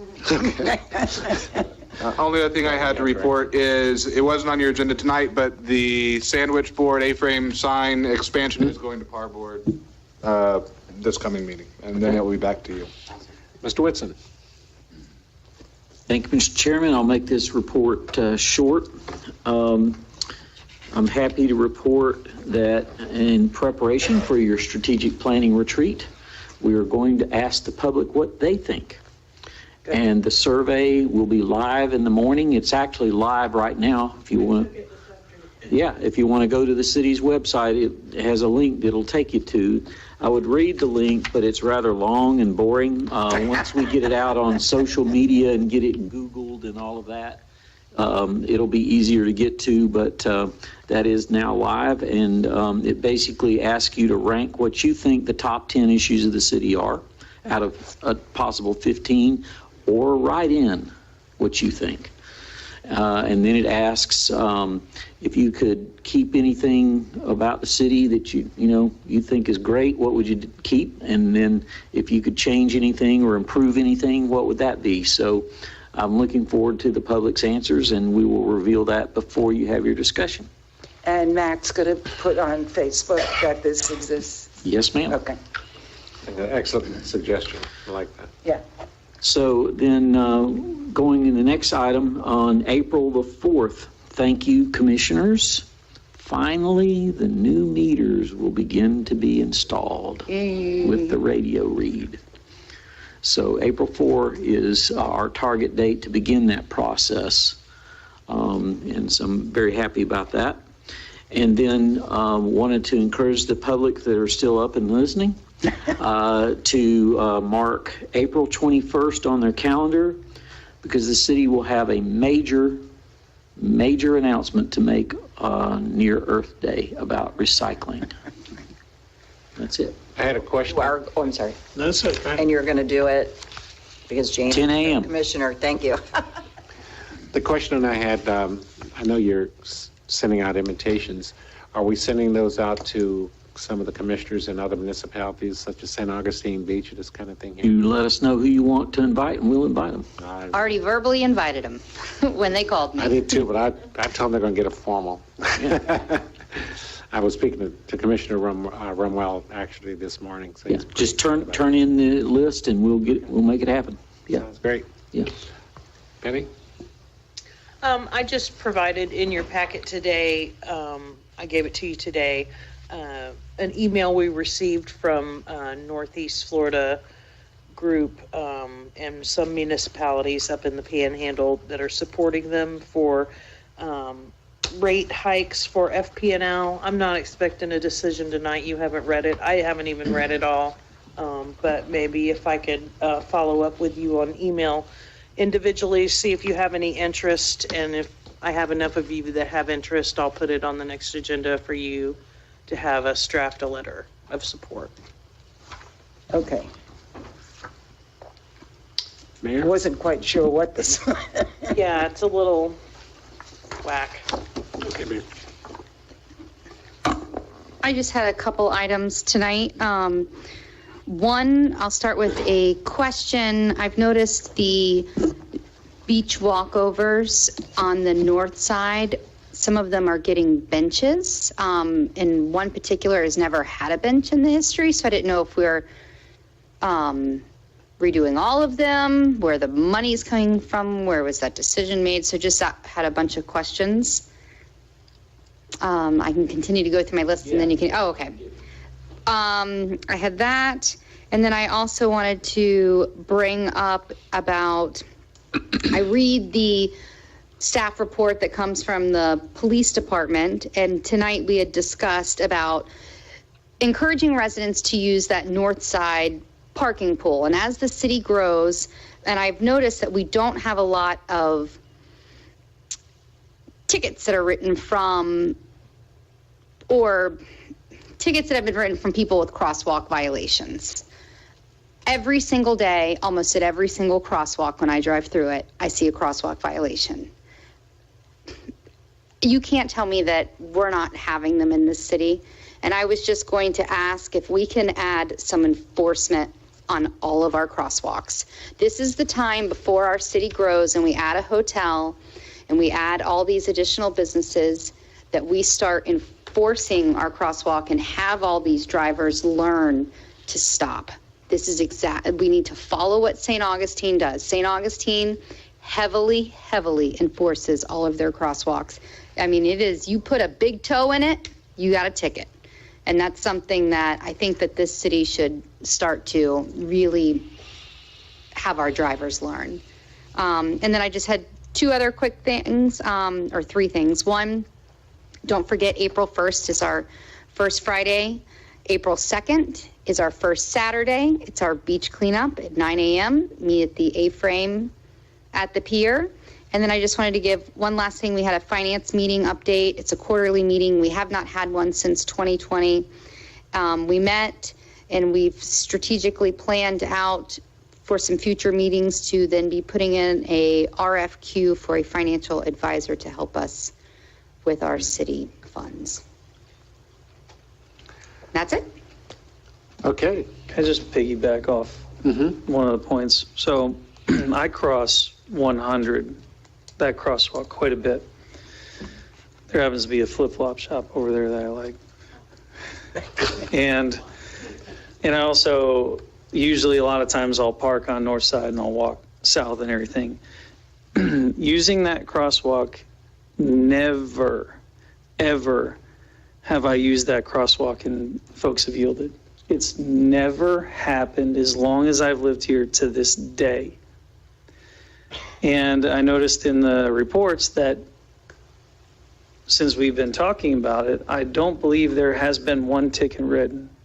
I don't think there's been one. If there was one, I apologize, I missed it, but I will challenge that never once since we've been talking about it has a ticket been written. And that is the most dangerous one, I think, in the whole city. It doesn't have the flags like the other ones have, and it doesn't have, I think, the focus or whatever, but, I alluded to it earlier. You take your life in your hands when you try to get across that street if you think cars are going to stop, because they're not. But I just wanted to kind of drive that point home. And I don't know if you had a certain crosswalk you were talking about, but I know Every single crosswalk. I pass through 2, sometimes 3 crosswalks a day just to kind of travel and get through my morning. And the one by Sally's, a car drives through it every day. I'm the car that stops and the person walks by, because heaven forbid, the mayor doesn't stop in the crosswalk. But, Mayor runs somebody over. yes. But all of them, we just need enforcement. I have to agree with that. I mean, right out here on this one, I almost got rear-ended because I stopped for someone in the crosswalk. Oh, yeah.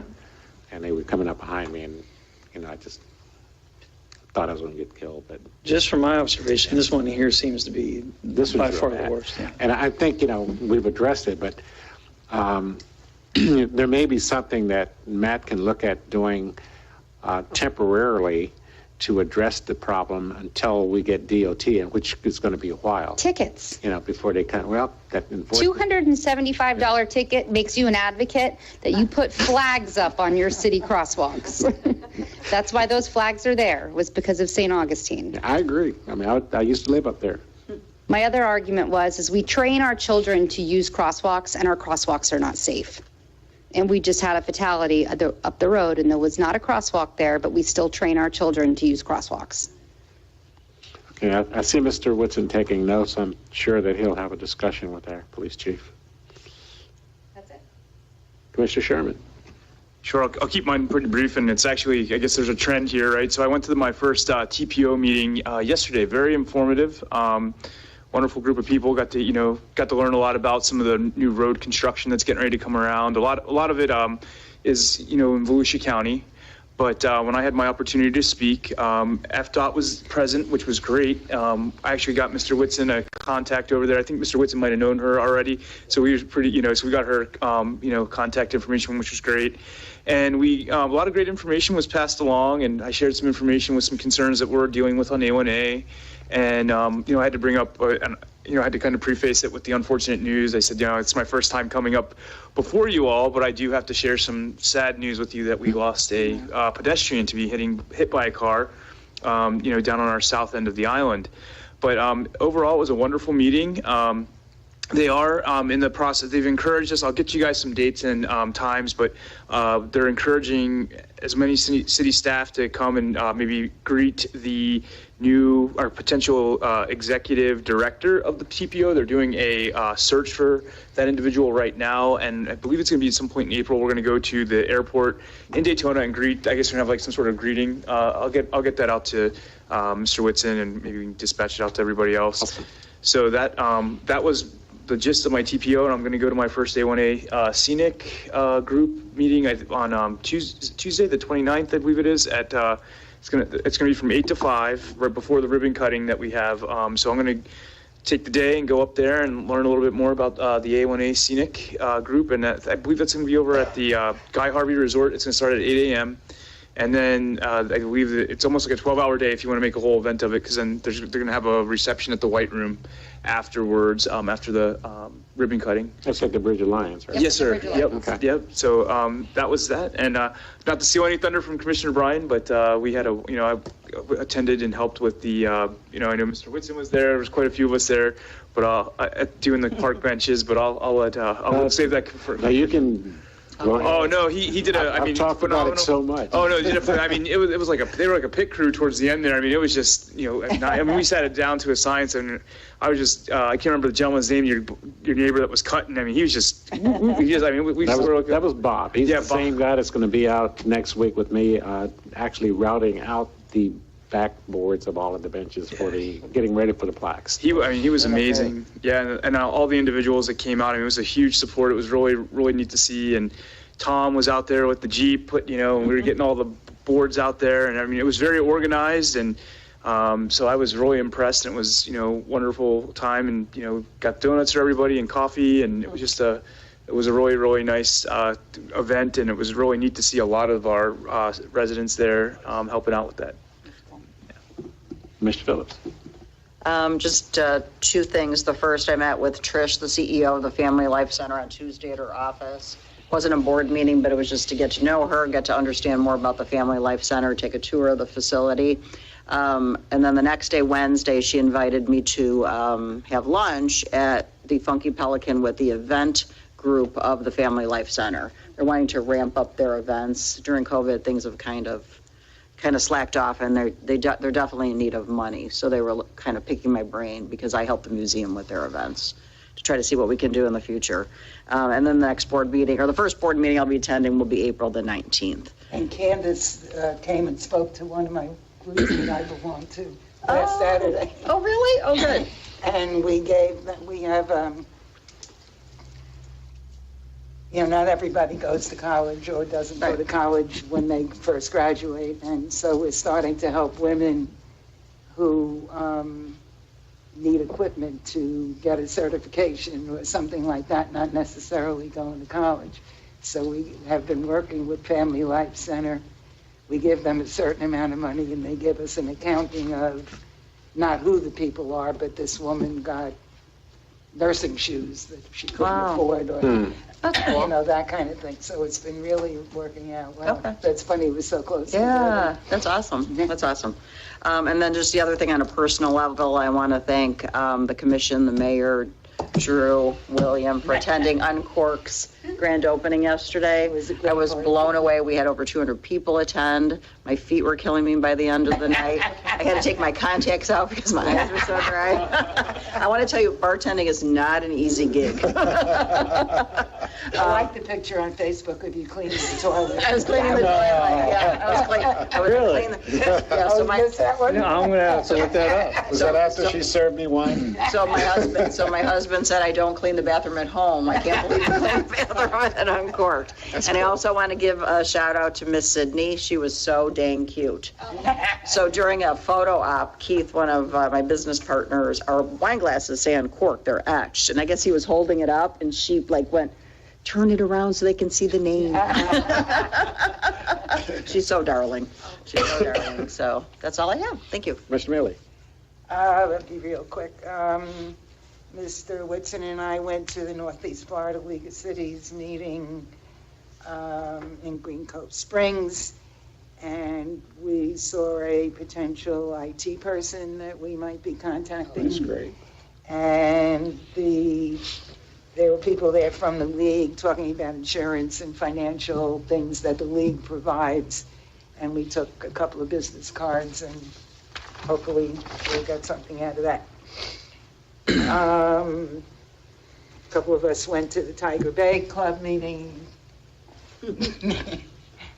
And Representative Renner gave an overview of session, his version of session. And I won't comment any further on that.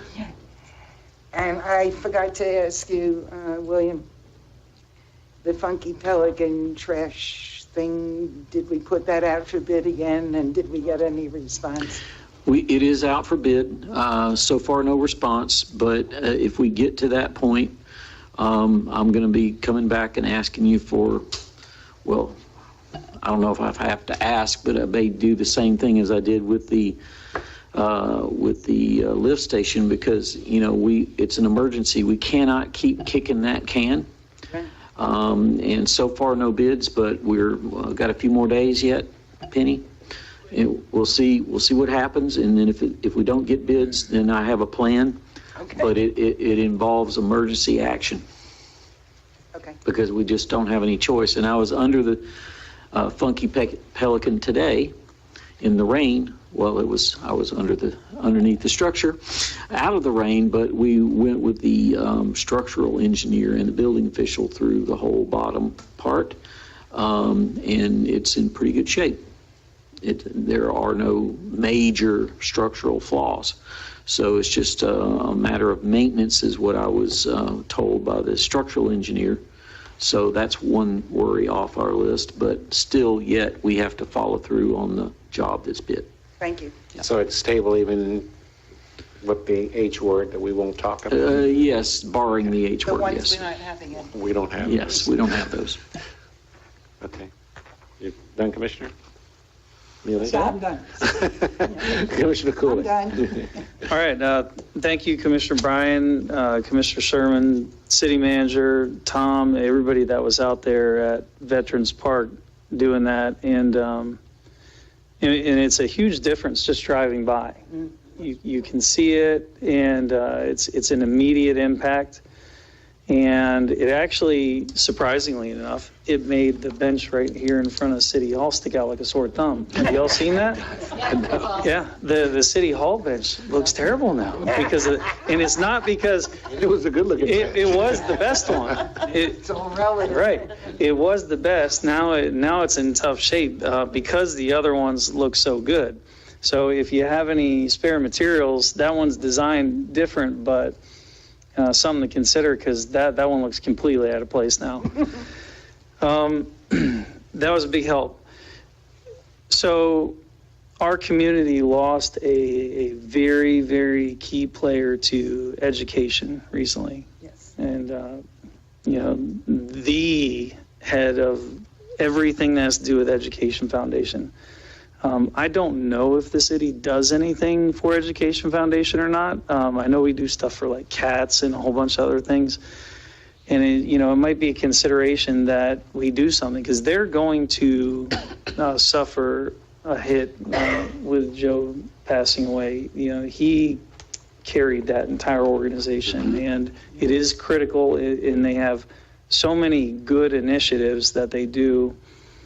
It's going to take them a while to get their feet under themselves, and I don't know. Hopefully Rebecca can carry it. Those are some really big shoes to fill. Yeah. And not that anybody couldn't do it, but, I don't know if there's anything that our city can do to help such a good cause, if there's an appetite for it on the dais. I don't know what you're looking for. Well, just anything from just awareness to, a small donation to anything. Perhaps if it's okay with the commission, I can contact them and bring you back some thoughts. Right, and I don't know I'm a what they board need. member as well of the Education Foundation, so I can help you out. Mayor could do it. Yeah, and honestly, I have no idea what they need. But I do know that with that loss, they will need something that... They need another job, Right. which we can't provide. But, so I just wanted to kind of put that out there. Maybe we can, and Mayor, you might be able to help guide us on that of things that we as a municipality might be able to do to try to bridge that. And I have a couple thoughts. Help a good cause. Great. All right, that's done. City manager, did you want me to cover the meeting verbiage, or what did you want to do with that?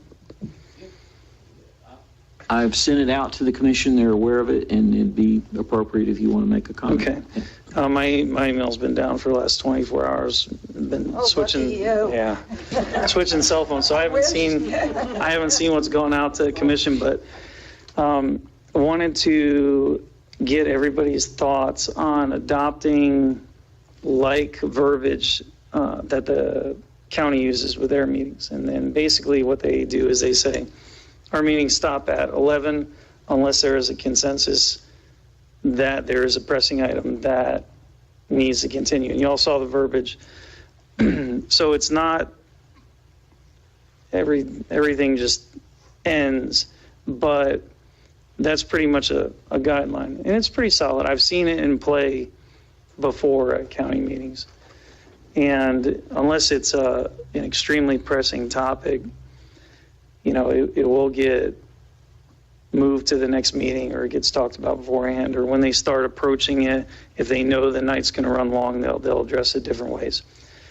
They already have the verbiage in place, minus a couple small changes. I wanted to see what y'all thought about adopting that. And the reality is, I understand what we've done in the past. I know meetings have gone ridiculously late, but I'm also going to say that there's no reason for that to happen unless it's an emergency. There are things that can wait. There's no reason to go past that. I work, a full day, then I come here. I can't and I won't do that again. It's to work from 9 in the morning to midnight, then to turn around and go back in first thing in the morning. The job is just, so I said enough with that. So I just wanted to get y'all's thoughts on that. If you thought it would be a good practice, again, if there's something extremely important and pressing, then, it gets agreed on in the meeting. Y'all thoughts on that? I looked at that, and here's my thoughts. First of all, you'd have to change the language in the beginning of the meeting, because you also say here that all items will be continued until all items are completed. That would have to change. If this is brought up mainly because of the last meeting that went until 11:45, that's an unusual situation. Mainly because we had one item that probably consumed about 2 to 2.5 hours when you consider the presentation of the presenter, public comment, commissioner comments, motions, etc. So that's a very unusual situation that I can see from that particular meeting. So to have the idea that we're going to change simply because there was one incident, which is rare, I think that's a little premature. The other thing that I would also like to reference is that, and I understand that, some of you have jobs. I'm retired. I'm fortunate to be old and retired, and having both at the same time. It's still existing. However, we meet twice a month to do city business for the people we represent, twice a month. No more normally than 8 to 10 hours a month. And I don't think it's fair that we should have an agenda that has a timeline of 11 o'clock. And I respect the fact that, it's getting late.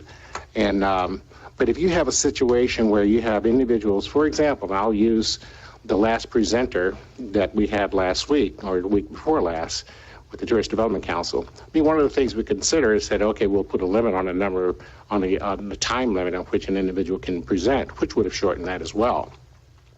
But if we have an agenda here, it's already set up. And for example, tonight, we had a couple of agenda items here that went on for a while. That same scenario could happen again, and we have someone out there that's on item number 10. We're approaching 11 o'clock, and they've been sitting here all night, and now we're going to say, okay, we have to end because my bedtime is coming at 11. I'm being sarcastic, but I'm being also realistic. So you're going to have to come back in 2 weeks. I think that's totally unfair because, again, we have 8 to 10 hours a month that we spend to do city business. That's what we're here for. And I don't see any reason to change what we're doing because that's a limited amount of time, and that's what we do. That's what we got into this job for. It doesn't happen that often. And it's very rare that we go that long. We've done a pretty good job tonight. We're gonna get out here before 10 o'clock. My bedtime is usually 10 o'clock. Penny had an instance where they went to 2:30 in the morning. I think having a cutoff time is reasonable. Who went to 2 o'clock? Long time ago, but if it's not often, then it shouldn't be an issue. And we owe this to ourselves and our residents. There have to have a time where you can stop a meeting. We're asking the public to be involved in our meetings, and if they're going on until a rare occasion, 11:30, 11:45 at night, we're at that point discouraging our residents. We're also a commission that could make an unsound decision because we have now been sitting in a chair for that particular meeting. It started at 4:30. We're going on 7.5 hours of meetings. I don't think it's unreasonable. I totally disagree with you because, you're saying that that's very rare that occurs. And to say that you're not going to make a sound decision because you've been sitting for 4 or 5 hours and you've been taking a break? 7 hours. Totally at disagree. 11:30 at night, or an instance of 12:30 going into making a decision that could affect where someone lives, their livelihood of a business, that agenda item 17 should have the same amount of cognitiveness that agenda item number 7 does. Well, if we were going until 1 or 2 o'clock in the morning, I would agree with you. But here again, we start at 5 o'clock and we're only talking about 5:30. And you're not talking about that long, it's about the same amount of time that it's less than what you would put in with a normal day of work. But we already put in a day of work as well. I mean, keep that in mind. I understand that, but you took this on, you took this job knowing that these kinds of conditions would exist. So, here again, I'm looking at the scenario where you have to put someone off after they've been sitting here waiting for an agenda item, and I'm saying, sorry, we're going to approach 11 o'clock, so your item is going to have to be pushed back until next week or 2 weeks from now. And if you've got an individual, for example, they have something that's a deadline, then you're inconveniencing them with a number of reasons. Well, that's why it has to be a consensus of the commission. If we know that something has a deadline, we can make that decision upon it. How can you do that if it's on the bottom of the agenda? It's in the email, it said that you can have continue past 11 with a consensus of the commission. But that's not helping the individual that's presenting, that has a case out there that's number 12 or whatever it is. I don't agree with it. I think. Well, I know. I mean, that's what we're up here discussing. But here again, I'm telling you, my opinion is, okay, I'll let you go ahead, Penny. I mean, maybe I can help. I'll Sure. start working the timer on the presented items, and I'll let them know in advance. And also, you as officials could, if you have questions, contact them in advance and disclose it at the meeting. That might cut down on some review time. Well, as I said earlier, I'm sorry, go ahead, Drew. I may have a middle ground too, because we've been through this multiple places. And when we were having long meetings, everywhere was having long meetings. And there were some of these things got imposed. I will tell you, a couple of places have kept them, and what they've done with them that we represent, what they've done with them, and the middle ground that I'm going to propose to you is they will get through their agenda. Every single time it's ever, whatever their time limit was, we have 2 more agenda items, numbered agenda items. And let's get through those. But the thing that gets dumped, staff comments, commission comments, everybody goes home. They finish up the business and they leave the talking for the next meeting. Well, I mean, that might be a middle ground that gets you through here, because honestly, those meetings that lasted until 2:30, you would have said we need to keep going, because it was one item that took 4 hours. It was marina, it was golf course, it was those types of issues. Way before that, before you were here, before I was on the commission, those meetings went. And they were not productive. Right. And that's kind of those places I'm talking about where they adopted that kind of, we're going to set a cutoff, but but what they end up doing with that cutoff is getting through their agenda. So what I was kind of suggesting, maybe even if just as a trial, is to say, okay, maybe let's not quite impose the hard cutoff on agenda items yet, but if we're past 11, we'll get through the things that people are here on, the agenda items that were set on the business agenda, and we'll leave the talking parts of the agenda for the next meeting, and that gets everybody out of here often 45 minutes to an hour earlier if we cut out comments. Well, I can agree with that. I mean, but for an example, the golf course, as the chairman, there is no way I was going to stop those individuals from presenting their entire testimony and all of everything they wanted to say. And I'd actually discussed this earlier, and I said, it is incumbent on us to let them provide as much testimony and discuss it as much as they want, as well as public comment, because I didn't want them to have any reason to come back and say, we do not have a fair shake, we weren't given our due process. So that is a very unique situation. And again, I'll go back to, I think it's a little premature to say we're going to change the entire layout that we have right now because of one meeting that went until 11:45. I also think there are items that a couple of commissioners have brought up that really should have been agenda items instead of having, like even this. I think it would have been better to have it as an agenda item that we would prepare our heads for and actually discuss. And then commission comments don't have to take as long. I agree. And I mean, I had added 3 items myself, mainly because I'm impatient sometimes because, for example, revenue streams. 2 years ago when I was elected, I was talking about revenue streams. We talked about revenue streams during our strategic plan. We haven't done anything to address revenue streams. And here we are getting ready to go into another strategic plan. That's why I added it to the agenda. Now, if that's a situation where we're going to say, we're not going to add anything else to the agenda.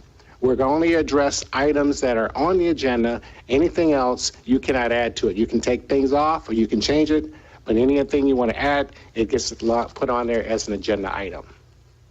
So that can save some time as well. I feel better about that. I don't have a problem with that. I really hate it when things are added last minute. Okay, then I mean, that's one of the things I wouldn't have any problem with. But by the same token, I bring up things because the scenario I've used before, and I'm changing it from kicking the can down the road to moving the goalposts. I don't like to see the goalposts move so many times that you don't get anything done. So that's where I am. So anyway, if you want a consensus, if you want to take a vote, I'm willing to present whatever the commission wants. Well, it's more of seeing what people thought about how they wanted to address it. It's a lot like parameters. If it doesn't happen a lot, putting a guideline to not go past the time doesn't really interfere with much. You have a good point about working through the agenda and time-sensitive issues and, folks needing that. And Drew has a excellent point about taking all the non-pressing items out. I think that would help out a significant amount. I did not sign up to sit in meetings till midnight, point blank, unless it's an emergency situation. Didn't sign up for it. Our county commissioners, who are full-time and compensated as such, were smart enough to put in that. They don't meet that much more than we do. And they're full-time and have meeting end times.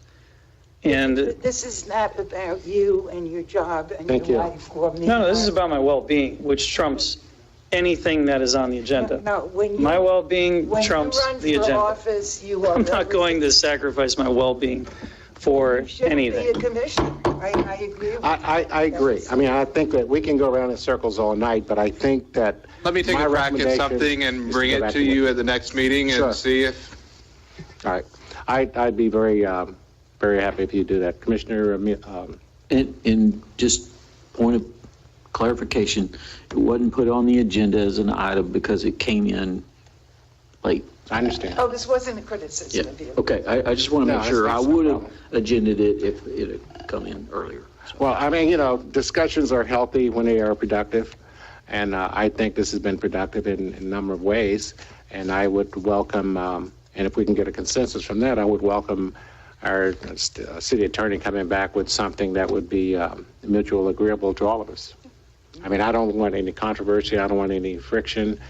I want us all to continue to work together, but if there's some things that we need to improve, I'm happy to do that as well. All right, last thing I got. So I come in today and find out that I was sitting in the wrong seat and I needed to move. So I asked why. Didn't really get a good answer. I got impression, look, a lot of subjective things that aren't fact-based. And my comment on that is, first of all, I wasn't even talked to or consulted or even asked my opinion. And, I find it really interesting that we get offended when people make campaign signs alluding to things that don't even go and specify stuff. So we say extravagant spending and we get offended. Well, that must imply me. Well, if we're moving chairs around, then we're implying that there's something wrong happening. That's not fact-based. That's completely subjective. It's unprofessional. It's disrespectful, and it's out of line. And I take extreme offense to that because it's what's written in between the lines is what's being said. Now, I can do my job from any chair. I can do my job from that chair. That doesn't bother me. It was how it was done. And how it was done speaks volumes. And that's where I have a problem. So someone is saying that I need to be in this chair because if I'm not in this chair, there is a problem of some sort for some reason. And I would like to know the reasons. The fact-based reasons, not opinions. Because I don't think there is any. And I understand the rationale. It makes sense. I'm not nearly as mad about it as I was at the beginning of the meeting, partially just because I'm tired and worn out.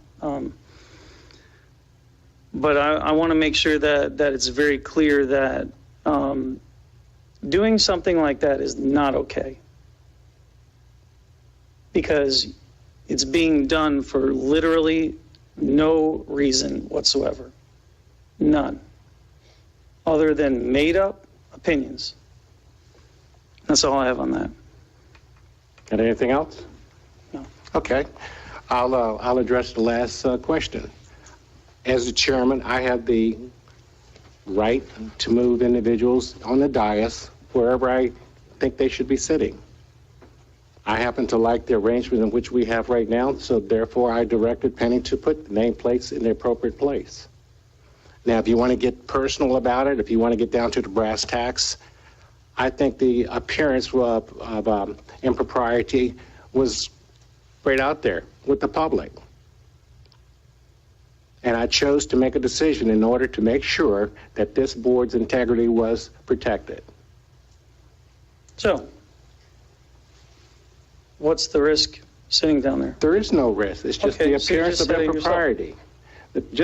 I mean, I can defer to the city attorney if you City like. attorney said, I asked him if that was his recommendation. It was not his recommendation. I just told you, it was my recommendation as the chairman. And you can. But You know, Eric, and I I did just also give you a tell you, reason. I agreed with the rationale. Yeah, and I agree. And Nobody's accusing you of anything. Right, and I also agree with the rationale. It's what people who don't know you think. That's the concern. Right. Yeah, and I also agree with the rationale. Yeah, I mean, would it have been more proper for me to tell everyone in advance? Probably so. Hindsight, I probably would have done that.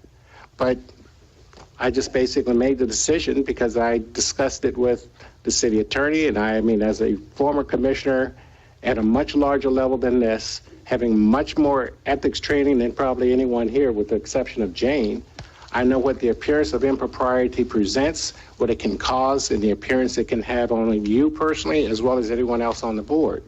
So, I mean, I don't see there's a big problem with that. So I made a decision. I take the heat. It is what it is, and we can move on with business. Yeah, and I don't fault you for it. That's okay. I think your intent was good. I think the execution. Okay. Well, I agree with you. The execution may have been wrong. I did it for the right reasons. It was nothing personal. So if there's any discussion, if anyone else crucify me for it, go ahead. Only I'm big enough and I'm old enough. We to don't take crucify until 11:30 around here. We're approaching it. But anyway, I think we have a good board here, and I want to make sure that we continue to have a good appearance and work well together. So my approach was not the best, but in my almost 74 years, that hasn't always been the case either. I haven't always made the best approach decisions. And the beauty of it is, unlike other municipalities, I hold no animosity, and and it's good because we can talk about these things. I agree. We can be civil. And if you show any animosity, you don't get your chairs back. I love it. But no, it's great, and and kudos to everybody for all of the things that we cover that are tough. And I mean, I wasn't trying to hide anything. I wasn't trying to make up anything. I mean, it's the way we are. We all get along. We're all friends, and it's all good. Any other comments that we have? You have to do your report. Oh, I got a report. Oh, yeah. Okay, I'll be very brief. As Commissioner Mealy mentioned earlier, she and I attended a luncheon with the Tiger Bay Club over at Hammock Dunes yesterday. Yeah, it was yesterday. Yes, actually, time flies. I know. Yesterday, and Representative Renner was there, and he did a very good job of covering a lot of things. I love the wording y'all use. And he also announced that he's going to be a new daddy soon. So as a result, he got a tiger for his new baby coming along. Yeah, Monday. Yeah. So it was all good. I have to agree with Commissioner Sherman. The bench project turned out to be fantastic. I mean, and it wasn't all on me. I mean, I just tried to get things moving, and everyone pitched in. We have a great community here. There were so many people that came out, and once we finally realized what was happening and who was going to do what, My buddy down the street from me, Bob Atkins, who's a great carpenter, and a few other people jumped in with their tools and all, and things just started clicking like crazy. And I was like, man, these things are going to take all day long. And we were done by 2 o'clock. Every single bench was done. Amazing. So it worked out great. Bob Atkins and I will be back next week with his router and a jig, and we're going to actually start routing out all of the backboards on the benches. And the 42 bronze plaques have been ordered, and they have promised me they're going to get them to us before Memorial Day, when we can actually have a celebration. So right now, I think I have plaque from Commissioner, from our city manager, whoever that guy is. Use guys. Ken, can you tell us how many benches that we have left that have room for plaques? We have about 34 benches, and we've worked it out where we can probably put 2 plaques on a bench. And there's some family members have requested that they have the relatives on the same bench, such as yourself and Commissioner Phillips, and others. But it's just been a fantastic project.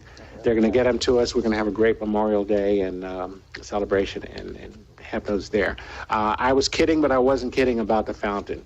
I've been looking at fountains, and a nice marble or whatever type of a fountain that would be suitable for out there was going to be anywhere from $10,000 to $15,000. But those folks that came here with the hotel, first thing they're going to look down that corridor is a fountain. So I'm going to be talking to those guys as well. Hopefully we can get something done. An interesting thing, and I'm going to try to wrap this up pretty quickly. As I was going through the requests for proposals for the engineering designs for our new pier that's going to be coming, one of the companies that actually designed the path walkover on 100 was also responsible, or they also submitted a proposal to design our pier. And I was reading through there, and they said one of their current customers was Flagler County. And they said they designed the walkover to mimic the A-frame of the pier out here. And that was fantastic. I mean, so it was like, when I talked to Commissioner Sullivan yesterday, he said, oh yeah, absolutely. We just wanted to do something. Let's tie it all together to the pier. So anyway, I just wanted to share that so people, when they go over to the walkway, when it comes up, they'll know that that's also part of Flagler Beach. Tomorrow morning at 7:30, I'll be meeting with General Manager from Lowe's. I'll be begging it in. What are you begging for? I'm begging for some Hal Parker money or product or something. So anyway, Jay is a resident of Flagler Beach. He lives right down the street here on 22nd to 23rd Street. So he's close to Hal Parker. Very close. Yeah. Very close. Yes. Oh, wow. We can get him a bronze plaque. We give him, Lowe's. The assistant manager grew up here in Flagler County, too. I didn't know that. Oh, wow. Mm-hmm. But they're anxious to help us with some projects also. So that's all I have to report. And thank you, everyone, for Thanks for all you the do. meeting. Thank you. We're all working together good. With that, I'd like to have a motion to adjourn. Oh, that's right. You're back again? Come on. Public comment. You getting your notebook out? No, cheating. Using my phone. Rick Pelhumer, Flagler Beach. You guys passed along that right-of-way ordinance, but didn't say anything about the 30 days. I don't know if that was intended or... No, they did. They made a motion as amended. Okay. Well, you mentioned the other stuff about the builder, but not, okay, just so. You talking about the crosswalk over here. I did see a police officer sitting in the middle of the hotel parking, or hotel lot, watching that crosswalk. Oh, great. I believe it was yesterday. But it's not going totally unattended.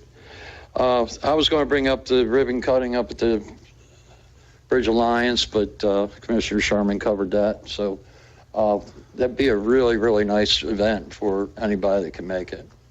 So, thanks. Thank you, Commissioner.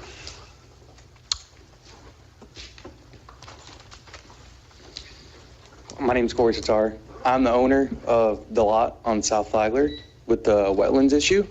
I just wanted to thank Mr. Whitson and Mr. Smith for presenting the information to you guys, and that you guys should be proud of the people you chose to represent the city. So I just wanted to thank them and thank you guys. So thank you. Great. Thank you very much. And thanks for doing that, because not many people do. Any other public comment? Seeing none, I'll bring it back for a motion. Motion to adjourn. Yeah, maybe. Maybe? Maybe? Thought you wanted. Adjourn. All these old people that moan and groan. I struggled with getting up. Oh, no, my son, yeah. I didn't even do that.